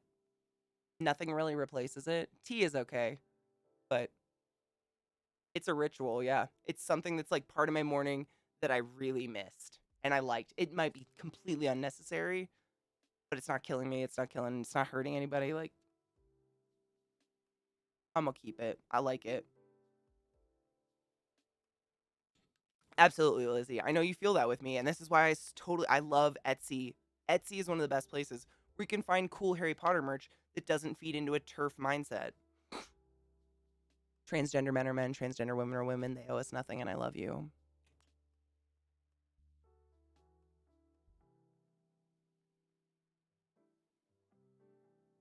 Mandel, dude, I feel that hard. Hard. I get asked about it anytime I play. Hi, Worm Vomit. How are you, love? Anytime I play like a Lovecraftian game, it gets brought up because Lovecraft himself was a notorious racist with a cat named the N word. He's dead. I don't think this video game that has Cthulhu in it is gonna fund his hate anytime soon. I.e., Darkest Dungeon, I don't think is funding Lovecraft or his family, or any of that. I'm just thinking, you know what I'm saying? Like, it's easier when someone's dead and they don't have family. But when they're alive, it is a dance we have to do because the one way we can really make a statement, which isn't really a statement, is just money. Do your best to not give your money to something you don't like. That's all we have. That's all we can really do as the little people. Know what I'm saying? All hot girls love horror movies and have terrible posture.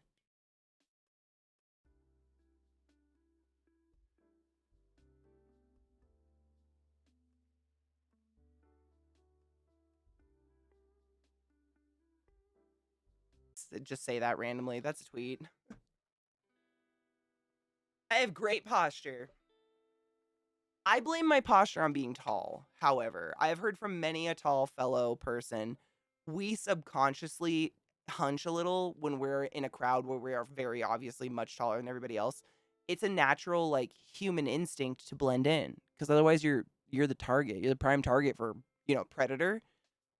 So I have to consciously tell myself like put your shoulders down and sit up. Cuz I'll do this. How y'all doing, y'all little people down there under the clouds? Really, I'm way the fuck up here. Totally guilty. Oh, boo pain. I hope you get something sorted that makes it at least dulled a little bit. Boo. I bought the first 3 Alien movies because they were on sale, and I definitely want all those special editions. Dude, they're such good movies, though. Where's Rod? Where's Ripley? Rod has a dog for Alien. Fans we are. Easily some of the best movies. Like, some people are like, Scarface, me, Alien. You provide me with hours of entertainment. I provide you with coffee. I would do this for coffee. I'm going to be completely fair. I do enjoy coffee at that level.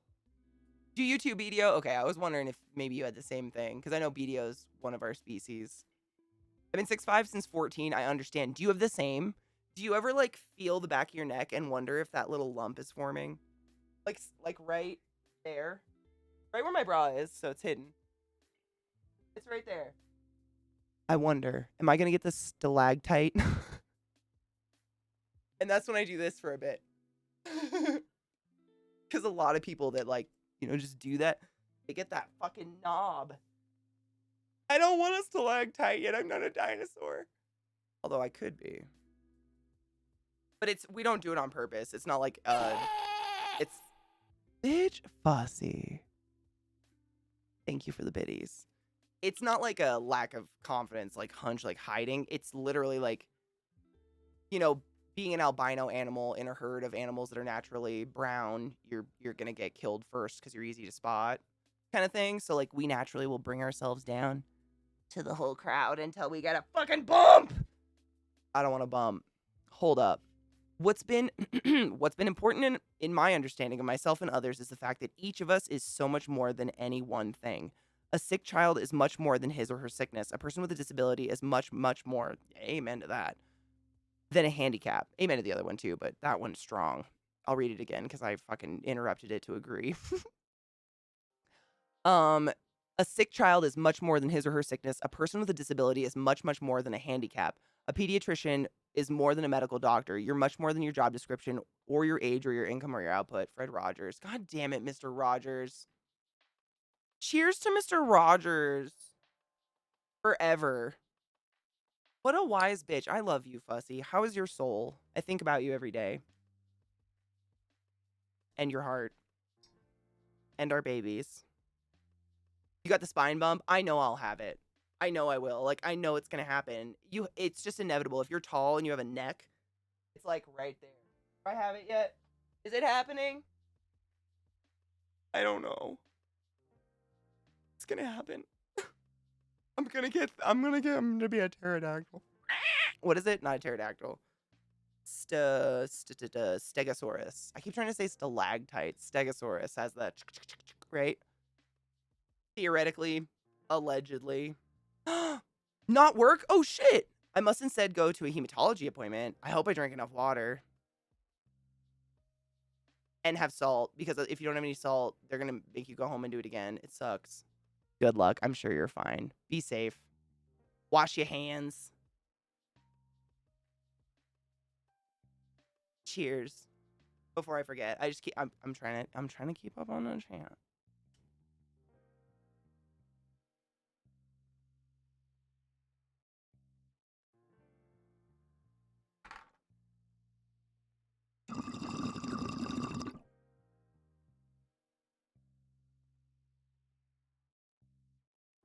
I feel that, Fuzzy. I don't want to say that I am going through the exact same thing because I don't want to give you no hope. But I'm still doing that. I still look familiar all the time. It's terrible. No, it's still orange. Does it look weird? The smoke might make it look kind of like the glass look kind of yellow. Hold up. It looks a little darker today, doesn't it? Maybe my lighting's... My lighting might be dimmer. It's got orange spots and then a red mushroom. It does look kind of dark, though. My lighting might be... I don't know. I don't know. Good question. You fucking got me. She orange. She's smoking herself. I'm gonna finish it. Does anything else look... Do I look red? I feel like my camera's low. Maybe that's why I'm hunching. Oh, I wonder if it's because my camera is a little bit... Like, my monitor is closer, therefore a little bit higher, therefore you guys are tilted down, therefore you have less of the curtain in the shot. So there's less red back there, so maybe it's doing some fuckwaddy compensation bullshit. Maybe. I don't know. Theories. Cheers. I love you, Trekkie.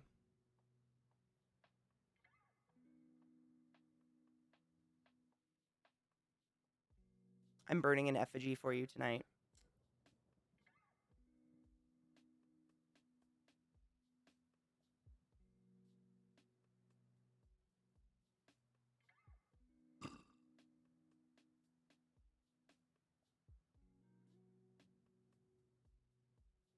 All right, let's fuck with that light balance.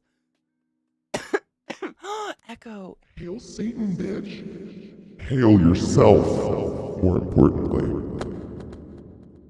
Lilith licked my microphone earlier today, and that's all I can think about is how I need to clean it now. It's not neurotic. Don't worry about it. David's totally right. Let's see. I know I have a filter on this cam. I don't think there's anything like active on it, but I'm gonna look anyways. Color correction. Ah, fuck. I'm terrified to touch anything.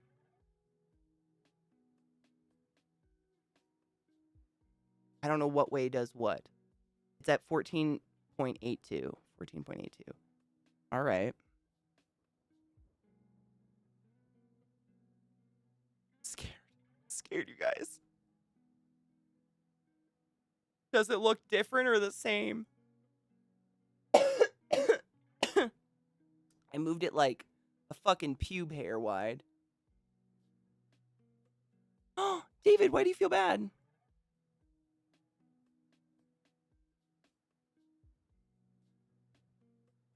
I love you. Does this look more normal? I literally just moved some bar called Hue Shift like 2 ticky ticks. But I figured I'd use this as the test. Does this look actually orange now? Do I look fucked up? Did I fuck anything else up? I appreciate you guys helping me because, you know, updates and such. Or maybe my lighting isn't as bright as normal. I'll have to fuck with it. Good. Thank you. We do. And honestly, I have my monitor settings quite strange because I'm really, like, so dumb sensitive to blue light. All my monitors I have on night mode and a blue filter. So on my monitors, everything looks very orange. So I oftentimes will pull up my stream on my phone or something to look at it. But I really appreciate when you guys are like, it looks just way off today. Because I don't know. But I appreciate it. What's powerful streamer lights? What do you mean, what's a powerful streamer light? I feel like every streamer I've ever met uses something different for lighting. Like, we all just kind of make whatever we got when we very first started work. We just are dead fucking set on making that work.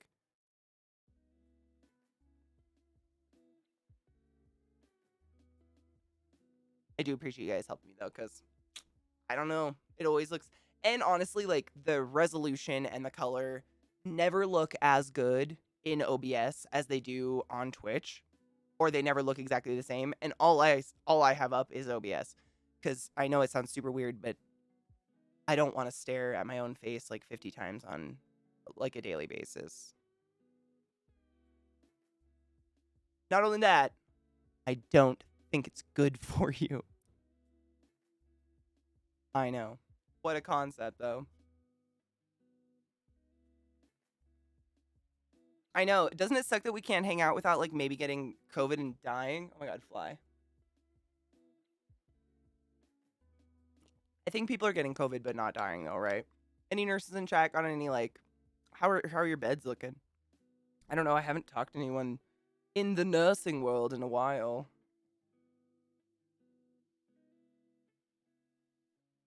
Vanity toxic? What is this witchcraft? Everybody's vain a little bit. Just a little bit. But I try to, like... I only have one mirror in my house, and it's in the bathroom. Because I don't think humans can help but stare at their own reflection. And I think the more you do it, the more it gets fucked up in your own head. But that's just a theory. I don't know. Maybe. I'd rather pay more, like, unconscious attention to how I feel than, like, what I look like.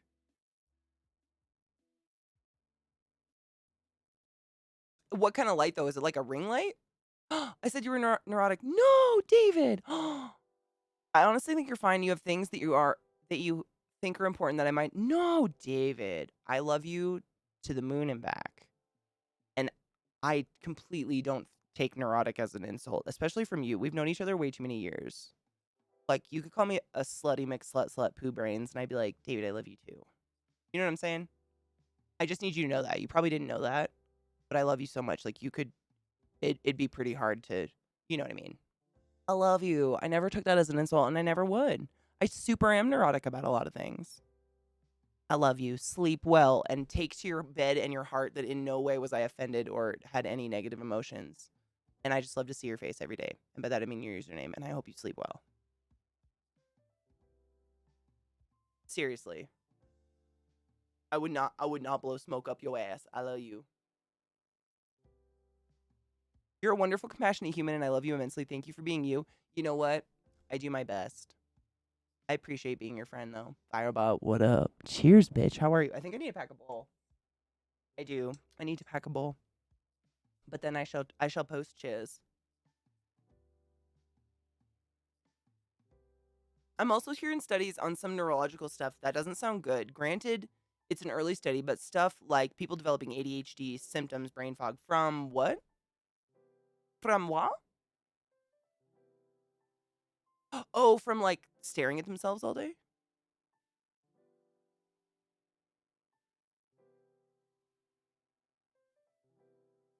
Buffy's a rough one for me. Buffy's like a show that I have to skip some seasons to get the whole way through it. Whereas like what's a show I can endlessly binge and never get tired of? Parks and Rec. Don't have to skip shit. I'm addicted. I didn't have TV in the 90s though, like literally just didn't have it as a kid. We lived out in the sticks. So I don't have that nostalgia. Jesus Christ. A lot of people have for the 90s stuff. I had a lot of movies. I watched My Neighbor Totoro, The Nightmare Before Christmas, and the original Star Wars trilogy a lot.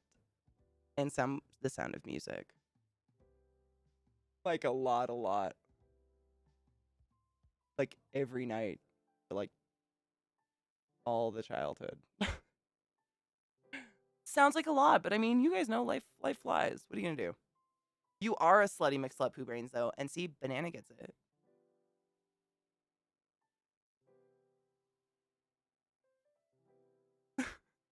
Friendship, man. It's hard when you you super want to like be friends with someone who maybe wasn't raised like you a little bit, and you have to be like, oh no. I pick on you because I love you. Like this is no, I'm so sorry. Oh, did I not mention? Oh yeah, I'm full of trauma. Let's go. Sorry about that. Like usually it's hard, but most of the time people catch the lightheartedness, but it's hard in text. I totally get it.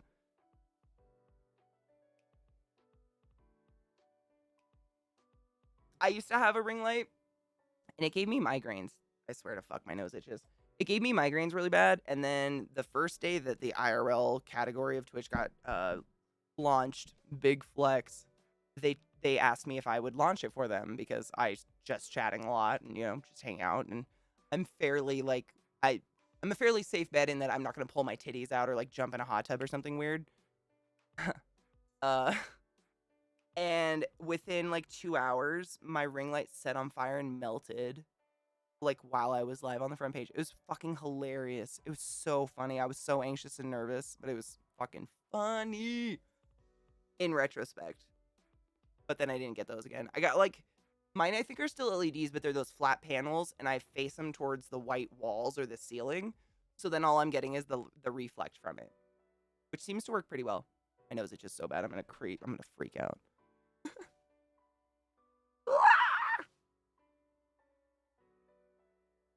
I don't think I've ever seen a full episode of Scooby-Doo in my entire life.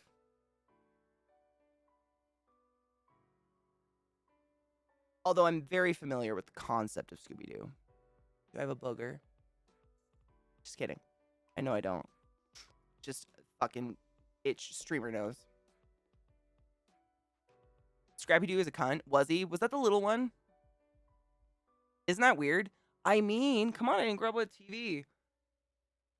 And by the time we got Dish or whatever kind of TV we got, I was like at that weird, when you're, I can't remember if it's college or right after college, it becomes kind of like fashionable and cool to be into shit you were into when you were really little. Like all of a sudden everybody wanted to wear a Rocco's Modern Life shirt. And I was like, that hasn't been on the air since 1984. What the fuck is happening? But that was like cool. I was right before that. So by the time we got TV, it was like not cool. So I had no interest in the old stuff. Like I was watching Beavis and Butthead and South Park and shit like that. I didn't want to watch the originals. I saw some Doug.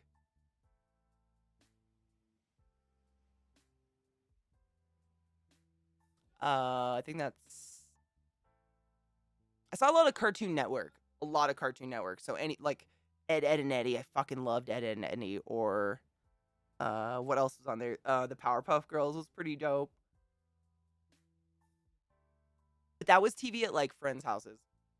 I would get exposed to. We literally, my parents and, the 10 people that lived on the 30-mile stretch of highway I lived on in the middle of nowhere, we had to petition to get some sort of TV cabling, dish, whatever, actually like put underground to our homes because we were so fucking out in the sticks.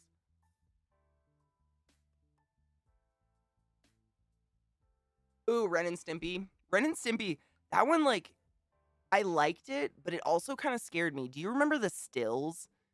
Like, I can't even remember an example of one, but it would just be a still shot, and they were so fucking hyper realistic, and it was always so gross. It would be like pimples all over Ren's ass or something, or his litter box, or their litter box, excuse me, whatever.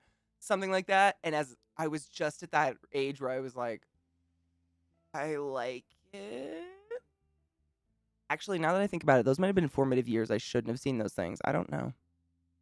Right? Ren and Stimpy was fucking gnarly graphic sometimes. Powdered Toast Man was amazing. Agreed. What was Mr. Meaty? Was that a show or a character in a show? Sometimes I'll remember very, very bizarre characters, but I don't know what show it is. Like, I think it's Rocco's Modern Life. It was like a TV show they watched in the show about these people that literally looked like a triangle of shit. Why? Why would I remember those things? Nobody knows.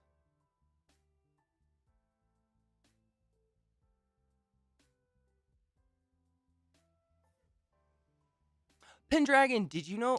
So, I don't know how legit this is, but those Mythbuster guys like tried to mythbust that, and they said you basically have to put your penis on the electric fence to get shocked because the stream of urine breaks up into a million different droplets by the time it hits the electric fence, and they never got shocked, but they kept trying. They did it with a mannequin forever. They had like, a see-through human that would sense a shock or something with a pee, whatever.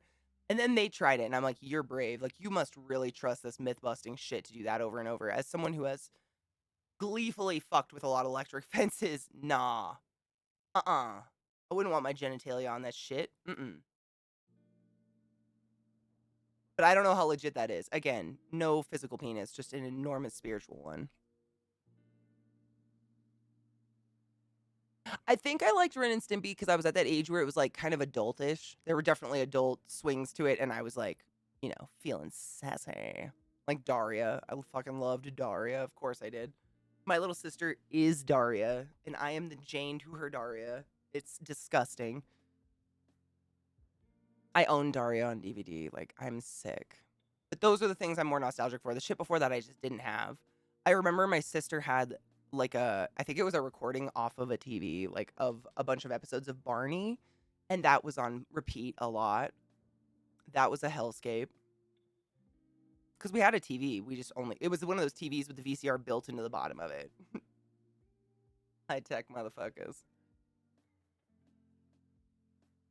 Mr. Meaty was a show revolving around gross looking puppets that worked at a burger joint and would go. I have to Google it because I feel like I saw this. Hold on. Oh, another one.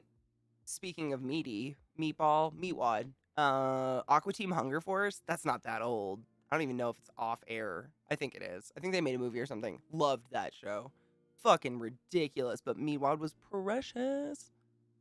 I have to look at Mr. Meaty. Meaty. Oh. Metalocalypse. Is that considered old? I don't know. I love Metalocalypse. I'm just naming cartoons I actually have seen in my life at this point. I like that one. Sick. My brothers watched this. Ew. For some reason, maybe it wasn't my brother's. Maybe it was a boyfriend's brother. I remember watching like, a friend of a friend or something in the house watching this, and I was like, that's fucking gross. I don't want to see that. That was a weird show. Yeah. I didn't know there was a tapeworm. I can't with that. Nope. Absolutely not.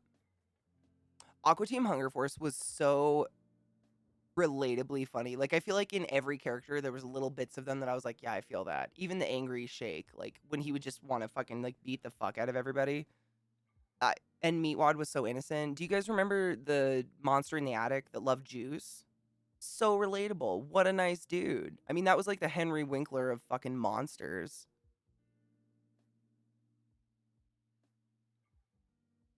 Ignore me. That was a great show. I think it's been over for a bit, though.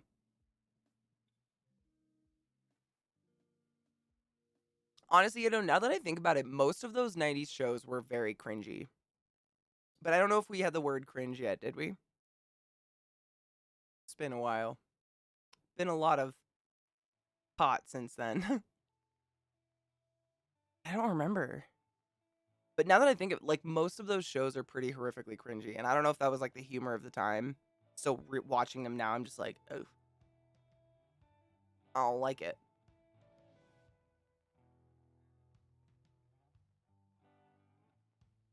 The Mooninites? What was that one? Oh my god. Squidbillies, I've only seen like 2 episodes of, dude. That's really hard to get a hold of on the internet. I tried, attaining it a few times. I've seen some episodes, like here and there, but they're hard to get. Stop it, Nick. Oh my fuck. Have you heard of the Flaming Hot Cheeto Mountain Dew? It's disgusting.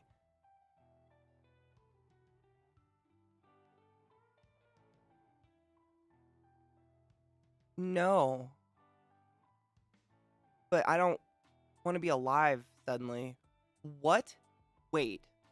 Is it a beverage? So it's a Mountain Dew beverage that tastes like both Mountain Dew and Flaming Hot Cheeto liquid.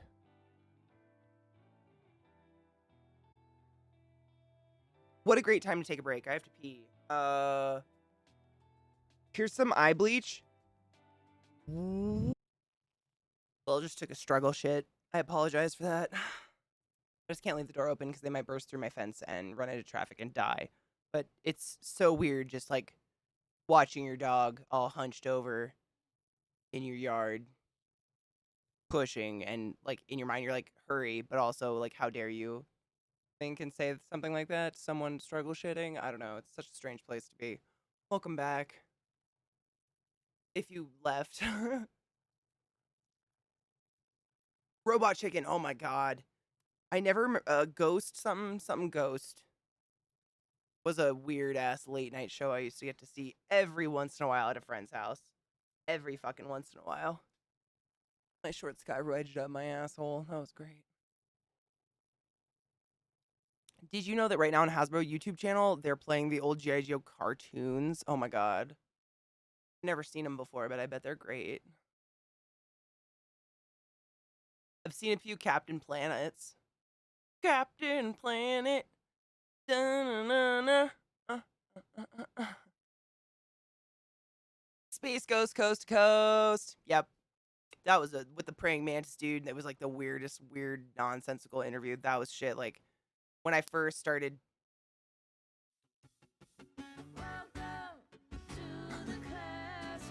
Bryn, my love. I've been told to tell or not tell you that I'm moving to a mountain village of under 50 people with 1 gig down. Maybe definitely don't tell me where that village is so I can secretly leave to there. That's my ideal environment in the whole fucking world.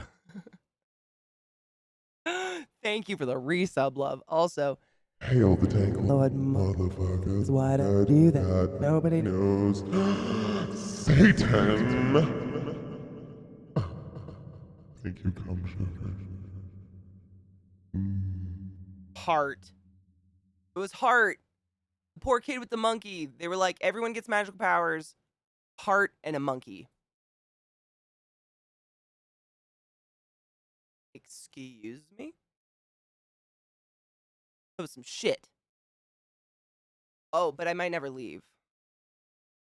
Seriously, like, if I could mystically create my perfect house, it would be a cabin in the woods, like, with a 50-mile radius of no human beings. Perfect internet. Around me all, and Amazon delivery possible somehow. Fucking how. I don't know how that's possible, but that's my wish. Not that I, like, hate people. I just want it to be, like, I have to choose to see people. I don't want to have to see them. Well, most people look at me like I'm a psycho when I say that. They're like, oh my god, how do you get delivery? I'm like, you cook on a stove. Oh my fuck. But I grew up in the middle of nowhere. I know it's weird. I'm like little house on the prairie with a spike collar. That was me as a child. Captain. That was one of the only few ones I ever saw, and I think it was honestly like one of my sisters has a child older than me, and I would go to their house sometimes and he watched it. I think that's where I learned it. I have weird memories because when you don't have TV, and I don't know if anybody else grew up without TV. You go to a friend's house with TV, like you can't stop watching it. It's like a drug. It's like magic. So a lot of the weird shit I saw at friends' house is just stuck, like burned into my skull. And now I hate TV. It's all commercials. I can my own food, so I'm totally not gonna judge. And that's like honestly, I think I've told you this before. Like my wet dream is to like homestead someday. If I could possibly even feasibly do that, I would love to. It would be amazing. It's a wet dream. Who has wet dreams like that? Nobody. Pulled down a YouTube hole and somehow ended up listening to Ned Flanders' metal band again. You know what, Banana? I feel like it's not an accident anymore. Do you want to talk about it? How does that make you feel? Okay.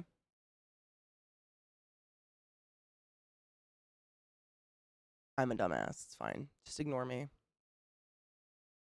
It's almost 4:20, by the way, guys. It's 4:15, my 4:20. If you give a fuck, it's 4:15. YouTube knows me like nobody's business. Like, I'll be listening to music, really good music, like, just, like, going, letting YouTube go, and it's giving me really cool artists, and then all of a sudden, it is, I think his name is also Ned. Oh, hey there! The animal dude. Clint's Reptiles. Like, literally, I'll be listening to metal, like, or Led Zeppelin and, you know, Pink Floyd, and then all of a sudden, it's Clint's Reptiles, and I'm like, wow, you just dug deep into my psyche. Thank you, YouTube. Why?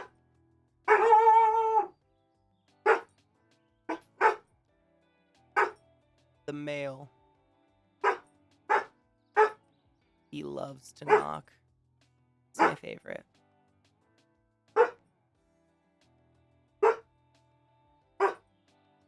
Oh my god, I would love to. The German mountains are probably one of my favorite places I've ever visited, simply just because they're so beautiful. It was like, stop. It was very different.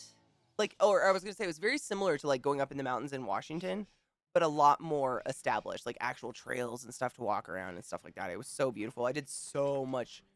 Do you know why the door knocked? Oh, is it your thing? Oh, might have been your thing delivered.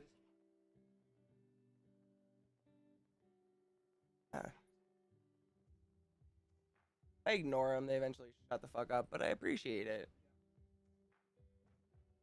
It does. My dogs drive me insane. I'm just becoming immune. It's probably not a good thing. I'm sorry. We literally have a sign, a little nice sign on our door that says, "We work from home, please don't knock." And our mailman knocks almost every single day. It's great. Of course I've seen the Max. I actually rewatched it very recently. I think that's why did I talk about it on stream? I don't know. I rewatched it recently. Yeah, I've attained it in ways.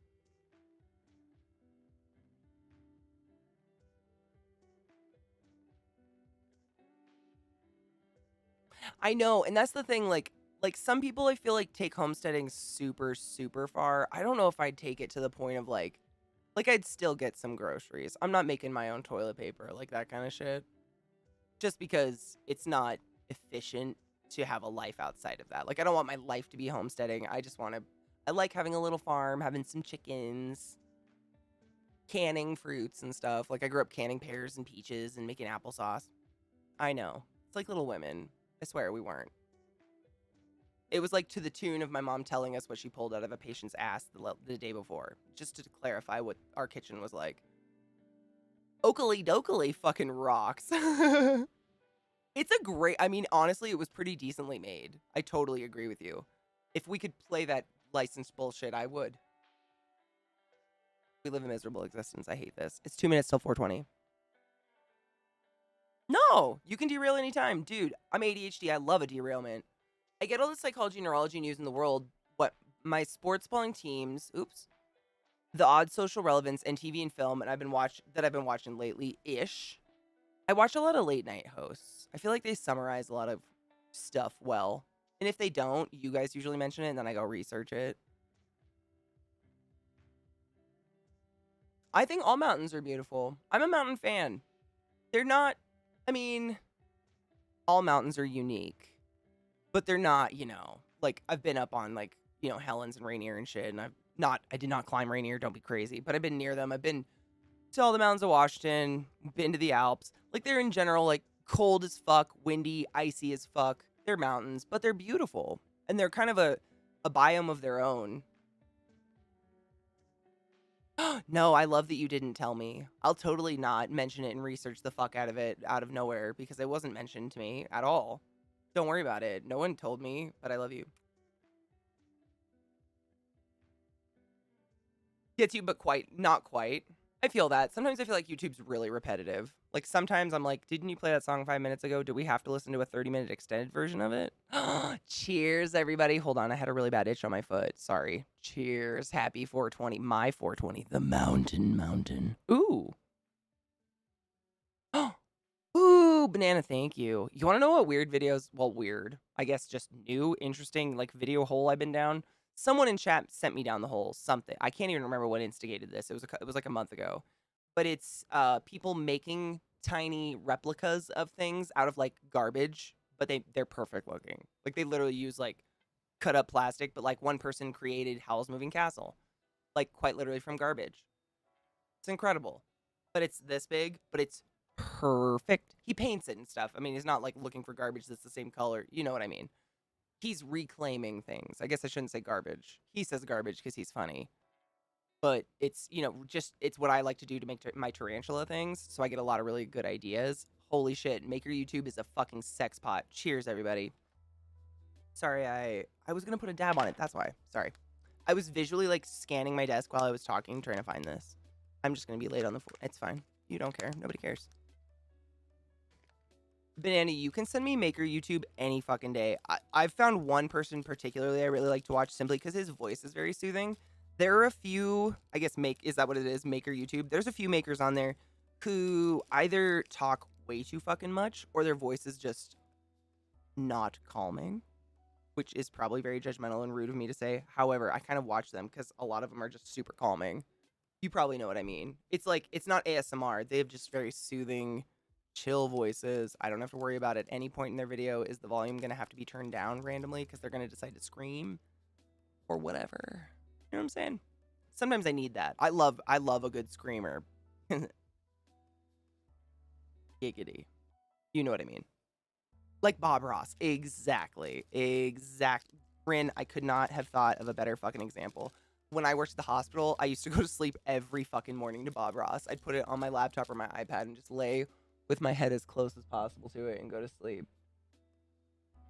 They're soothing, you know. There's no chance of a happening. Shit is like, I need that sometimes. David Attenborough, Only thing with David Attenborough is, I guess in his newer documentaries, and it's probably just because it was the fad, they started including like the death of the prey, and the music will get really dangerous, scary, or sad, and that will wake me up, and I will be very sad. That's the only thing that will fuck me up. But if it's just David Attenborough like narrating the ocean and the beauty of it, fuck A. Fucking A. Fuck A. Fucking A. Tiny collectible bad dragon? No, but I hope that's in my DMs from you immediately, Beata. Don't put it in chat. I think we can get in trouble for bad dragon.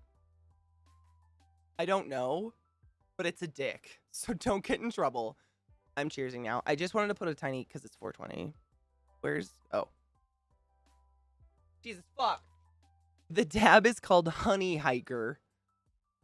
And it says it's 64.4% THC. No CBD. Nope. Sometimes they say how they made it. It's just shatter. But it doesn't say. I just put a little crumble. Just a little crumble. Just a little gold snuggle. Now I'm going to burp. I swear to God, I'm not postponing. Come on. Oh my God, there's nothing worse than taking a hit and burping into it and inhaling your burp. I don't want to do that. It's the worst. You've been there. I know you have. Okay, fine. Maybe. Cheers. I'm probably going to burp as soon as I inhale. It's going to be a miserable time. Watch me go.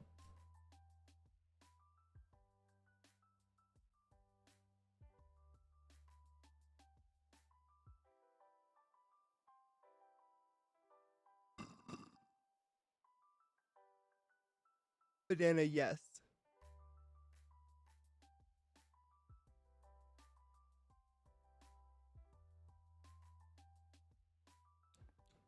It doesn't... it's a little sweet. I wouldn't say, like, honey, I guess. It's kind of benign. Hold up. I'll smell the actual shatter. Because sometimes they do smell really good. Like I have a strain right now called Cherry Hills that's purple. And it's, when you first open it, it literally smells like a berry explosion in your face. And if you smoke weed, you know that's pretty rare. You actually get something that smells that like that much not like weed. Teeny weenies, fuck off. I'm gonna get all of them. Hold up. Yeah, it smells like citrusy lemony to me. That's what I thought. I want to make sure. Like, yeah, kind of almost like a cleaner, but not astringent at all. Sweet, like sweet lemony citrusy. I guess like softer, but I don't smell honey. I don't know. I eat honey a lot though, so I'm like hella in tune with honey. You know what I'm saying? I'm a honey. I like my honey. Erican, oh my god, what kind of story though? Do you care? Oh my god, Eliza. Last night, like a dumbass, I like load up a really good bowl. I take a little baby hit of it, and then I put a little bit more weed on top, simply so when I cap it, the burned part doesn't like stick to whatever I'm capping it with. Usually some steel something. And I put the weed on top, and then completely for like just was like, oh, I gotta grab something out of the kitchen, and it took 30 seconds of me like walking to the kitchen, grabbing something, and coming back, that it had started to light up again, and the smell of a bowl just like filling your room smoking itself, it's different than when you smoke it. I don't know how to explain that wretched stank, but holy hell, fuck. Oh, and I had put some keef on the bowl, so it was a little extra. What the fuck is that vommy smell? It was so bad. I felt so stupid. Like the second I smelt it coming down the hall, I knew exactly what had happened. I was like, it's gonna stink so bad. Oh no! And I could see like the little trail of smoke coming out of my bowl, just fucking roasting itself. Tragedy. Tragedy ensued. Oh, it was like, yeah, the waste part is when you look. Because, like, I had literally topped the whole thing with keef, which is the precious powdery stuff, and it was black. The smoke had just sizzled across the top of the bowl and just roasted. With it, I mean, it took me, what, 30 seconds? My haul is not that long. My house is not big enough. It doesn't take 30 seconds to walk across my house, to be honest. I don't know what I was grabbing, but it was long enough for that to happen, and I was very heartbroken. And it stinks. I mean, when you like smoke pot, a lot of that smell and all that shit is taken up in me. So by the time it comes out, it's not as strong. When it's just sitting there like incense burning, holy dick farts, it's not pleasant. And I love weed, but no. I never like how weed tastes. I loved smoke, but I never understood people that say it tastes good. I don't taste weed, to be completely honest. Like, I've never, maybe once in a while, usually like a strong ass dab or something, I'll get somewhat of a flavor. Usually it's a smell to me, but I agree on the smell. I don't understand how okay, well, let's say this is a fork in the road. Two-tined. It's not a fork. What is that? A serving fork? I don't fucking know. So, if I'm like out traveling in a city and I have not smoked in a bit and I get a whiff of the herb, I get a metaphorical boner like nobody's business. But I wouldn't say it smells good. It's just that my body goes, where is it? You know what I'm saying? But if I like smoke a couple hits off my bong, get up to go pee, come back in this room, it does not smell good. It smells like pot. Like, it smells like a skunk. And I smoke weed every day all the time. Like, I've never, but that's just me. Maybe there's someone out there. There are people who make pot candles, and I'm just like, why? I gotta get over I'm gonna fuck it up and try some edibles made up soon. Dude, you can't, I mean, the only way you can fuck it up, honestly, Rin, this is what I've been told, is by too much heat. The less heat, the better. Heat is, and it's not even fucking it up, it's just like heat will make all the THC burn off.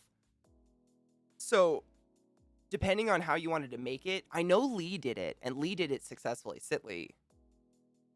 He might be a good source for it. He did coconut oil, but from what I understand, it's basically whatever fat you choose, coconut oil, butter, whatever, you put it in a pan, and the heat level of the pan is only as high as that the butter or fatty substance becomes a liquid. And then you put all your sprinkled bud in there and you leave it at that low fucking heat for like 10 hours. It's dumb. Like 5 hours. I don't even fucking know. Lee did it and he said it was insanely long. It's just high heat's the only way I think you can ruin it, right?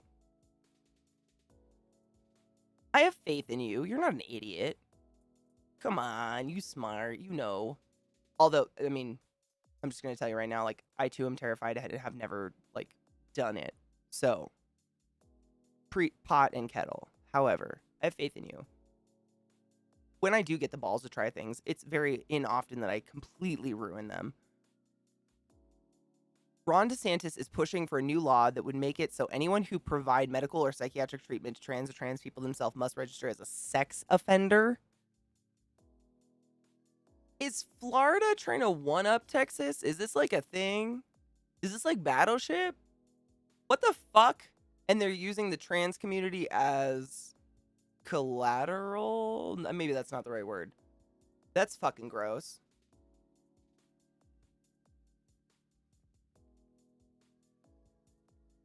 Kangaroo, and I never understood how you reek of weed. Like, you really, I can understand if you're hotboxing a car, but I smoke all day, and even my house, a couple hours after I take a hit, it's gone. But I'm smoking in a pretty open floor plan layout, I guess. It's not like I'm in a tiny space. That's the only way. You'd really, really have to bathe in pot smoke. Like, for real, for it to follow you like that, unless it's your cologne. I've sous vide a steak before. Best steak I've ever made in my entire life. Took forever, but it was delicious. You make can of butter? What? So am I pretty much in the realm of correct? Like, higher the temperatures, the more you're going to burn off the good stuff. So it's like the lower the temp, the better. There's machines that do it all for you now. I believe that, to be fair. And it's so transparent and vain that I just want to puke my brain out and eat it back later so I don't have to subject myself. Wait. Did I miss something? Wait, I missed a story. Did I miss it? I like your description of puking your brain out, though. That's hot. Oh, yeah, you make edibles just like sauces with alcohol, right? If you want the alcohol present in the flavor, you can't have it at too high a heat, correct? That's the theory. I haven't made a dessert or anything with it before. Decarb, infuse, and also make single-serving treats. Wow. Oh my god, it's like the... Easy Bake Oven trained us for this. Okay, if Eliza can ever come out here, because, you know, we have a shortage of, like, planes and pilots and COVID, and I don't know what's happening anymore, but the next time Eliza visits, I commit to buying the Easy Bake Oven of edibles, and we're going to do it, because we were trained for this. I mean, tell me I'm wrong.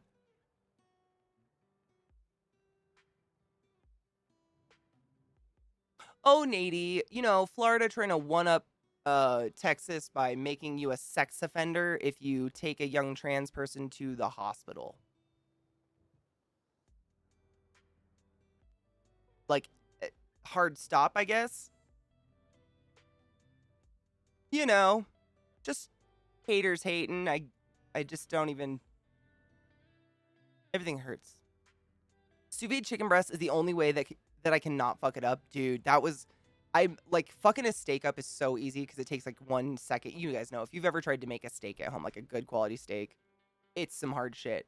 But the sous vide steak was so dumb easy. It just takes forever, but I swear to fuck, I made it like over 10 years ago, and it's still to this day the best steak I've ever had in my life. Missouri's trying to pass a law that would make it so children in schools would have to get their genitals inspected before they can use the restroom.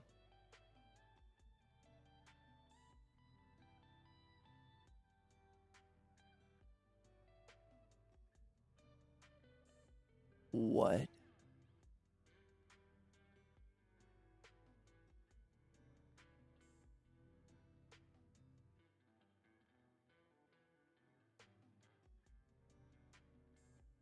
What, though? Oh my god, I had the creepy crawlers maker. I was literally trying to think of the name of it. I was going to say I didn't have Easy Bake Oven. I had the Easy Bake Oven that made gummy candies of bugs, because bugs. I had that. I couldn't remember what it was called, though. Was that really... It was called the creepy crawlers maker? That's what I had, too. Still trained. Possibly more so.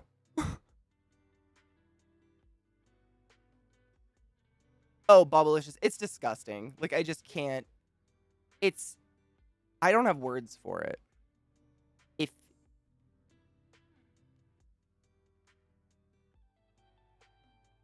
I don't know what to say because it's so fucking gross and weird and what the fuck. Like, what the fuck? I don't have another word for that. What the fuck, I guess. Did you really, Eliza? Perfect. So Eliza and I combined, we can figure out the edible machine, and I will get it. We were trained. If we're in a bathroom and you know what, I mean, if you are a grown adult and you are not the parent of a child and you are requesting to see their private parts, you deserve to be in jail. There's a special place of jail for the pedos, the people who like to fuck kids. If someone asked my child, show me your genitals, what? Show me your genitals, your genitalia. Great song. Sorry, I couldn't stop. I would have a really hard time not maiming them in violent, horrible ways. That can't, I mean, regardless, I don't care if my kid's trans, otherwise, like, it's a child, period, end of story. No. Like, what?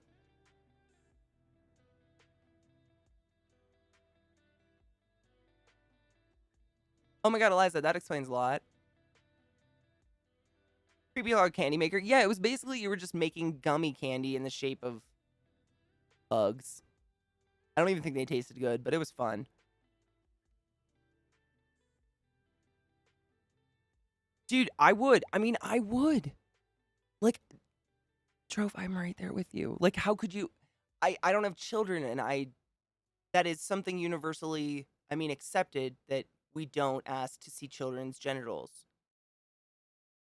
What?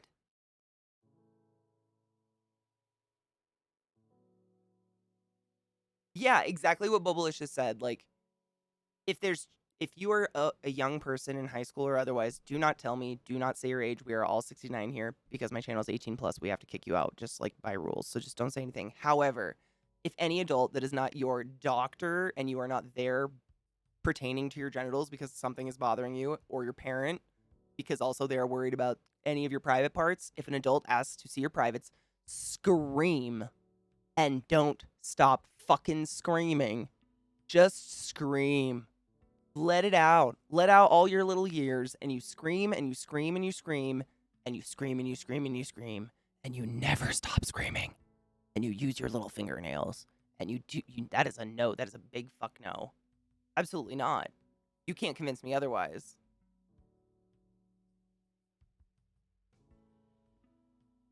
A bone island? I have heard the term before. Is that when you have like a cluster of floating extra bones that have just kind of like gathered?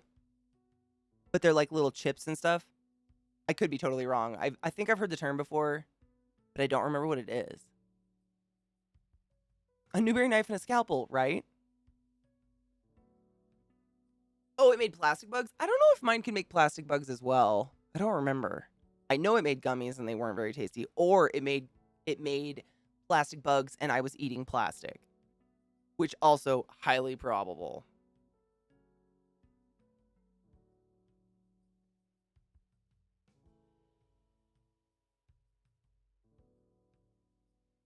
Really, Grump? I mean, I believe that. Only a medical physician in a medical situation has a reason to make that request. Period. End of story.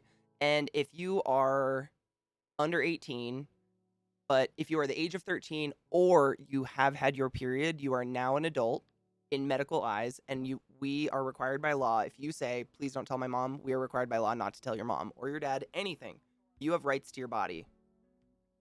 Also, you're really young to be in my channel. I say fucked up shit. However, you have rights to your body at that point, period. And scream. You also scream for ice cream. Yes, absolutely. But maybe not in this situation. Unless that gets someone's attention for some fucking reason. I mean, Ressa, did you see Tennessee's trying to make it... They're trying to abolish the age of consent law for marriage. Like, they want to make it so you can marry little kids. I guess. allegedly. They have some other fucked up, excuse for abolishing the age of consent for marriage law, but what the fuck, though? Like, when did that not become weird to do out loud or say?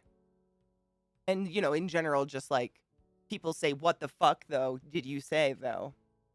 You want to what? You want to ask kids to show them your genitals and then get married to them?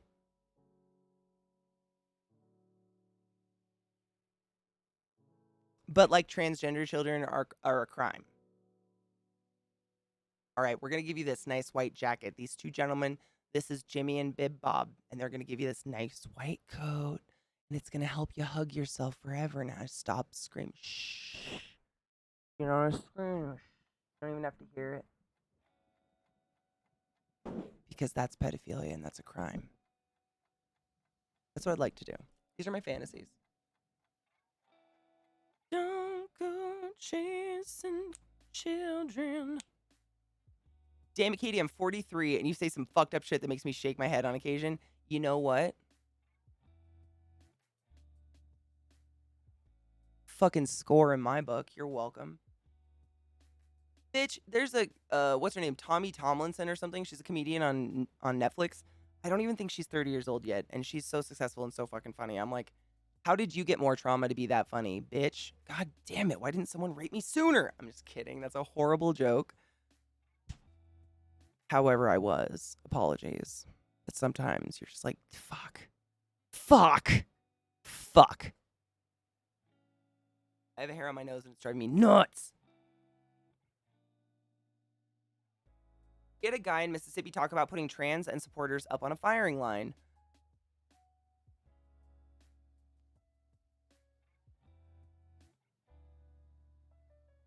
That's gross and makes me feel icky in all my parts. I don't know what else to say about that, but everything's disgusting. That person should probably be in like a home.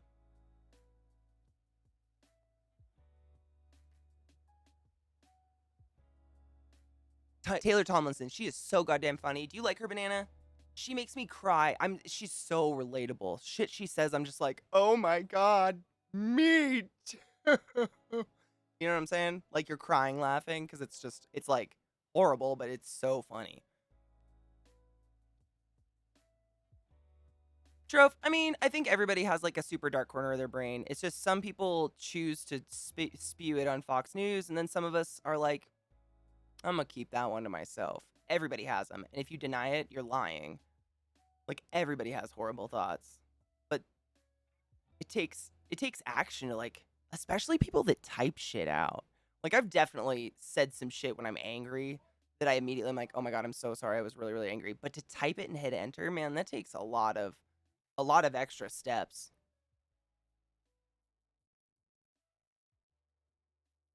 I love Boondock Saints. I watch it at least once a month all the time. It's one of my favorite movies of all time. You want to know who hates it? Ezekiel_I.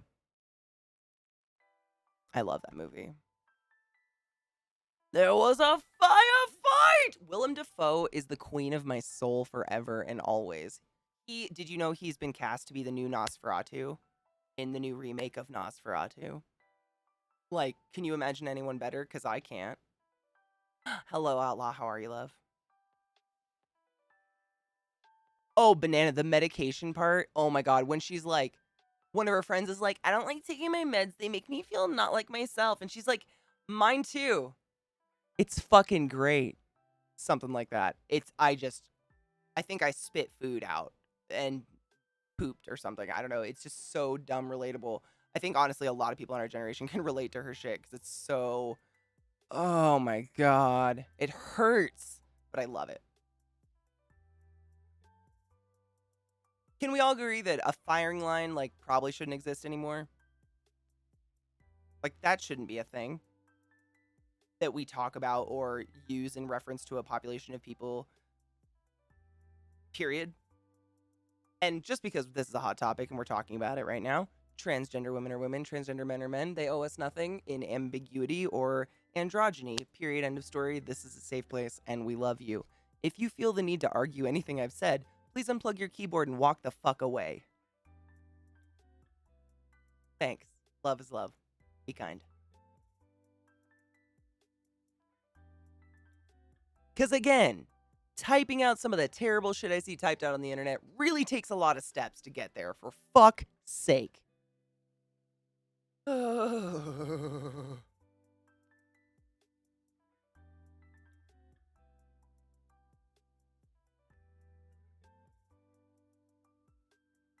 You and I can watch it, and Oggs and Zeke can go walk the dogs or something. Dude, they can piss in a bush. I don't even give a fuck. One of my favorite things is, like, because I'm usually done streaming before Zach, is I love, like, I love Boondock Saints. I love The Fifth Element. Otherwise, there are a lot of good 90s movies that I was exposed to that he just, for some reason, has a passionate disdain for. So I'll make sure that I start them about 10 minutes before his stream is over at full volume on my computer, so that's the first thing he hears coming out.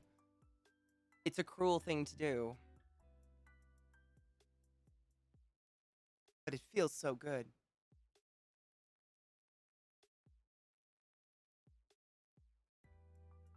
I went to therapy yesterday. Would you believe it?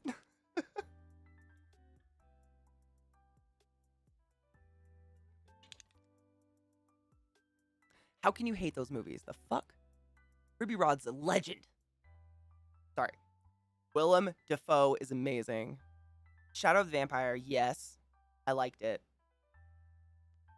I'm trying to catch up, sorry. My chat froze at one point. Just at one point, for no reason at all. In most places, the firing line was an option whenever the death penalty is legal. Really? Dude, I have a gross firing line story. It's how I was named. No, it's how the guy that was murdered. It's a backwards story. The last person to be executed in Washington State, I believe he was hung, but it didn't work, so then they had to shoot him. That was really casually said. He was hung and it didn't work. So they shot him. I don't know if that's considered a firing line. But written, yes, absolutely 100% deal. Maybe include chocolate.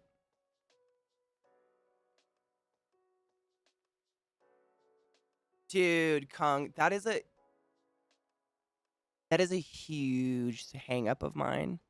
Is people who get angry, drunk, high, fucked up, tired, insert whatever you want to, and let the N-word slip. Let the N-word slip. Big quotes on that one for those just listening. No. Long story short, no. Like, the words that slip are words that, you're using on a regular basis in another aspect of your life. We all have a masking where, like, a person like me that says fuck, shit, ass, cunt, bitch. When I worked in the hospital at Johns Hopkins, I had to, like, clean it up a bit. We do that. Everybody adapts to your environment, right? Pretty fucking common sense. Yeah? Most people, anyways, if you can. No shame. I know a lot of people, it's like, it's hard to read things. I get it. Like, outliers. I get it. But most, yeah? My chat went weird. I'm trying to fix it. I got it. So, for instance, when I was, at a job and something stressful happened, I would accidentally say fuck. Or, oh, fucking balls shit. Because those are words I use in other places in my life quite frequently, playing video games, streaming, i.e., etc. I'm not, pulling words out of a mythical sphere of, Scrabble letters in space that everyone has access to when I'm suddenly angry, drunk, blah, blah, blah, blah, blah, blah, blah. Therefore, if racial/bigoted hate words slip out when you lose control, which all those are just an excuse for lose control, those are part of your personal lexicon.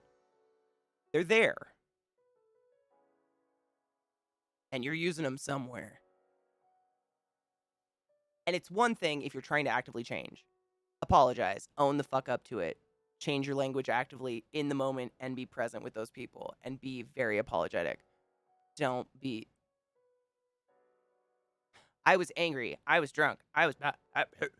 You lost control and let your real self show through. Big whoops. That's a huge hang up of mine. I can't fucking stand it. Like, just own up to your mistake, apologize, and try to change. We've all made mistakes. Everybody fucks up. Everybody. Nobody's perfect. Perfection doesn't exist. It's not real. It's unattainable. Everybody fucks up. But if you apologize profusely, own up to it, and actively try to change how you talk, for fuck's sake. It sounds like easy, I guess. I don't know. I know it's not. Oh my God. All of the above. I'm honestly not against a chocolate. I even eat the pink one in the box because it's taffy and I'm into it. I'm the only chocolate I don't get down with is like Hershey's because I don't think it's chocolate. I'll eat like an M&M, but a Hershey's chocolate bar, I don't think that's not chocolate, is it? It's like wax. I think it's a candle with like chocolate scent, faint chocolate scent. About a guy who was an executioner and one day decided he was against the death penalty. Oh my God, I hope that doesn't haunt him. Technically, his job was like mine, kind of, except, healthy people, presumably, versus not. My sister got drunk and then spiked and used the fucking slur and got fired from her job. I felt bad for her getting spiked and gave her the benefit of the doubt and was like, okay, she's probably not a homophobe. She was like, yeah, I'd never use that word, and then proceeded to use it several times. I was hoping you were going to argue with me and I was going to be like, good, I'm wrong, but fuck. I was like, well, seems to roll pretty well off that tongue. Now I really don't trust I really don't trust it was much of an accident. And that's usually, I mean, it's linguistically kind of proven, studied. We don't suddenly start pulling words out of a bank of mystical words that we've never used before because of anger or otherwise. That's not real. I've read a lot of quite bizarre words in my time. I grew up with a family of people who loved, I mean, you guys know, if you're around my age, we grew up in the 9/11 era where it was just anti anything from the Middle East, anything at all. And every racial slur was like slung that way in some way. I was drowning and inundated in it, and I still didn't fucking use any of it, and it doesn't come sliding out of my mouth when I'm pissed or when I drop something on my toe. Ever. Never has. It never, I mean, the one word I struggle with, and you guys know, and I admit it every time, is retard. That is the one, and I hate it. I will openly hate it, but it comes out because it's like, so recently did I, have a mental breakdown and have a big old fucking wake up in my head. Wow, what a horrible word to generalize a large population of people who just don't work under the standard thought processes, society deems or whatever. And I own up to it every fucking time. And I will apologize every time because I think it's an ugly word and the only place it belongs in is like science. And even then, we very rarely say it retarded. It's usually written on a piece of paper and that's it. You know what I'm saying? I don't like the word. Hello, Mayo, my gay. How are you, love? It was like the word gay. Thankfully, because I am gay and like we have such a big, beautiful gay like community, so warm with each other. Gay is kind of like, I didn't have to eliminate it from my vocabulary. I just got to start using it in such a more fun way. Like everything I love is gay as fuck. I love gay things. Like, McGriddles are the gayest thing of my day. If I could eat one every day, I'd die really fast, but I would be so happy in the meantime. You know what I'm saying? Whereas, like, there is no place. Retard is used so fucking just derogatorily in every way, shape, or form. The vast majority of people are not out there talking about a chemical combination retarding. They're just using it in an icky way. But I will always, like, please, if it ever comes out of me, you call me on it. I will own up to it, apologize. I don't want that in my vocabulary at all. Period. It's just not, shouldn't be there. It's offensive and gross. And it has the connotation of stupid. It's saying like everybody that is neurodivergent is stupid and slow. And that is so goddamn offensive and hurtful. The fuck? Do you hear how fast I talk? I'm neurodivergent. Go fuck yourself. Oh my God, Rin, shut the fuck up. Pobalicious, hand on heart, my mother has actually said, I'm not racist. I've hired black people. I want to look at these sea lions. Can we look at some sea lions? Oh, look. Oh. Well, you know what? They're having a party. That's a good fucking time. That's what I'm saying. Imagine what that sounded like.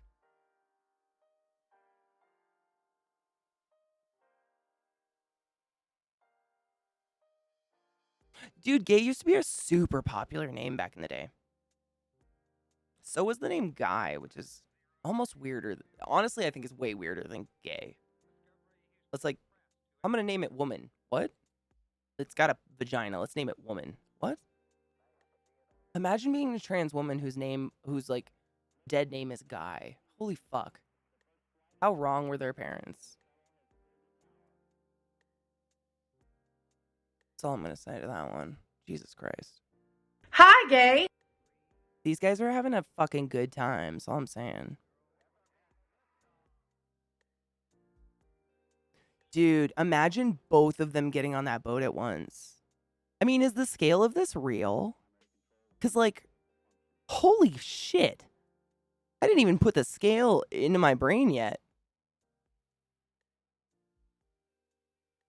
Hey, look at that kid. That's a real dude. That's a guy. He's a guy. Guy. Let's call it guy. Guy. Guy. No shame to anyone out there named Guy. Or naming your children Guy. I don't have any kids. You can judge me. One of my animals is literally named, like, Knives the Bitch. It's cool. I didn't do any better. I hope it's not Photoshop because it's amazing.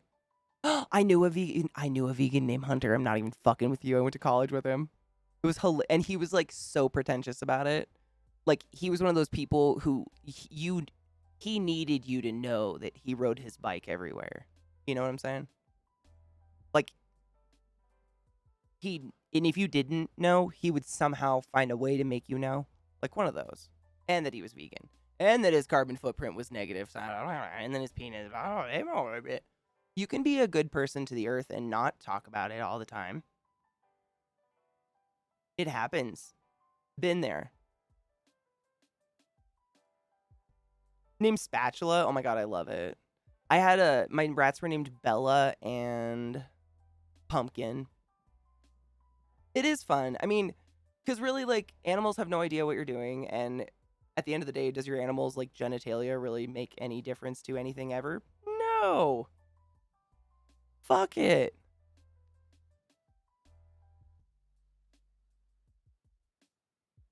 Dude, for real. I went to school in Bellingham, Washington, which, if you guys have never been there, it's where all the hippies go to die. Like, all the rich white people go to Florida, and everyone who can afford hemp clothing from France goes to Bellingham, Washington to die. More specifically, Fairhaven. That's where my college was, and so I just got, I mean, the pretentious level was just, like, off the fucking charts. Off the fucking charts. Mm-hmm. Bellingham. Bellingham's where the college is, but all the rich white people go to Fairhaven.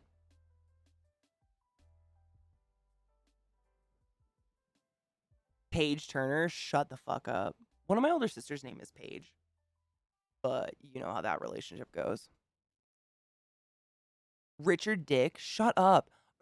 Are parents not cognizant of these things?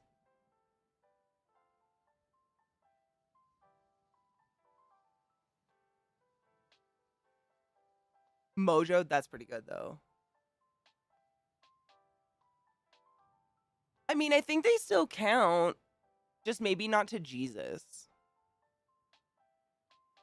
You wouldn't love these ones. These are like the old fake hippies. They're like the ones that say they were at Woodstock but probably weren't. You know what I'm saying? They're not nice. It's weird. I used to love going to Fairhaven because they have some of the best bookstores. But it's like, I know the old hippies you're talking about. The ones that live in a bus in the mountains. I love those people. Those are the people my mom's friends with. And I grew up around those people. They are my favorite people. Like, they all look like Cheech and Chong. Even the women. It's mystical. Love them. Not these ones. These are the ones where it was like, the girl, it's probably like the wife, like, she straightened her hair once and, like, wore a fringy vest to school. But her husband, like, is Bill Gates. That's the only way to live in Fairhaven and afford it. That's why I say these things. Like, Ryan Stiles lives there, amongst a few other very wealthy people that are famous. The houses are like, my sister was just telling me because she works up there. The houses are minimum like $1 million. The condos $500,000 for like a bathroom and a bedroom. Like, it's crazy what the housing up there is. And I don't know if it's close to Canada or if it's the area. Dude, for real. Jesus had... poor Jesus. If my family tried to push me off a cliff, I don't really know what my brain would do either. Dick dicks are super cute. I love me a dick dick. I'm pro dick dick.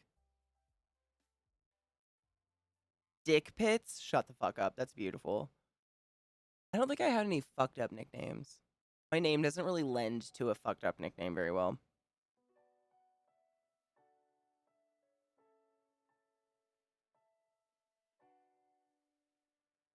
Of course. Share. These are the ones that have silver and turquoise jewelry from their tip to Santa Fe instead of macrame and random. Yes. And like they all run a little boutique that makes zero money, but their husbands are rolling in Microsoft money, so it stays open mystically. I swear to fuck. It is wild. If you go down the main street of Fairhaven, like all of these little boutiques that specialize in the dumbest shit, like $70 bars of soap. Not an exaggeration. A scarf that's $300. Like a scarf, like I'm talking like a piece of silk that was probably a cut off of a sample dress for $700. Like, but no one can buy. I never see anyone buying anything, but they stay open forever. So that's just my logic. I don't fucking know. And they all look like they haven't been fucked in 25 years, but for some reason, someone's barring it. Like they can't get fucked. You know what I'm saying? Katie's a slutty McSlut. Poo poo brain for dick dicks. I am hard with some semen sprinkles on there. Oh my god, what is it though? I almost missed it. I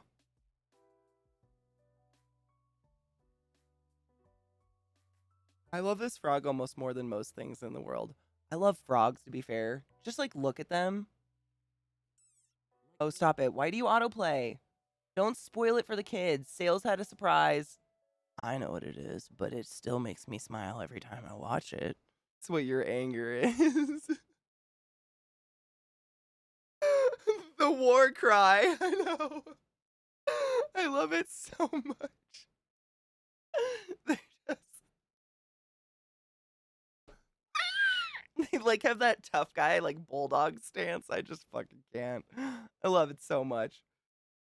I figured at least I'd get. Wait. I gotta catch up. Okay, the story. Where is? Okay, so back when I was doing my hitchhiking in the early 2000s, I ended up in Washington State. It's a beautiful place, but the people are so hypocritical that it made me sick to my stomach. Can I ask what side you were on? Because I found on the east side people are a lot more real. West side people are kind of like, but the east side people are just like country, in my opinion. I was east sider though, so I could be totally stuck up. I have no idea. Those places are what you call a front for the mob. Maybe.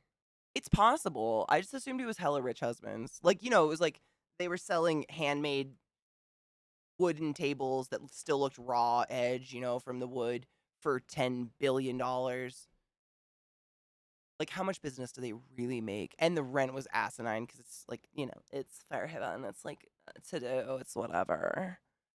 Okay, I was sleeping at the end of a hayfield that was just coming into sprouts. It was near a tree line. I had my sleeping bag and my backpack. Slept with my boots off.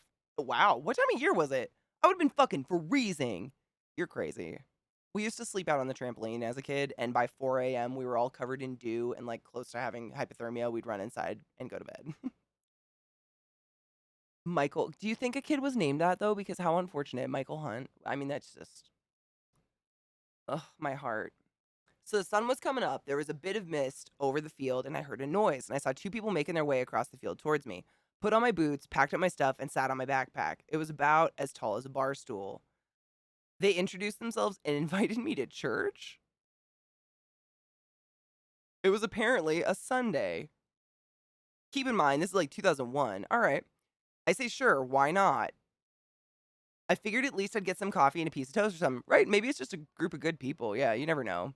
There's not that many super weird churches. I think they just get all the attention because they're loud. And they tend to do weird shit like protest soldier funerals. I go to their, oh god, it's going to be not good. I go to their quote unquote church. It was huge and brand new, West Coast. There were two giant LED TVs over the pulpit. What in the tit farts? The choir was decked out in what I thought was 100%. Okay. Did they have a Starbucks inside? Was it like a mega church?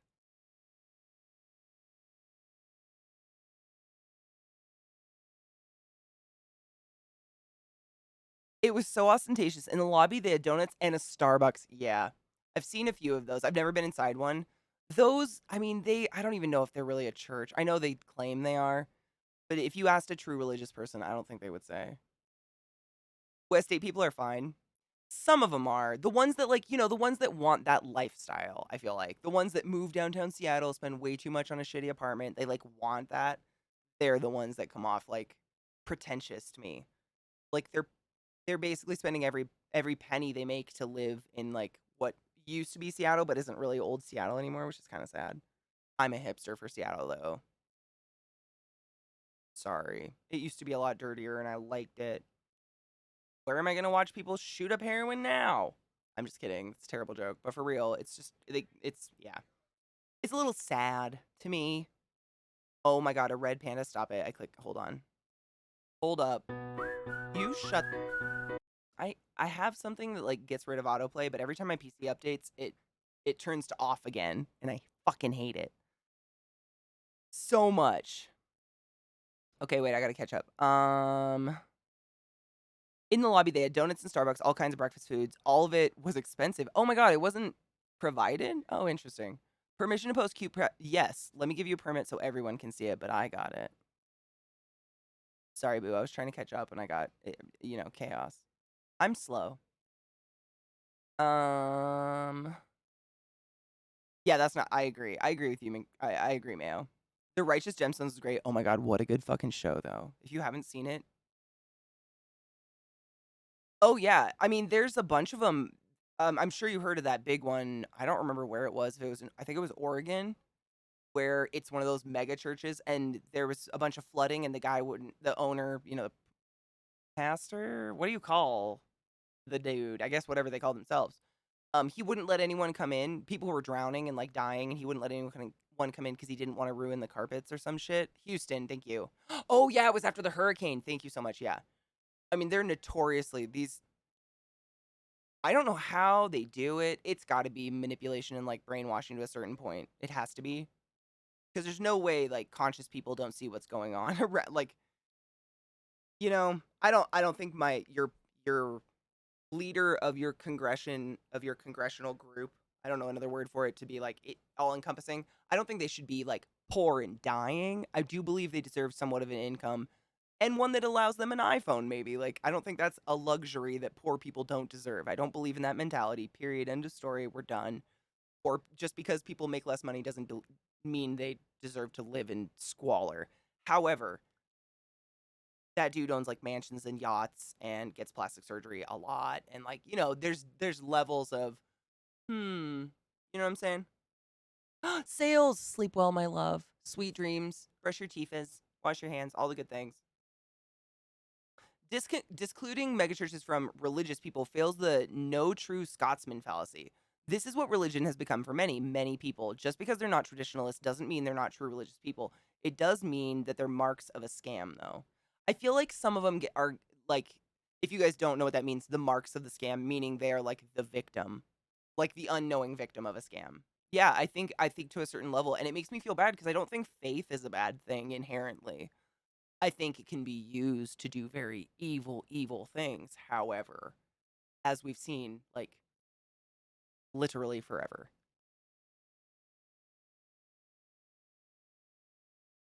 Is it Joel Osteen? Is that the dude that wouldn't let anyone into the church because he didn't want his carpets ruined or some shit? Oh my god, shut the fuck up. Other Brand just said he ended up letting people in, but they then said they needed to tithe. How can you? I've seen a lot of really nice leaders of churches that I just don't know why that would be the one you choose. What's the pastor guy who told his church God wanted him to have a Porsche? Shut the fuck up. I don't know, but I want to know. Ashley Chaos, my love. Holy fuck, time. What? Cheers, you slut. And thank you for the resub. I love you. It wasn't a Porsche. Oh my god, I remember Private Jet. Who was that? Wasn't that pretty recent? Oh my god, that just struck a chord in my brain. I remember this one. The gold appointed bathroom. I remember that shit. The Jim and Tammy Faye Baker stuff. Yeah. A mark is someone whose naivety you exploit for profit or gain. To those of you who don't speak ghetto, boosh. That was a really good explanation. Thank you.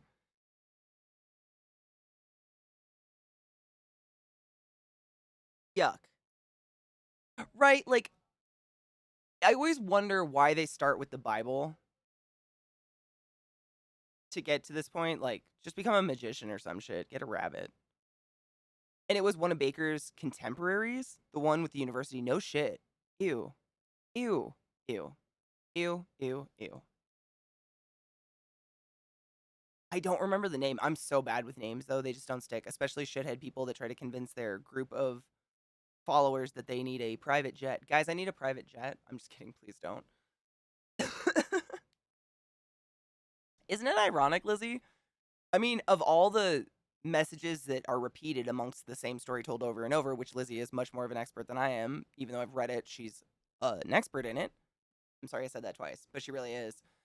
They really say money's gonna send you straight to hell a lot in different ways.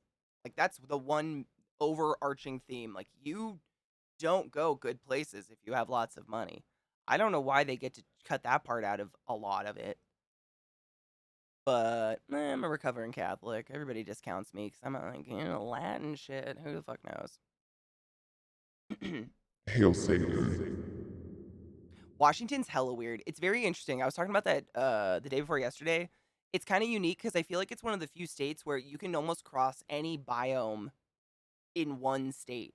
Like, they have rainforest, desert, tundra, mountains. Like, they have everything within, like, I mean, you can get from one side of the state to the other in about 8 hours. It's kind of cool if you like rain or dry. I got picked up by a guy on the highway in a rusting out white van. He had no shoes, was wearing overalls, and flat out told me he had no license and didn't need one. He was a free citizen and would call in the National Guard to protect his rights if he needed to. His name was Gregory. Gregory sounds like he needs someone to talk to or maybe a hug or two. But to be honest, I've met those people a million times. They're fantastic.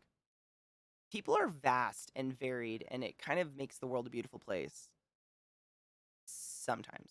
And then sometimes you're like, oh, wait, I I'm a sexual predator if I take my transgender friend to the hospital?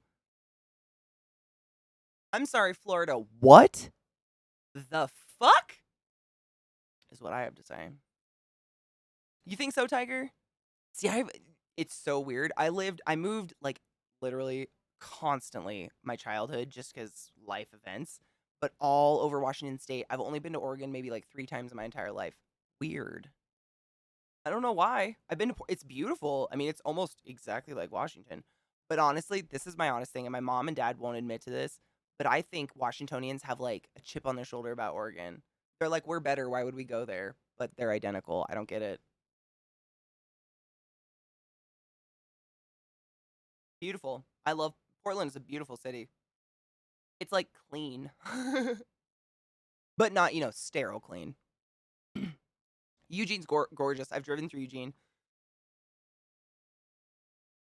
Why do you think so though? Because they have like my headphones are made in Oregon. Did you guys know that? Campfire Audio.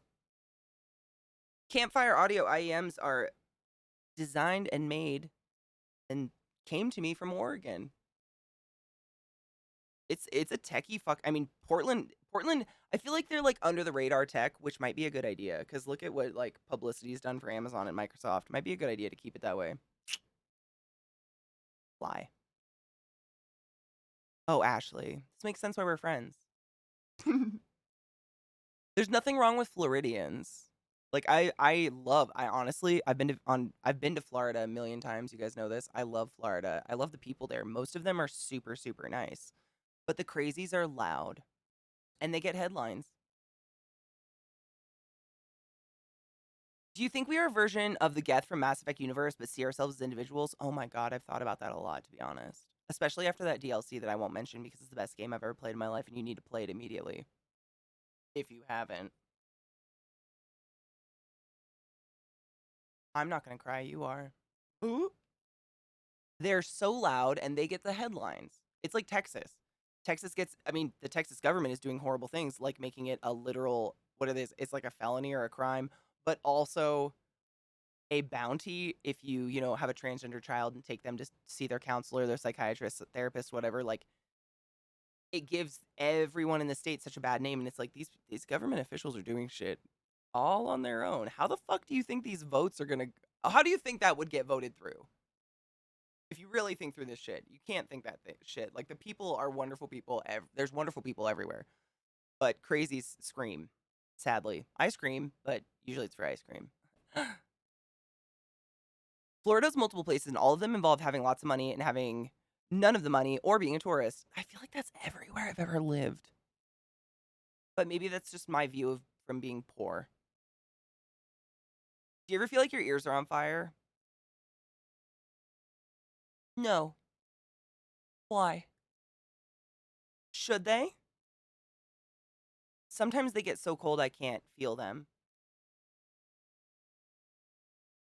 Dude, IEMs are just incredible, man. I'm honestly, sometimes I look at my wall of fail and I just am upset of the dollar sign because these just solved so many problems. Oh my god, because they're fucking campfire. See how I'm an idiot. I'm a fucking idiot. No, but they smell like my father's asshole. I'm sorry. No, it's totally fine. I just straight over my head. I'm clever in often. It's like gold when it's gold, and the rest of the time it's garbo. No, it was a really good joke. I'm just an idiot. You're fine. It was a good one. I thought it was. I honestly, I thought you were asking a legit question about IEMs because people are curious. So that's where my brain went. Because I'm a silly dumb. We have an emote for this. It's called smooth braining. So if you guys didn't know, the human brain is covered in little wrinkles called sulci, and like it's a common like joke that the less sulci, the more primitive of a brain you have. So if you look at like lizard brains and shit, they're really smooth and silky looking, versus like apes and primates and us. We got lots of wrinkles going on. It's called a smooth brain moment. It's when all the wrinkles in my head just go for just like 2 minutes. Doesn't mean it was a bad joke. Just means I went non-wrinkle for a second. I love ferrets. They're so fucking cute. They're just little. They're like, honestly, ferrets are my interpretation of if my ideal stuffed animal came to life. Like, when you're a little kid and you have your one stuffed animal that you love so much, if it came to life, it would be a ferret. Like, they can move and they're cute and make these little noises that melt your heart and soul. But also, they're just like this floppy, like, I can tie you in a knot, nothing bad. Don't tie your ferret in a knot, but you know what I mean. They're just like, woo! They're crazy stretchy. Pro tip, leave your brain in the bath for a few hours. I mean, you need that shit clean. I don't know that I can't get that specific on you. I wish. I wish I'd been able to take more classes on like neuro stuff. But when you go respiratory, like your it sounds so bad, but your brain really isn't necessary to keep you alive. So they don't really teach us how to keep your brain up and going. They teach us how long it takes for your brain to die. That sounds terrible. I'm sorry. Oh, I love these so much. I mean, it's incredible how little I notice they're there. The only time I notice I have these fucking earbuds in is when she who will not be named jumps on my lap and pulls the cord, because they give you a ton of different options for little earbud things and the little, the foam piece. And the ones I use, because I have really small inner ear and my ears are like hard.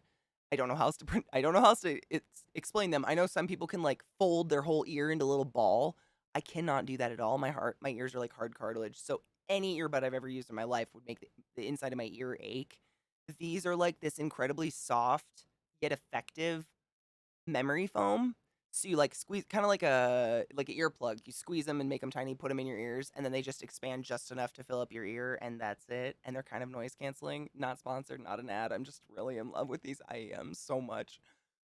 If you haven't seen the wall of fail, that's my wall of fail, and it's really bad. I don't like to talk about it.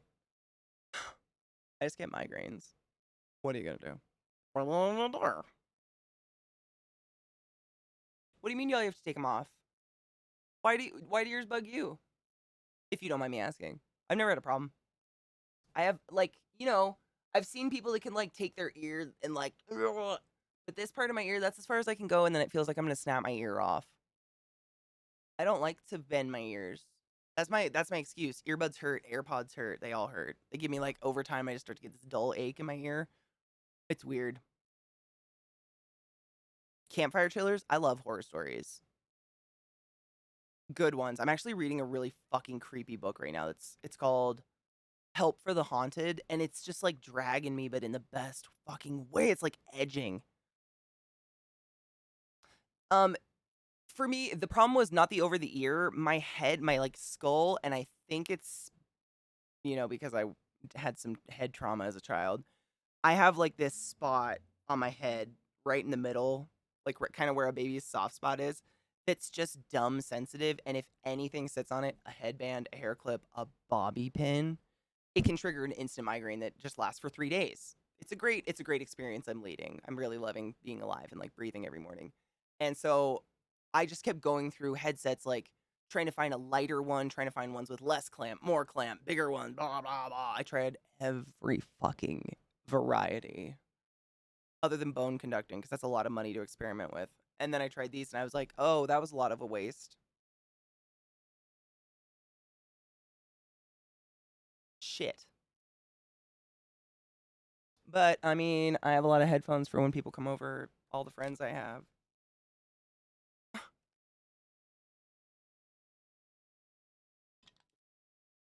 See, Rin, and that's most people. I mean, I haven't met a lot of people that literally it hurts to bend their ears. But I think my sister's the same way. Like, we can only go so far, and it's just like, it's bone or some shit. I don't know. I got hard cartilage. I don't know what the fuck's. Ray, thank you for the host and welcome, love. How are you? But I've loved these. They're so fucking comfortable, and they sound. I am, again, not sponsored, not an ad. I just like to share cool shit with people because I'm like, oh my God, you must experience this. When I first used these, my big test with headphones is Nine Inch Nails. It's something that I'm so overtly familiar with the sound of every goddamn song that came out before 1999 that I can tell the difference in any headset with that music. Does that make sense? It's like, consistency. Listen to the same shit with each headset so I can judge them equally. And I've been listening to Nine Inch Nails forever and ever and ever. Their first album came out the year I was born. It was rejected. Their second album came out in 1889, and all it was a remix of the first album. I'm a huge fucking nerd. I know it. However, I heard shit in the songs I've never heard before with these. I was like, a couple times, I was like, wait, did I accidentally roll into a mix? And it wasn't. And I can't tell you why. But wow. I touched myself afterwards. That's the moral of that one. I'm gonna burp. Maybe not. There we go. Seriously? Money? I mean, honestly, I did it on my own, but I heard that's like a really common thing with people who are into audio. They just do that because it makes sense. These ones, my model is the Campfire Audio Vega. However, they have two new models that are like a quarter the price of these ones because instead of being cast porcelain, they're 3D printed. But I've heard amazing reviews and I've heard they're literally almost the exact same quality. It's like the same drivers and everything inside, a little for the most part. It's just, the materials and whatever going into making the shell is a lot less now. I hope it works out for them. They're called like the Satsuma and something else. It's an orange and a yellow one.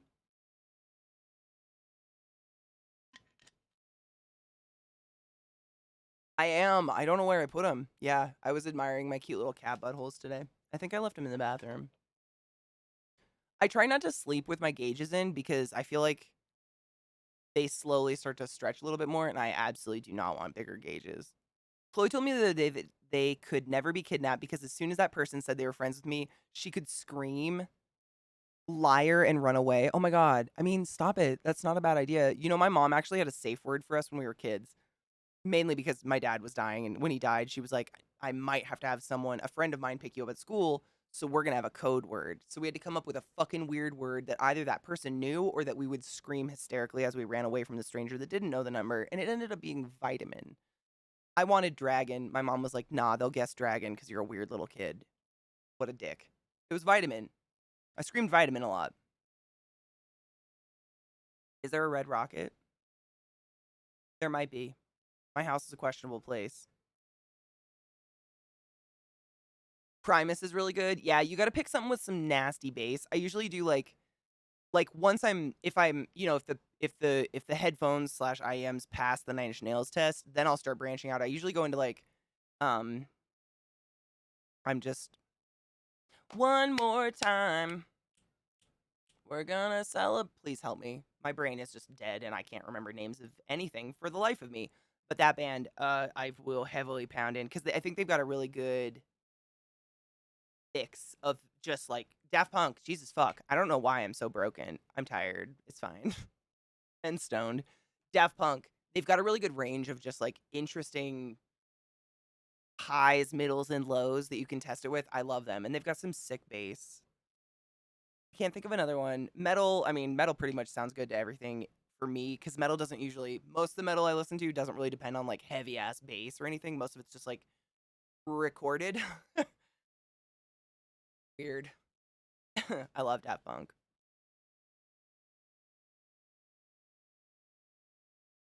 Exactly. Yeah, there's a lot of bands usually kind of stick in the same range. Not necessarily that everything sounds the same, but you're not getting a different sound stage of the music. And Daft Punk is all over the fucking place. They are true musical geniuses, I think. I don't know what they did. Kanye West is another great one. 808s and Heartbreaks. 808s Heartbreaks and Through the Wire or through the whatever, the one he did with his mouth shut. Those albums are fantastic for testing headphones. The bass is just so well balanced, I guess. It's not like, I'm sure you've put on a song in your car and you're like, "Oh man, the bass is going to sound so good," and your whole car sounds like it's going to literally go and all your doors are going to rattle off. That's not balanced well. But Kanye, for all of his crazy nonsense, I don't know if he mixes his music or not, but some of his old shit is really nice to test stuff out with. Raising Against the Machine's debut album is often cited as the perfectly produced mixed album to the point where people use it to test audio. I believe that. I've seen them live twice. They're amazing. Sean, how are you, love? Daft Punk was a musical genius. Well, I mean, just because they're not making music doesn't mean they're not a genius anymore, though, right? Because I was going to say that too. That's why I corrected myself. I'm like, I mean, if an artist just like stops painting for a minute, it doesn't mean they're not a good artist anymore. They're still geniuses. They're just actively choosing not to use it anymore. I'm not mad. You are. I feel that, C-Town. I used to get tinnitus when I went to shows all the time. I have a really bad habit of getting super, super close to the stage up against a speaker like that. Get up against the speaker. Oh my god, Lilith just farted so bad. Holy shit, I can chew on that, you sick, foul creature. I'm in hell already. Oh my god. I love that song so much. That or Adele. Adele's another good one. In terms of like hearing voices clearly. I can't really even tell you what part of the sound stage that is. But for some reason, and I don't know why, some headphones emphasize strongly the like music, all the music, which is great, but you can't hear the person at all. Like the person's vocals are missing, and I don't know what that is or why it's gone. How do you say their name? It's like Gioti or Goiter or like fucking lump in my neck. I don't know how to say their name. F's to me all the time though. I love you. Thank you. My dog Lilith is a poodle, and she has the exact same diet as Trick. You can see his ass over here. Oh my god, it's not a red rocket. I'm not even shitting you. It's a berry, like a foam craft berry on his side. I was just gonna roll with red rocket, but then I looked and actually saw what it is. It's literally like a craft berry that he probably got out of some fucking room in my house. It's stuck on him. It's precious. It's got glitter on it. Maybe he'll get glittery. Goat yay? Goat yay. Seriously? Goat yay. I love goats. Someone that used to know, and Kimber, if you, I think there's a version with and without her, but if you've never listened to Kimber, she's the female voice that's featured, I guess, on that song. She's fantastic. She's got a really, really I can never think of a different word other than just clear voice. It's so clear. It's Kimbra, that's her name. Thank you. Kimbra, her voice. What would you say, Banana? How would you describe her voice? It's like crystal. It's really, really unique. I'm not saying it's like some high pitched fucking voice. I don't want that to come across. It's just,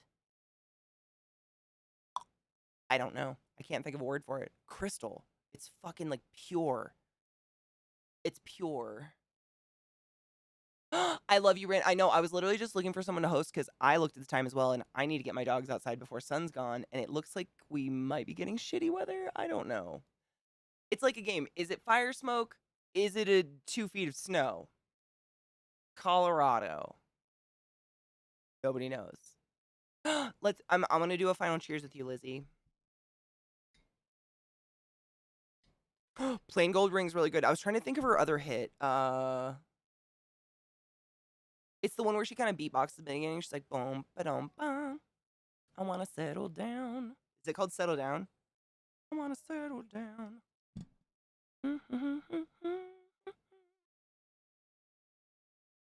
Fuck. Is it called Settle Down? I like that song. It's got such a weird, like a kind of 20s bar vibe beat to it. What do you call that? What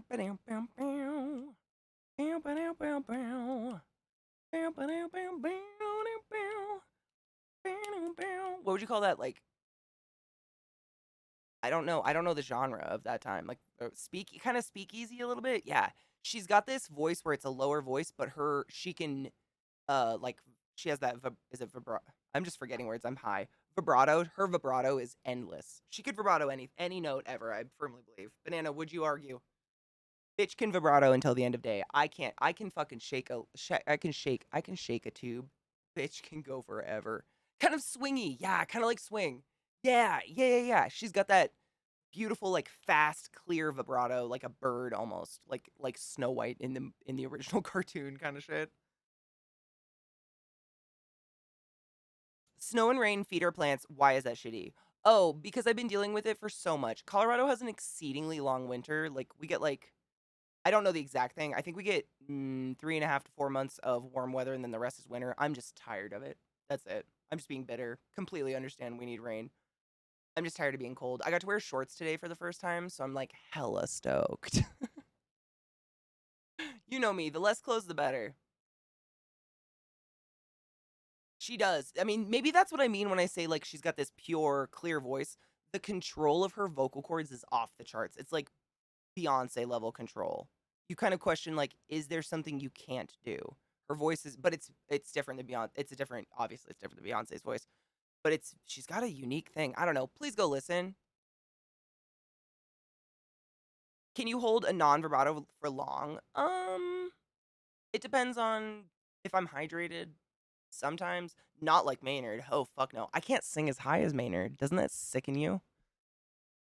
My balls hang lower than Maynard James Keenan, and I hate it because I worship everything he does. Cheers.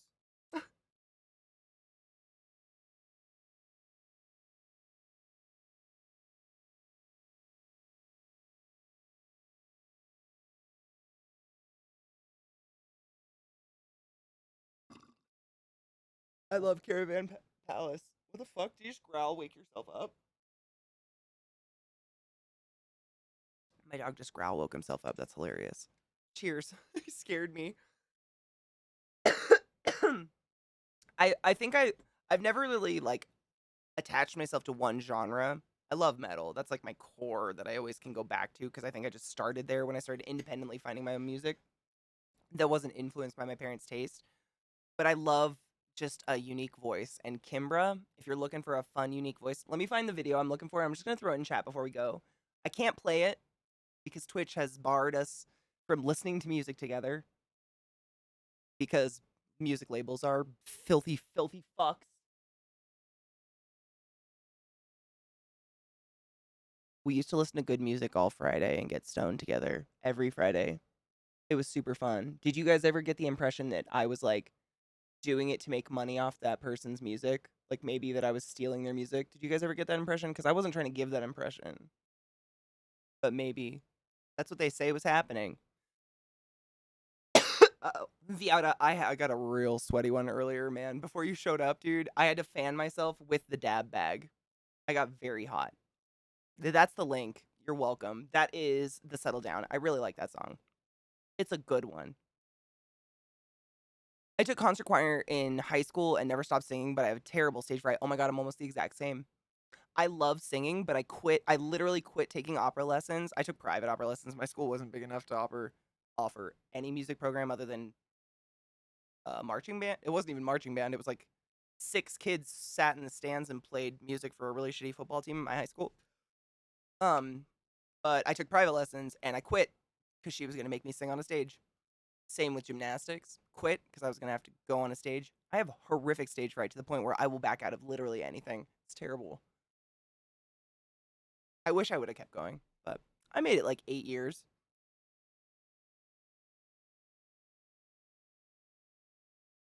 Oh, Viata, I'm very excited. I've seen a Perfect Circle live in concert open for the Nine Inch Nails Fragility tour in Ohio. Maynard came out on stage, sang some songs, and then left. You know, that was my exact experience with Marilyn Manson. I saw him live. He was headlining Mayhem Fest. He walked to the edge of the stage, no band, music played. He mumbled in a microphone and walked off. And there was like mist. And that was it. It was the headline. Thank fuck that all the bands before him, which were Lamb of God, Rob Zombie, and Lamb of God, Rob Zombie. I can't remember the other one. There were 4. Were all phenomenal. So I didn't feel like I was cheated. But like, way to be the most boring person I've ever seen on a stage ever in the world. Rob Zombie I think it was Korn, who also, I'm not a huge fan of Korn, but they put on an amazing show. There's a lot of bands out there that I would go, even though they're not like a band I reach for to listen to in the car, simply because they put on a fucking good show and I respect. Yeah, Korn has always. Hi Berserker, how are you, love? Zombie puts on probably one of the best shows I've ever seen in my life, personally. Did you guys see him when he was into the black lights and the fucking black light paint? I can't remember what album. It was the like fuck. I'm trying to think of a title of any song. I know the songs, but I can get dinged for singing. I can't think of the names. You guys know what I'm talking about. It was like 70s, 60s era themed.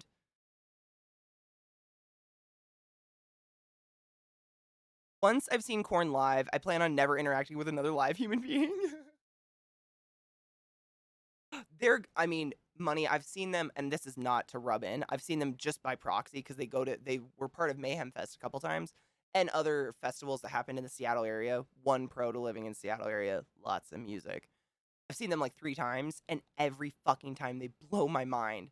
And every time I'm like, Korn's gonna be there, but I'm not really into their new album. And then they're on the stage, and I'm like, God fucking damn it, why are you my favorite? And how? There are some bands who were built for the fucking stage, man, and they do an amazing job. And Korn is one of them. Rob Zombie's another one. Like, they have never. Pucifer. I mean, Maynard James Keenan may have been really boring with a Perfect Circle, but Pucifer, holy dick farts. What, though? I can't even explain it. You just have to see Pucifer if you haven't seen them live, which is also Maynard James Keenan, just a different project, I guess you would say, right? Yeah? Yeah. I hope it kicks in easy for you. Drink some Wawa. Water always helps things move along a little smoother. It's incredible. I hope it happens for you in the best way possible. You will not regret a moment of it. Seriously, like, I loved Korn as a child. I'm not saying I'm not a fan of Korn. They're just like, Nine Inch Nails is my forever band. They're who I reach for. But holy dicks. Korn does a better show. I love you, Trent. Jonathan Davis does a better show. He really, like, I mean, I think he tries to put every ounce of himself and maybe die during the show. Like, he's like, here's my soul, take it or leave it. Like, I mean, you can see it and feel it. And his voice is still his voice from how many years ago? 20 years ago? Which is wild.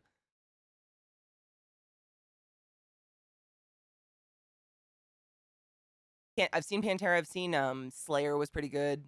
A lot of Nazi embolism, but they've been doing that for fucking ever. Like, I expected it. Still gross. Oh man, there's so many bands I feel like I feel like honestly, for as much as I've seen it's been amazing music, like Korn and things like that, I really miss the golden era, which was like before I was born. What I would give to see Led Zeppelin in their heyday live. My left nut on a plate. Oh my god, stop it. Dude, I love Evanescence's new shit so much. Like, that is some scream in the car with some tears rolling down your face out of nowhere kind of music. I love it because I feel like for a while she wasn't really using her voice, and her voice is what I'm there for. Like, Amy Lee's voice is one of those. You guys know. Her voice, she actually covered Thoughtless from a Korn album, and it, to this day, I like it a lot. She plays piano while she sings it. Because she plays piano, and she's perfect. I love it. I love Amy Lee. She's fantastic. Anyways, I'm going to host a friend of mine because I have to go walk my dogs. You guys got me talking about music. We can continue this tomorrow. Tomorrow is Faded Friday, if you're unaware. Um, I encourage you to bring whatever, you imbibe on a Friday. Chill with us. Hang out. I'll try. There's one game that Zoe got me called. I always fuck up the names. Have a Nice Death. And it's kind of like a roguelike, kind of like Hades-esque, but not Hades themed, like the gameplay kind of stuff. And I'd like to try that out. So maybe we'll play that tomorrow if we have time. It looks super cute. I mean, you play like a baby Grim Reaper as far as I can tell. I've never seen Evanescence. Are they as amazing as I think they are live? Tell me that before I leave you. I must know. I can listen to anything Nine Inch Nails up to Year Zero remix. Oh my god, I'm pretty much the same. Yeah, I'm pretty much exactly the same. For some reason, like I just don't enjoy it. It's either like too poppy or too political. I'm literally the Fragile Left Side is my favorite album ever. But how can I pick a favorite of Nine Inch Nails when all of it's perfection? Nobody knows. It's the most. I just love Trent Reznor so much. Everything he does, I worship so hard. Really, oh my god, was it amazing? I own like 2 of her live DVDs. I'm that person. I love her. She's just so fantastic. She's so talented. Her voice, and if you guys didn't know, Amy Lee developed, her voice by singing in a fucking church choir. And I think her parents were a little bit oppressively religious. Correct me if I'm wrong.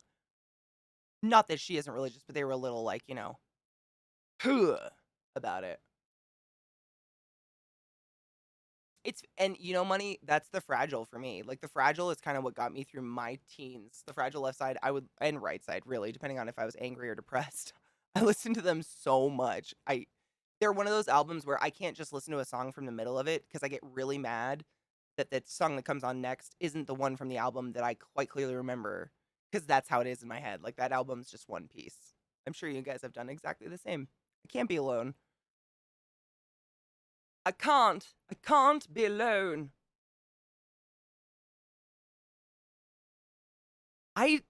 Once, like, there was a point where the Halos got ridiculous and, like, albums were coming out with either just, like, 10 versions of the exact same song or one song. I was like, you know what? Meh. I don't care anymore. It's too many. I didn't sign up for numbers. Me Too, Money. Oh my god. There are some songs to this day where if the next song from a mixtape from when I was 13 doesn't come on, my brain goes, wait, what? Downward Spiral was amazing. The Fragile was amazing. I had all the little Halos. I can't think. What's the one with, is it Fixed? It's the one that just starts with that really thick, like, heartbeat that's like bump, bump, bump, bump, bump, bump, bump, bump, bump, bump, bump. That one. It's got, like, 3 songs. That was one I listened to a lot. Me Too, Stromlin. How? Oh my god, there's nothing like ruining an album if you accidentally hit shuffle and you didn't know it and you jump in the shower and then the next song comes on and it's not the next song in the album because your fat finger touched shuffle, but now you're wet and you're in the shower. Tell me you've been there. You can't be the only one. It's the worst. So it's like Like, what do I do now? This is not the way it goes. Honestly, I get a huge weddy for a concept album at the same time though. Like people like Halsey's new album, I know I've been preaching it a lot. It's mixed by Trent Reznor and Atticus Ross, and you can hear it. Like they have music in it. It's fantastic. It sounds like them with her fantastic voice on top. It's phenomenal. But it's a concept album, and I fucking dig it so goddamn hard. When it's like, there was thought put into the order of the songs. There's a story told. Like, fuck me up. I get big old boners from that shit. So many people are live right now. I'm just trying to pick someone cool to host for you guys. Sorry if this is taking long. I'm sure you don't care. I love you. Is it just me? Fuck! Alright. I do that a lot. A lot, a lot. Maybe I have clumsy fingers. Nobody knows. Fuck. C-Town. Ozzy touring Ultimate Sin and Metallica opening with their Master of Puppets. Oh my god. Go fuck yourself. I have seen Ozzy, which was incredible. I mean, I swear to God, they like shot him full of adrenaline because he did cartwheels. It was incredible. But Metallica, I don't know if I'd want to see him anymore because I don't like anything post-Death Magnetic, which makes me sound like a fucking like such a pretentious whore. However, music is there to enjoy, not to hate on. I ain't gonna hate on you for loving it. Don't hate on me for not loving it. Having a wonderful time.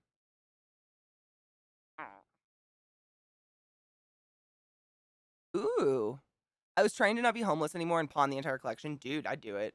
I mean, when you gotta do what you gotta do, you gotta do what you gotta do. I have a couple of their DVD sets. Just a couple. And a few records. But mostly, just because a new album came out and I got a boner. Someone showed a spider of yours on another stream. Really? Oh my god, yes! Do you remember? I mean, you probably don't remember what kind it was. I have so many spiders. I'm literally just about to end my stream. But thank you so much for following my channel. I will be back tomorrow. I have so many spiders. They line my walls. And not only is tomorrow Faded Friday, it's the day of the feed. If anyone would like to swing by and watch some of these motherfuckers get a little pop tomorrow. I bought 2 of these, which I'm quite excited about. They're at the perfect size. If you're wondering, these are called hornworms. They turn into a moth. Moths are invasive in Colorado. It's just a moth. It's nothing. But I have 2. And tomorrow's the day of the feeding, and I have over 50 different species of arachnids. I'd love for you guys to join me as I sacrifice many little motherfuckers to them. If you'd like. No shame if you'd not. If you'd not, wow. Let me give you a permit because I want to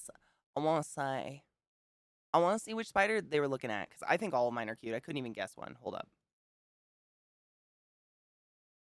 I couldn't guess. They're all cute. The giant spider at the top of the frame scares me. Giant spider at the top of the frame. At the top of my frame? Is there a giant spider at the top of me?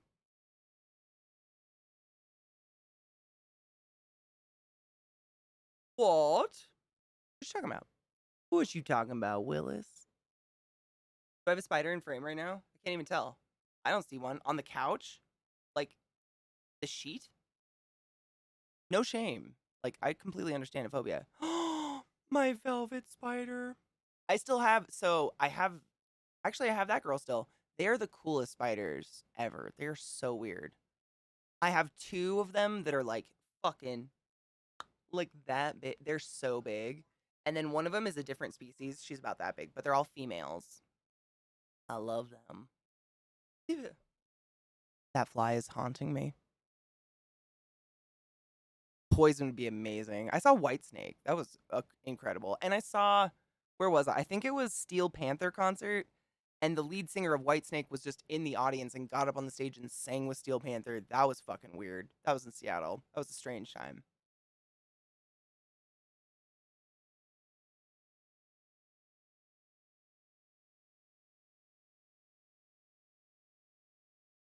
What spider? This? Like the sheet? I don't see a spider up there. Am I blind? I feel like I'm being fucked with. I don't know. I don't want to scare you guys. I'm sorry if a spider scares you. If you didn't know, if spiders didn't exist, we would be eaten alive by bed bugs and otherwise. Like, think about all the ticks in the world without a jumping spider.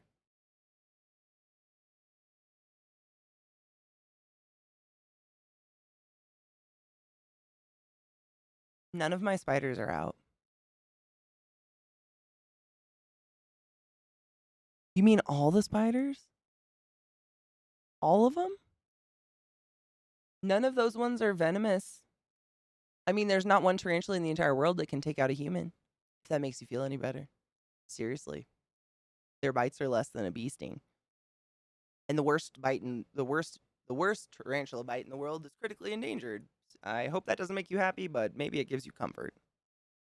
I own one. She's beautiful and fat. Oh, that's my boy. That is, we just call him Snack.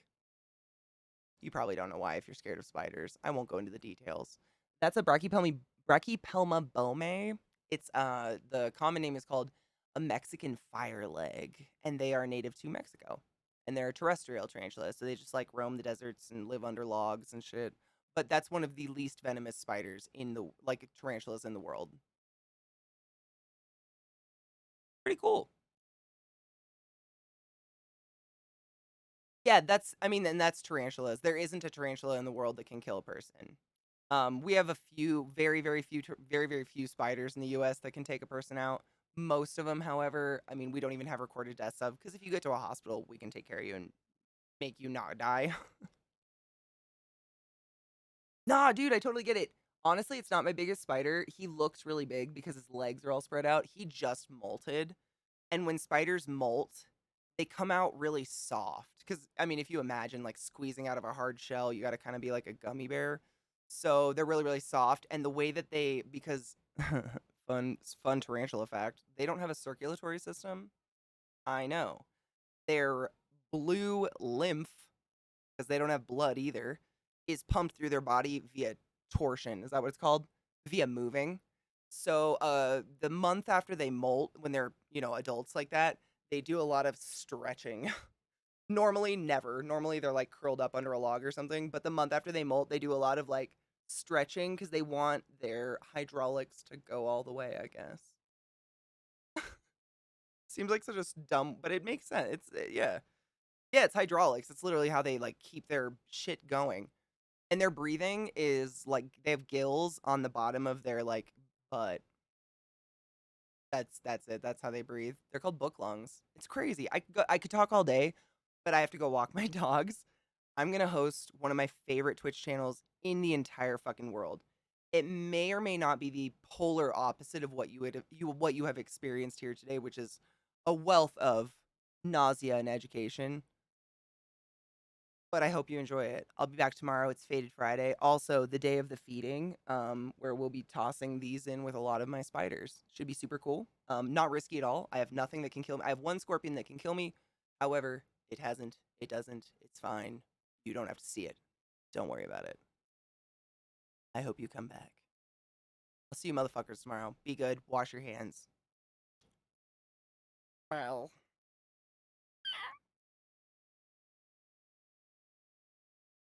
I forgot to copy it.